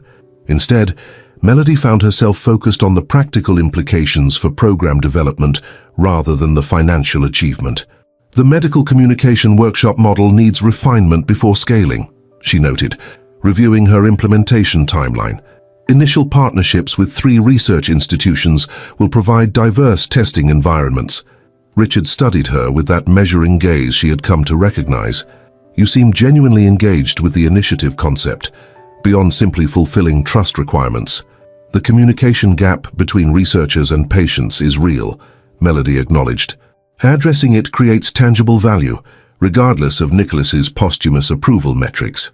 Indeed, Richard set aside his formal trustee portfolio. Nicholas would find your development intriguing, not precisely what he anticipated, but progress nonetheless. I'm not developing for Nicholas's posthumous entertainment, Melody replied sharply. Whatever game he designed, I'm playing it my way. That's precisely what would interest him. Richard's expression suggested private amusement. Adaptation within parameters rather than simple compliance or rejection. Creating your own path while working within the structure he established. The observation uncomfortably echoed Melody's own thinking. She had indeed found a middle path, neither fully embracing Nicholas's moral framework nor completely rejecting his trust structure. Strategic adaptation rather than conversion or rebellion. The next milestone approaches, Richard continued, returning to business. 1-year anniversary of Nicholas's passing, June 1st. The date had occupied increasingly prominent space in Melody's awareness as it approached. 1 full year since Nicholas Hamilton had departed, leaving behind his elaborate posthumous experiment. 1 year of dismantled identity, reconfigured trajectory, and gradual adaptation to a fundamentally altered landscape. "Is there another trust distribution scheduled?" Melody asked, hating the hope that still tinged the question despite her supposed independence from Nicholas's financial control. "There are specific provisions for the anniversary," Richard confirmed without elaboration. "Nicholas designated particular materials for your review at that juncture, assuming continued progression. More posthumous messages, more breadcrumbs along Nicholas's carefully designed path." The pattern had become familiar, if no less manipulative. Nicholas parceling out information and resources according to his assessment of her developmental readiness. "Let me guess," Melody said dryly. "Another journal with his penetrating insights about my moral development?" "Something more significant," Richard replied, "but as always, engaging with it remains your choice." As spring bloomed across New York, Melody found herself simultaneously preparing for program implementation and anticipating the approaching anniversary. The date loomed with curious weight, not just marking Nicholas's passing, but representing a full cycle of her altered existence. Who was she becoming in this strange posthumous landscape Nicholas had architected? The question surfaced with increasing frequency as she moved between graduate seminars, initiative development meetings, and the solitude of her Brooklyn apartment. No longer the strategic social climber targeting wealth and status, not quite the purpose-driven social entrepreneur Nicholas had envisioned. Something in between, adaptive, evolving, utilizing familiar skills toward unfamiliar ends. June 1st dawned bright and clear, the anniversary of Nicholas's death marked by perfect early summer weather. Melody had declined the Foundation's invitation to a memorial service, preferring private reflection to public performance of widowhood. Instead, she walked the Brooklyn Promenade, Manhattan glittering across the water, as it had countless times during her year of transition. The skyline remained unchanged, but her relationship to it had transformed fundamentally, no longer representing the ultimate prize, but rather one option among many possible futures. Richard's package arrived by courier that afternoon, a simple envelope containing a key and a handwritten note. "Melody, the enclosed key accesses safety deposit box Dubra 214 at First Republic's main branch. Nicholas designated its contents for your review on this specific date, conditional upon your continued engagement with the trust structure. As always, proceeding remains your choice." Richard. The echo of Nicholas's previous safety deposit box message was impossible to miss. Another key, another private message, another step in his elaborate posthumous dance. The pattern would have once triggered immediate resentment. Now it produced weary familiarity, tinged with genuine curiosity. What final communication had Nicholas prepared for this anniversary? What assessment of her progress? What new conditions? What further manipulation of her choices through strategic resource allocation? At First Republic, the manager recognized her immediately. "Mrs. Hamilton, we've been expecting you today." The title still jarred slightly, less from emotional association than from its increasing inaccuracy. She was returning to Melody Carter in practice, if not in legal designation, the Hamilton identity fading with time and distance. The safety deposit box contained a single envelope and a small recording device. Opening the envelope revealed Nicholas's precise handwriting. "Melody, if you're reading this, a year has passed since my departure, and you've continued engaging with the path I created. Whatever your motivation, genuine interest, strategic adaptation, or simple necessity, the outcome matters more than the intent. The trust structure you've navigated represents only half of my design. The full architecture includes provisions activated only at this juncture, contingent upon your demonstrated engagement with creating value rather than merely extracting it. The recording contains instructions for accessing the complete trust documentation, including provisions you have not yet been informed of. Listen when you're prepared to understand not just the structure, but its purpose. Whatever your judgment of my methods, know that they were designed not from vindictiveness but from recognition of potential I saw in you that perhaps you did not see in yourself. Nicholas." The signature, his actual signature rather than printed name, carried strange weight. A year after his death, Nicholas Hamilton continued reaching through time to direct her path, assess her choices, and incrementally reveal his complete design. Melody activated the recording device, Nicholas's voice filling the private consultation room, stronger than in his final weeks, suggesting the message had been recorded months before his death. Melody, 1 year has passed. If you're listening to this, you've engaged substantially with the initial trust structure, pursuing education focused on social impact and developing an initiative creating value beyond yourself. These choices, whatever their motivation, indicate capacity for growth beyond the purely acquisitive stage. His clinical assessment remained unchanged even in death. Melody's resentment flared briefly, but settled into familiar resignation. This was simply Nicholas being Nicholas, even from beyond. The complete trust documentation is accessible in the adjacent safety deposit box number 215. The key has been with you since Christmas Day before my passing. The brass key I gave you as a gift, which you initially believed opened this box. That key, combined with your thumbprint, will grant access. Melody touched the sapphire pendant at her throat, remembering the brass key she had carried for months, eventually relegating to her jewelry box as its purpose remained mysterious. Nicholas had planned even this detail, giving her the key to ultimate understanding months before its relevance would become clear. What you'll find, Nicholas's recording continued, is the complete architecture of what I've come to think of as the Hamilton correction. Not merely the conditional trust distributions you've navigated thus far, but the full structure extending decades into the future, contingent upon continued demonstration of value creation rather than mere acquisition. His voice shifted subtly, a hint of something beyond clinical assessment entering his tone. I recognize the presumption in designing your future from beyond death. The control might seem excessive, manipulative, even cruel. Perhaps it is. But having observed your capacity for strategic adaptation, I believe you'll recognize the underlying purpose beyond mere moral judgment or posthumous revenge. The recording paused briefly before continuing. The complete trust contains provisions, transferring substantial foundation assets to your direction over time, contingent upon demonstrated commitment to value creation. Not as personal wealth for consumption, but as resources for impact under your strategic guidance. The potential transfer ultimately approaches the full inheritance you initially expected, but directed toward contribution rather than consumption. Melody froze, the implications staggering. Nicholas hadn't simply diverted his billions from her personal use, he had created a complex structure potentially returning control to her over time, but only for purposes aligned with his vision of valuable impact. This structure was designed before we met, Melody. The specifics were tailored to you, but the framework existed in anticipation of whoever approached me during my illness with acquisition rather than contribution as their primary motivation. You proved the most interesting candidate by far, the most strategic, the most adaptive, the most similar to who I was before Caroline changed my understanding of worth. The parallel he had drawn in his journal emerged again, Nicholas seeing in her a reflection of his former self, a person of strategic capability focused on acquisition rather than creation. Whether you choose to engage with this extended structure remains, as always, your choice. The initial distributions remain yours regardless, but the potential scope of impact available through continued engagement extends far beyond what you've encountered thus far. The recording concluded with Nicholas's final instruction.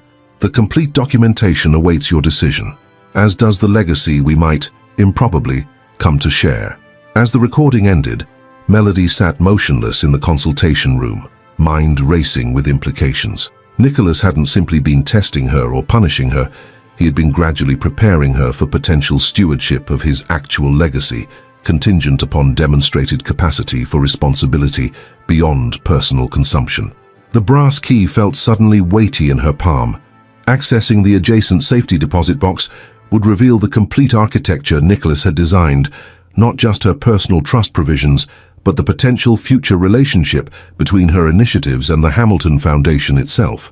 After a moment's hesitation, she requested access to box 215. The bank manager led her to it, verifying her identity and the key before leaving her alone once more. Inside lay an extensive legal document bearing the title The Hamilton Legacy Trust, Complete Provisions and Succession Structure.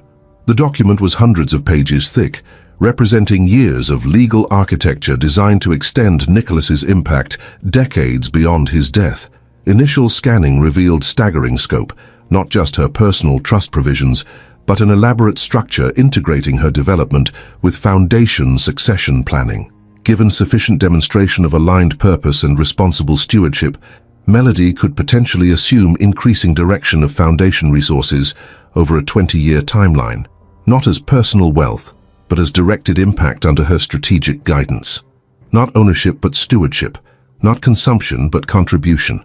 The distinction represented the core of Nicholas's correction, redirecting her strategic capabilities from acquisition for personal benefit toward creation of broader impact. The financial scale remained aligned with what she had initially pursued, but the purpose had been fundamentally redirected. As Melody closed the document, the magnitude of Nicholas's design settled over her. He had orchestrated not just a lesson or punishment, but a potential transformation of purpose. The structure was simultaneously arrogant in its presumption and visionary in its architecture. Classic Nicholas Hamilton, extending his strategic thinking decades beyond his physical existence. Had he succeeded? Had his elaborate posthumous experiment actually redirected her values as intended? Or had she simply adapted strategically to changed circumstances, playing his game to access his resources? The answer remained complex, resistant to simple categorization. Elements of both reality coexisted, strategic adaptation alongside genuine engagement, calculated performance alongside authentic interest. Perhaps the distinction mattered less than Nicholas had assumed. Perhaps behavior really did shape values over time, regardless of initial motivation. Perhaps the experience of creating genuine impact would eventually reshape her understanding of worth, just as his experiences with Caroline had transformed his. As Melody left the bank, Manhattan's skyline glittered across the East River, the same view she had contemplated countless times during her year of transition. The buildings remained unchanged, but her relationship to them had transformed fundamentally. No longer representing the ultimate prize to be captured through strategic marriage, the city now offered different possibilities: education, collaboration, potential impact through directed resources. Not acquisition for its own sake, but creation of value beyond consumption. Whether this shift represented Nicholas's posthumous victory or her own strategic evolution remained appropriately ambiguous, a complexity Nicholas himself might have appreciated had he lived to witness it. In crafting his elaborate correction, Nicholas Hamilton had achieved something both more and less than his stated objective.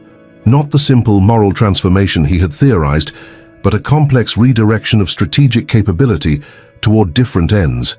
Not conversion, but evolution. Not surrender, but adaptation. And perhaps that middle path, neither full rejection nor complete compliance with his posthumous design, represented the most fitting resolution to their strange, posthumous dance. Nicholas directing from beyond, Melody adapting within parameters, but charting her own course through the structure he had created. The Hamilton correction, it seemed, had achieved its essential purpose, not by forcing Melody to become someone else entirely, but by creating conditions for her existing capabilities to find expression beyond mere acquisition. Not extinguishing the strategist, but redirecting her focus. Not eliminating ambition, but expanding its potential impact. As summer settled over New York, Melody carried the documentation back to her Brooklyn apartment. The future Nicholas had architected unfolding before her, not as certainty, but as potential contingent upon continued choice. The path forward remained hers to walk or reject, the structure he had created offering direction without forcing compliance. In his final manipulation, Nicholas Hamilton had constructed not a cage but a series of doors, each opening to increasing responsibility and potential impact. Whether she would continue passing through them remained her choice, the one freedom his elaborate posthumous design had consistently preserved. Whether that represented genuine respect or simply the final move in his elaborate game remained, like so much between them, beautifully ambiguous. 2 years after Nicholas Hamilton's death, Manhattan's social landscape had reorganized itself completely. New marriages, new divorces, new fortunes made and lost, new alliances formed and fractured. The ecosystem Melody had once navigated with such precision continued its endless churn, but she now viewed it from a different vantage point entirely. Her Brooklyn apartment had become a genuine home rather than temporary accommodation, its modest dimensions now filled with books, research materials, and evidence of an engaged life, rather than a strategic way station. The simple space bore no resemblance to the Gramercy mansion she had briefly occupied as Mrs. Hamilton, yet it contained something the grander residence never had: authenticity. On this particular September morning, Melody reviewed presentation materials spread across her dining table while preparing for a meeting at Memorial Sloan Kettering. Messaging mortality had evolved from concept to functioning reality, a program training medical researchers to communicate complex treatments to patients facing terminal diagnoses. What had begun as strategic compliance with Nicholas's trust requirements had developed into something she found genuinely engaging. "The neurologist group needs more practical scenarios," she noted to Emma Lawson, who had transitioned from patient participant to program coordinator during the past year. "Their technical terminology is still overwhelming patients during initial consultations." "I've developed role-play exercises based on actual patient feedback," Emma replied, sliding across case studies. "These scenarios force researchers to explain outcomes and side effects without resorting to percentages and medical terminology."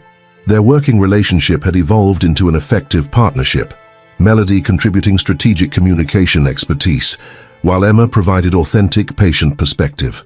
The combination had produced a program now being adopted by multiple research hospitals, creating measurable improvement in patient comprehension and engagement. As they finalized materials, Melody's phone buzzed with a notification from the Hamilton Foundation. The NS-4113 treatment protocol had received expedited FDA approval for expanded application. The announcement represented a significant milestone for Nicholas's medical legacy, potentially extending thousands of lives through treatment that hadn't existed 3 years earlier. "Good news?" Emma asked, noting Melody's expression. "The NS-4113 protocol just received expanded approval. The treatment that's keeping your cancer in check will now be available to many more patients." Emma's face brightened. "That's fantastic. From experimental treatment to standard protocol in just 2 years. Nicholas Hamilton's legacy in action." The observation landed without the sting it might once have carried. Nicholas's legacy, the foundation, the medical breakthroughs, the lives extended, had become something Melody could acknowledge without immediate comparison to her own diminished inheritance. The binary framework of his billions versus her settlement had gradually dissolved, replaced by more nuanced understanding of impact beyond personal consumption. "Speaking of legacies," Emma continued, "the Foundation Board is reviewing our program expansion proposal this afternoon. Dr. Abrams seems optimistic about approval. The proposal would integrate messaging mortality more formally with Foundation research teams, creating embedded communication training within treatment protocol development rather than after the fact. If approved, the initiative would receive substantial additional funding and institutional support." Another milestone in the trust structure Nicholas had designed. "Richard mentioned the review was scheduled for today," Melody acknowledged. Apparently Nicholas left specific instructions about program integration opportunities at the 2-year mark. "Still directing traffic from beyond," Emma observed, with the direct perception that characterized their relationship. Unlike most people in Melody's orbit, Emma never hesitated to acknowledge Nicholas's posthumous influence, perhaps because her own life had been directly extended by his legacy. "Some things never change," Melody agreed ruefully. Nicholas always did prefer controlling outcomes to accepting uncertainty. Their conversation was interrupted by Melody's phone, Richard Kensington's number appearing on screen. "The board meeting must have concluded early," she noted, answering the call. "Richard, we were just discussing the proposal review. The proposal has been approved with full funding," Richard confirmed without preamble. "Congratulations. Program integration will proceed according to the timeline you outlined." The news represented another professional milestone, another step in the architecture Nicholas had designed, another door successfully navigated in his posthumous maze.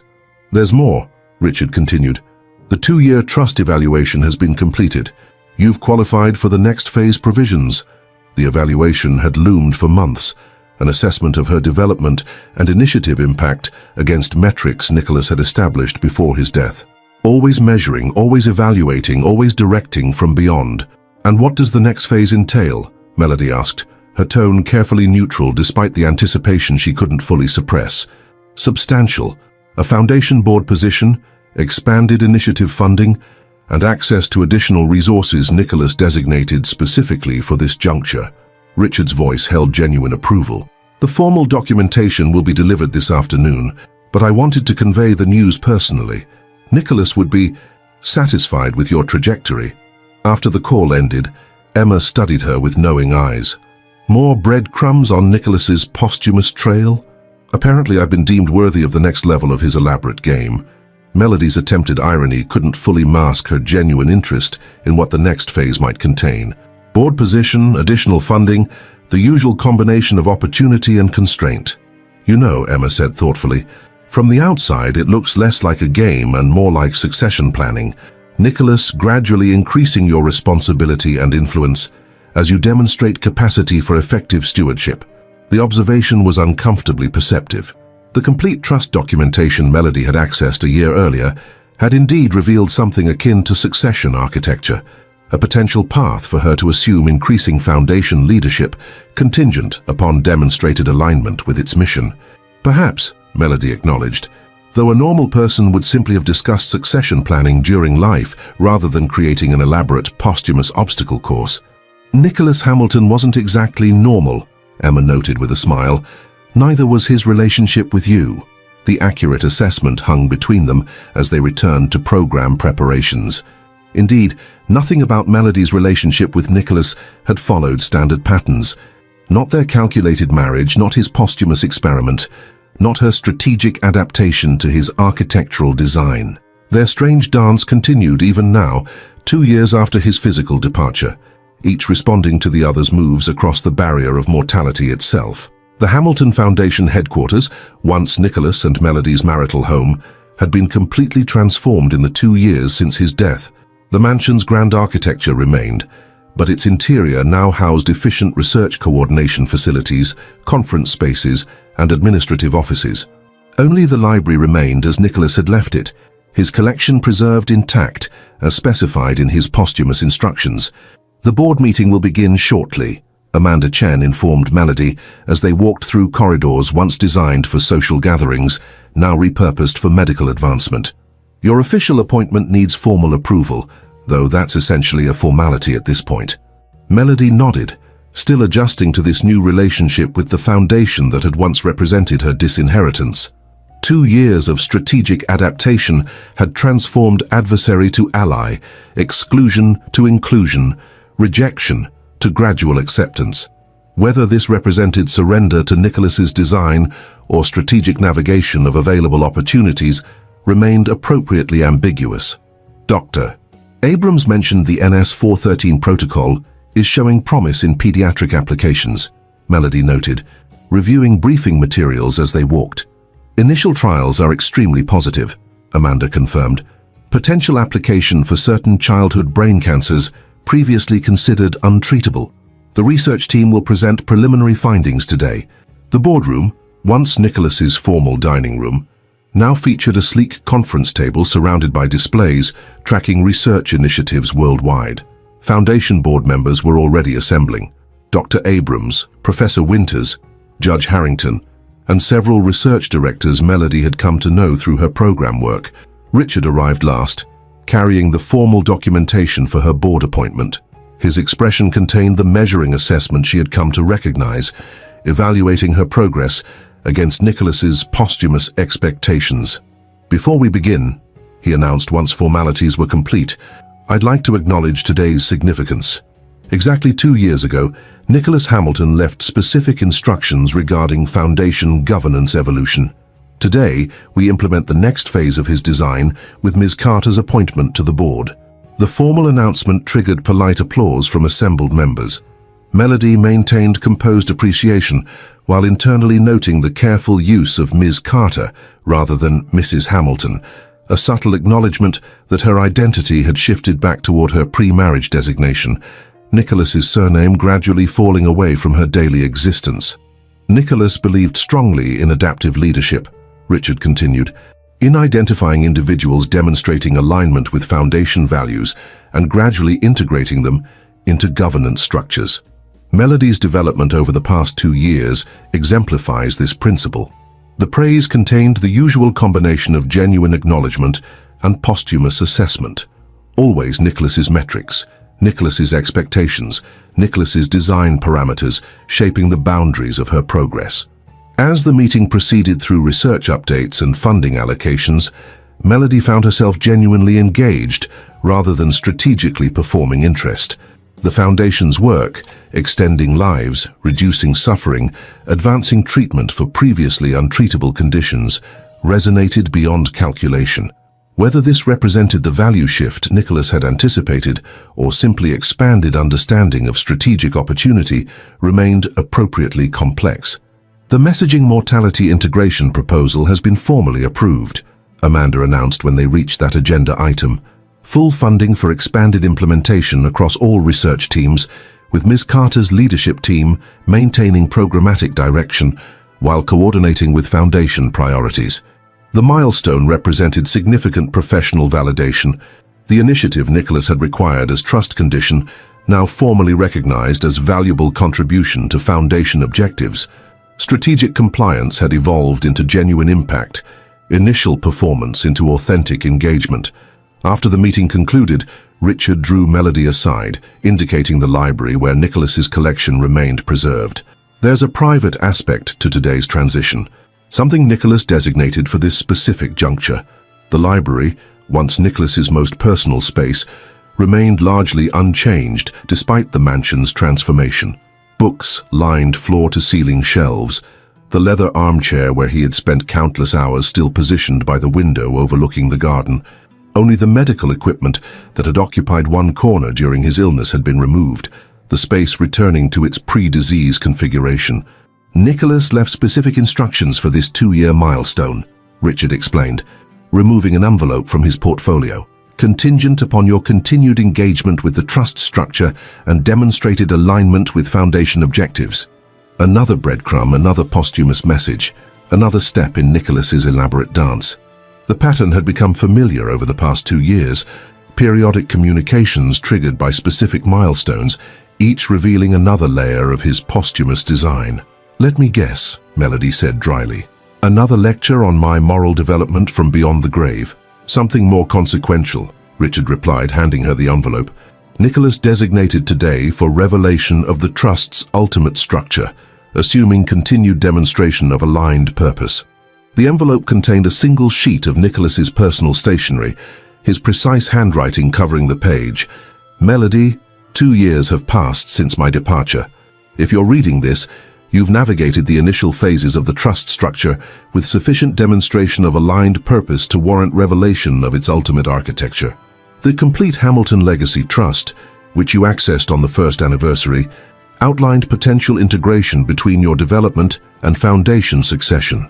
Today marks formal initiation of that integration through your board appointment, the first step in potential assumption of Foundation leadership, contingent upon continued demonstration of responsible stewardship. Richard is authorized to discuss specific provisions and timelines, but the essential structure allows progressive assumption of strategic direction over a 15-year period, culminating in potential board chairmanship should all developmental milestones be achieved. This trajectory was designed not as manipulation or control, but as opportunity for your strategic capabilities to find expression beyond personal acquisition.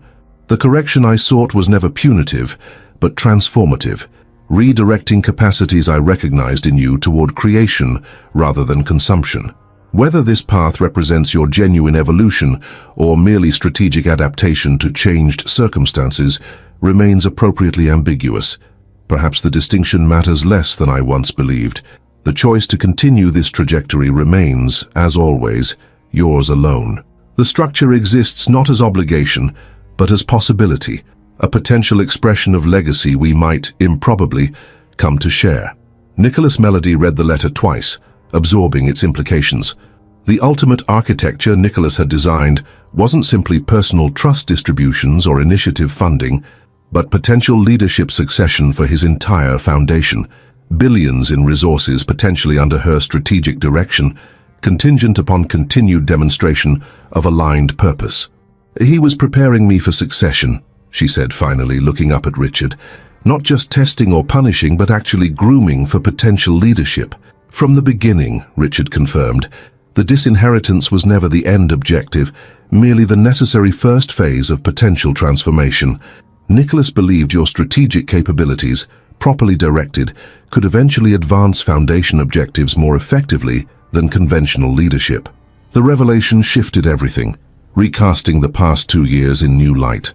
Nicholas hadn't simply been denying her his fortune, but redirecting her relationship to it, from personal consumption to strategic deployment, from acquisition to stewardship. "The 15-year timeline is designed with specific milestones," Richard continued, opening a substantial folder, "each advancing responsibility and strategic authority contingent upon demonstrated capacity. The potential endpoint, should all milestones be achieved, includes board chairmanship and substantial directive authority over Foundation resources." The architecture was simultaneously presumptuous and visionary. Classic Nicholas Hamilton, extending his strategic thinking decades beyond his physical existence. He had designed not just punishment for her calculated pursuit of his wealth, but potential transformation of her relationship to it.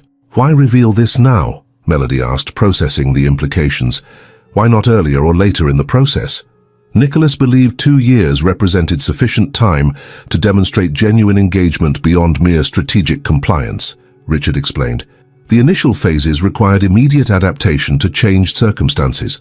This phase requires longer-term commitment based on informed choice." Informed choice. The phrase carried weight beyond its syllables. Until now, Melody had been navigating Nicholas's posthumous maze without full understanding of its ultimate destination. Each milestone revealed only the next steps, never the complete architecture. Now, the full 15-year trajectory lay exposed. Potential Foundation leadership, representing both opportunity and constraint, freedom and obligation. "The choice to continue this path remains entirely yours," Richard emphasized, echoing Nicholas's letter. "The trust distributions you've already received remain yours regardless. This simply represents potential future integration contingent upon your continued choice to engage." As Melody left the mansion, once her marital home, now Foundation headquarters, potentially future leadership domain, the implications continued unfolding. Nicholas Hamilton, even in death, remained several moves ahead, his strategic architecture extending decades beyond his physical existence. Had his correction succeeded? Had his elaborate posthumous experiment transformed her values as intended? Or had she simply adapted strategically to change circumstances, playing his game to access his resources? The answer remained appropriately complex. Elements of both realities coexisted: strategic adaptation alongside genuine engagement, calculated performance alongside authentic interest in outcomes beyond personal benefit. Perhaps, as Nicholas had suggested in his final letter, the distinction mattered less than he had once believed. Perhaps the experience of creating genuine impact would eventually reshape understanding of worth, regardless of initial motivation. Perhaps means and ends were less separable than his binary framework had suggested. Whatever the case, his posthumous architecture had created a reality neither of them could have fully anticipated. Melody finding authentic engagement in work initiated through strategic compliance, Nicholas's rigid experimental design yielding outcomes more complex than his binary hypotheses had allowed. "You've been quiet tonight," observed Thomas Mitchell, reaching for his wineglass across the restaurant table. "Foundation meeting didn't go well?" "Just the opposite," Melody replied, refocusing on her dinner companion. "Board appointment confirmed, initiative expansion approved, everything proceeding according to Nicholas's grand design." Thomas, a professor in Columbia's non-profit management program whom she had been dating for 6 months, was among the few people in her life who understood the complex dynamics of her relationship with Nicholas's posthumous architecture. Unlike her previous strategic relationships, their connection had developed organically through shared interests rather than calculated advancement. "Ah, another milestone in the Hamilton obstacle course," he noted with the wry perception that characterized their relationship. What posthumous reward did Nicholas bestow for good behavior this time? Foundation succession architecture. Melody explained, still processing the revelation herself. Potential leadership trajectory over 15 years, contingent upon continued demonstration of aligned purpose. Thomas whistled softly. So, not just trust distributions or initiative funding, but actual foundation control. That's billions in directed resources. Potential control, she corrected, contingent upon jumping through 15 more years of Nicholas's posthumous hoops. And will you continue following his breadcrumb trail? The question hung between them, direct yet complex. Would she continue engaging with Nicholas's posthumous architecture, navigating his calculated milestones toward potential foundation leadership? Or would she diverge, charting an independent path beyond his designed parameters? I'm still processing the implications, she admitted. Part of me resents his continued presumption, designing my future from beyond the grave, evaluating my choices against his metrics, but another part recognizes the opportunity embedded in his architecture. Opportunity for what? Impact beyond what I could create independently, resources directed toward outcomes I've come to value. Melody considered her words carefully. The strange thing is, I find myself genuinely engaged by the work. Whether that represents successful manipulation on Nicholas's part or authentic evolution on mine remains unclear. Perhaps that binary framework itself is flawed, Thomas suggested. Human motivation is rarely singular or static. We contain contradictions, strategic and authentic, self-interested and altruistic, calculating and genuine. The observation resonated uncomfortably. Indeed, Melody's engagement with Nicholas's posthumous architecture had never been purely strategic or purely authentic. The reality existed in the complex space between, motivations layered and shifting over time. Nicholas designed his experiment around clear categories, she noted.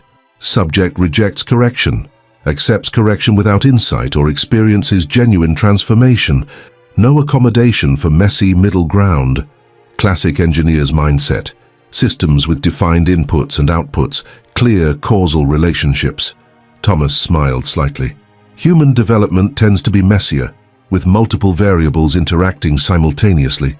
As their conversation shifted to other topics, Melody found herself returning to the essential question Thomas had raised. Would she continue following Nicholas's designed path toward potential foundation leadership? The architecture offered tremendous opportunity for impact, but at the cost of continued navigation within parameters Nicholas had established from beyond the grave. The question remained unresolved as dinner concluded, and they walked through Greenwich Village, autumn leaves crunching beneath their feet. Thomas's hand found hers, the simple human connection grounding her amid abstract considerations of posthumous architecture and strategic trajectories. Whatever you decide about Nicholas's 15-year plan, he said, as they paused at a street corner, remember you're not simply a subject in his posthumous experiment. You've created genuine value through your initiative, regardless of what initially motivated its development. The observation carried weight beyond reassurance. Indeed, messaging mortality had evolved from strategic trust compliance into something of authentic value, improving communication between researchers and terminal patients, creating measurable impact in comprehension and engagement. Whether initiated through calculation or conviction, the outcomes remained meaningful.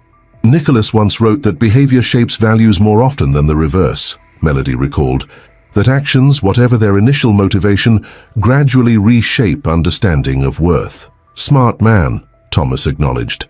Though I suspect he lacked his own insight when designing your correction, he created conditions for authentic engagement to develop from strategic compliance, then struggled to categorize the resulting complexity. The perception was startlingly accurate. Nicholas's experimental design had anticipated 3 distinct outcomes, but the reality had proven more nuanced. Melody navigating a middle path, neither fully embracing his moral framework nor completely rejecting his architectural opportunities. As they reached her Brooklyn apartment, Thomas turned to her with characteristic directness. How would you assess your own development over these 2 years? Setting aside Nicholas's metrics and experimental framework, the question penetrated practiced responses, requiring genuine reflection rather than strategic positioning. How had she changed since Nicholas's death and subsequent correction? Who was Melody Carter becoming beyond the parameters of his posthumous experiment? I'm less certain of everything, she admitted finally. The clear trajectory I once followed, strategic advancement through calculated relationships, no longer holds the appeal it once did. The work I'm doing now, while initially motivated by Nicholas's trust requirements, has become genuinely engaging. The impact feels significant in ways luxury consumption never did.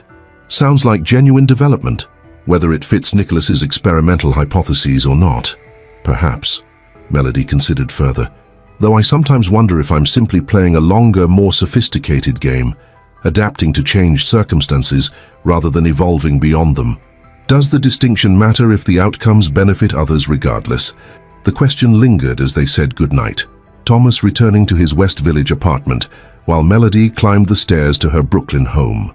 Did motivation matter if behavior produced positive impact regardless? Would continued engagement with Nicholas's architecture represent surrender to his posthumous control or strategic utilization of available resources? The answers remained appropriately complex as autumn deepened toward winter. The second anniversary of Nicholas's death, fading into her third year of navigation through his posthumous architecture. December brought unexpected reconnection with Melody's pre-Hamilton past. Vanessa texted after nearly 18 months of silence. Weird request but need PR expertise for charity event. Heard through Columbia contacts you're doing some foundation work now? Coffee to discuss potential collaboration? The message represented Vanessa's first outreach since Melody's social standing had collapsed following Nicholas's death. Their friendship, built around shared strategic advancement through Manhattan's elite circles, had disintegrated when Melody's trajectory diverged from their mutual framework. Curiosity more than nostalgia prompted Melody to accept the invitation, suggesting a cafe near her Brooklyn apartment rather than their former Manhattan haunts. The location choice itself signaled changed circumstances. Vanessa would need to cross the bridge, rather than Melody accommodating her former friend's convenience. Vanessa arrived 15 minutes late, designer everything and performative apologies for traffic delays. Her gaze took in Melody's simple professional attire, with barely concealed assessment, categorizing changes in status indicators since their last interaction. "You look healthy," she offered, the faint pause containing volumes of social recategorization. "Brooklyn clearly agrees with you." "It's been an adjustment," Melody acknowledged, neither apologizing for nor defending her changed circumstances. "What's this charity event you mentioned?" "Right to business," Vanessa smiled, a flash of familiar calculation beneath social pleasantries. "I'm on the committee for the Children's Hospital Winter Gala. Major donors, potential corporate sponsorships, the usual high-stakes networking. We need communication strategy to maximize media coverage and donor engagement." The request was transparent in its underlying motivation. Vanessa hadn't suddenly developed interest in Melody's professional expertise, but rather had encountered a problem requiring PR skills and calculated that former connections might be leveraged despite changed circumstances. "Why approach me specifically?" Melody asked, genuinely curious about the strategic calculation behind this unexpected outreach. Vanessa hesitated, recalibrating her approach. "Honestly, your work with that medical communication program has been getting attention. Several hospital board members mentioned it specifically when I raised PR concerns for the gala. The revelation was unexpected. Messaging mortality gaining sufficient recognition to prompt Vanessa's strategic reassessment of Melody's potential utility. A strange validation from her former world, acknowledging value creation beyond social positioning. Messaging mortality focuses on research-to-patient communication, Melody clarified, quite different from donor events and media coverage. But the underlying principles transfer, right? Clear communication of complex medical concepts, strategic messaging to specific audiences. Vanessa leaned forward. "Look, the committee has budget for consulting services. This would be a professional arrangement." The proposal crystallized everything that had changed in the 2 years since their friendship had dissolved. Vanessa now approached her as potential service provider rather than social peer, their relationship recategorized from strategic alliance to transactional engagement. "I'm not personally available for consulting," Melody replied after consideration, "but messaging mortality does provide institutional communication training that might address your committee's needs. I can connect you with our program coordinator to discuss potential workshop options." The redirection clearly disappointed Vanessa, who had anticipated leveraging personal connection rather than engaging formal institutional processes. "I was hoping for more direct involvement given our history. The committee specifically asked about your personal expertise." "My schedule is committed to foundation initiatives," Melody explained, neither apologetic nor confrontational. "But our team includes excellent communication strategists who can provide the expertise you're seeking." As their interaction concluded with exchange of professional contacts rather than personal reconnection, Melody recognized how completely her relationship to her former world had transformed. Vanessa, once closest ally in strategic social advancement, now represented a distant shore from which she had steadily drifted, their shared framework no longer defining her trajectory. The encounter provided unexpected perspective on her 2-year journey through Nicholas's posthumous architecture. The strategic social climbing that had once consumed her energy and focus now seemed curiously distant, not through rejection of ambition, but through redirection toward different objectives. The Melody who had targeted Nicholas Hamilton for his billions still existed within her, but those capabilities now found expression through different channels, toward different ends. Whether this represented Nicholas's successful correction or her own strategic evolution remained appropriately ambiguous. But the distance traveled from her former self was undeniable, regardless of how that journey might be categorized. The 3rd anniversary of Nicholas's death arrived with surprisingly little turbulence. No dramatic trust revelations, no posthumous messages, no elaborate milestone ceremonies. Simply another board meeting, another initiative expansion approval, another step along the trajectory he had architected for her potential development. 3 years, Richard observed, as they reviewed foundation performance metrics in his office afterward. "Nicholas would find your continued engagement significant. Still measuring me against his experimental hypotheses?" Melody asked, the question holding less resentment than it might have previously. "Still tracking my development against his predicted outcomes?" "Old habits," Richard acknowledged with rare candor, "though I suspect Nicholas's binary framework proved insufficient for categorizing your actual trajectory." The admission surprised her. How so? His experimental design anticipated clear outcomes: rejection, compliance without insight, or genuine transformation. "Your path has been more nuanced." Richard studied her with that measuring gaze, now familiar rather than resented. Strategic adaptation alongside authentic engagement. Performance alongside genuine interest. Means and ends less separable than his framework allowed. The assessment was unexpectedly perceptive. Indeed, Melody's navigation through Nicholas's posthumous architecture had never fit neatly into his experimental categories. Her initial strategic compliance had gradually incorporated genuine engagement, her calculated performance evolving to include authentic interest in outcomes beyond personal benefit. Nicholas preferred clear categories, she noted, systems with defined inputs and outputs, predictable cause and effect relationships. A limitation in his thinking, Richard agreed, surprising her again with critical assessment of his former client and friend. Caroline recognized it during their marriage. She would say his brilliant systems thinking sometimes missed human complexity, the messy, contradictory nature of authentic development. The mention of Caroline, always present as abstract comparison, but rarely discussed directly, caught Melody's attention. "You knew her well?" "We were friends before she met Nicholas," Richard confirmed. "Different personalities entirely. Caroline intuitive, where Nicholas was analytical, comfortable with ambiguity where he sought certainty. Their partnership balanced his tendencies toward excessive systemization, and after she died, he retreated into systems thinking more rigidly, seeking mathematical precision in human affairs, clear metrics for intangible values."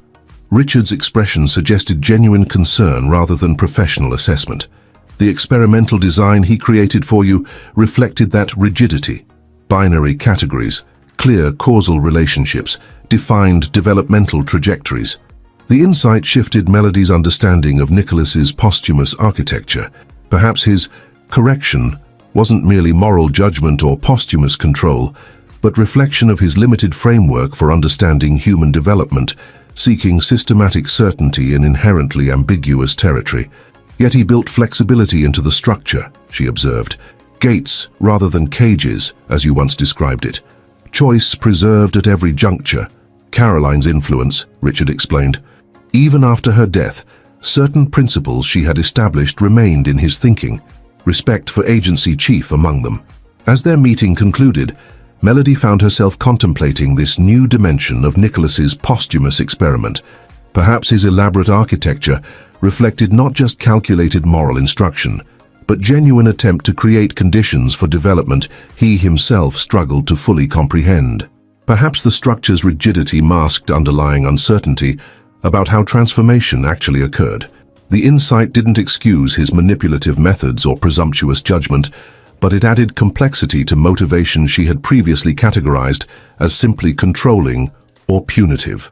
Nicholas Hamilton, brilliant systems architect that he was, had attempted to design human development according to predictable parameters, only to create conditions for outcomes more nuanced than his binary framework allowed. 5 years after Nicholas Hamilton's death, Manhattan's skyline viewed from Brooklyn Heights contained both familiarity and transformation. New buildings altered the silhouette. Old landmarks remained anchored. The overall impression simultaneously static and dynamic, like Melody's relationship to the city itself. The woman who had once navigated that skyline with calculated precision still existed within her, but found expression through channels Nicholas's correction had unexpectedly created. Melody Carter, Executive Director of Communication Strategy at the Hamilton Foundation, still applied strategic thinking and relationship management, but toward medical advancement rather than social climbing, impact rather than acquisition. Her Brooklyn apartment had expanded to accommodate growing professional needs, home office for foundation work, space for occasional program development sessions, bookshelves filled with medical communication research rather than social strategy guides. The sapphire pendant that had once symbolized Nicholas's judgment now rested in her jewelry box, neither discarded nor regularly worn, simply part of a complex history, neither embraced nor rejected. Thomas had moved in the previous year, their relationship evolving from collegial to romantic to domestic, with surprising organic development. Unlike her calculated pursuit of Nicholas or strategic positioning with wealthy targets before him, their connection had grown through genuine alignment rather than performance, another unexpected outcome of her diverted trajectory. Deadline met, Thomas announced, emerging from the home office they shared. Grant proposal submitted with 12 hours to spare, practically unprecedented in academic terms. Efficient, Melody approved, handing him coffee from their small kitchen. The Mitchell method proved superior once again. Their comfortable domesticity would have been unrecognizable to the Melody who had targeted Nicholas Hamilton for his billions, the woman calculating thread counts and square footage rather than genuine connection or shared purpose. Whether this represented Nicholas's successful correction or her own strategic evolution remained appropriately ambiguous. But the distance traveled from her former self was undeniable, regardless of how that journey might be categorized. Her phone signaled an incoming call. Richard Kensington, still serving as trustee for the architectural structure Nicholas had designed, now implemented through foundation governance rather than posthumous revelation. The board has formally approved your advancement to the next leadership tier, he informed her without preamble. Executive committee membership activated as specified in the succession structure, effective immediately. The milestone represented another step along the trajectory Nicholas had architected, gradual assumption of strategic foundation leadership contingent upon demonstrated alignment with its mission. 5 years into the 15-year progression he had designed, each milestone achieved through combination of strategic adaptation and genuine engagement. Nicholas would be... Richard hesitated, searching for appropriate phrasing. Measuring my development against his experimental hypotheses, Melody suggested, the observation now carrying wry acceptance rather than resentment.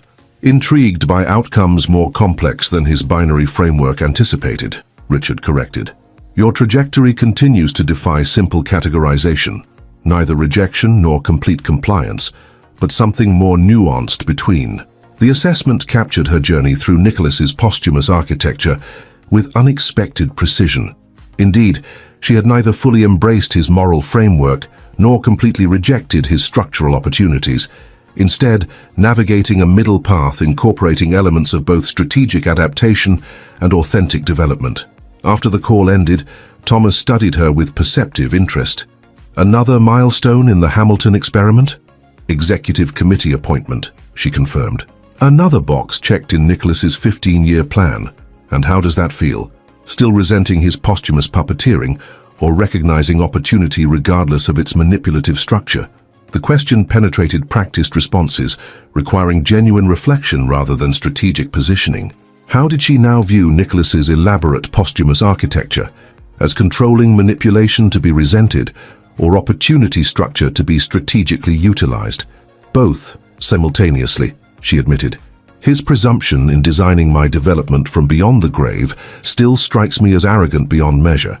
Yet the opportunities created through that architecture have proven valuable beyond initial calculation.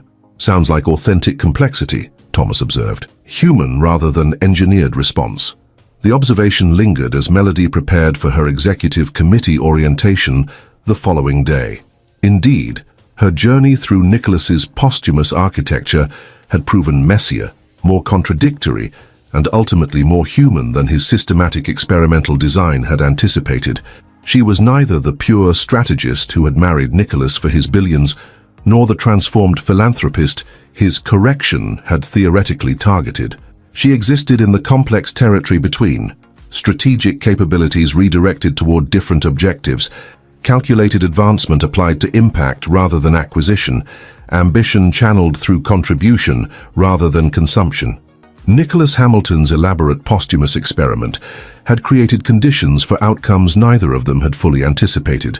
Melody finding authentic engagement in work initiated through strategic compliance, Nicholas's rigid experimental design yielding development more complex than his binary hypotheses had allowed. Whether this represented his posthumous victory or her strategic adaptation remained appropriately ambiguous, a complexity Nicholas himself might have appreciated had he lived to witness it. The woman who had married Nicholas Hamilton for his billions had not been extinguished by his correction, but rather redirected, her strategic capabilities finding expression through channels his posthumous architecture had unexpectedly created. Not transformation into someone else entirely, but evolution of existing capacities toward different ends. Perhaps, Melody reflected as she reviewed executive committee materials that evening, that represented the ultimate irony of Nicholas's elaborate posthumous experiment. In seeking to correct her acquisitive nature through systematic design, he had actually created conditions for her strategic capabilities to find more meaningful expression, not by eliminating the strategist, but by expanding her potential impact beyond mere personal acquisition. The Hamilton correction, it seemed, had succeeded in ways neither of them could have fully anticipated, not through forced conversion, but through expanded possibility, not extinguishing ambition, but redirecting its focus, not eliminating strategy, but transforming its purpose. As Nicholas had written in his final letter, the correction I sought was never punitive, but transformative, redirecting capacities I recognized in you toward creation rather than consumption. In that narrow sense, perhaps his posthumous experiment had indeed succeeded, not through the clear categories his binary framework had anticipated, but through the messy, contradictory, ultimately human development his systematic design had unexpectedly facilitated. Whether that represented his victory or her own remained, like so much between them, beautifully ambiguous. If this story touched you in any way and sparked your curiosity for emotionally charged and inspiring tales, don't stop here. Subscribe to our channel, turn on notifications, and stay tuned for new stories that might change your perspective on life. Each video is an invitation to explore narratives that resonate with the heart. Speaking of which, how about clicking on the next video? I'm sure it will move you too. See you there.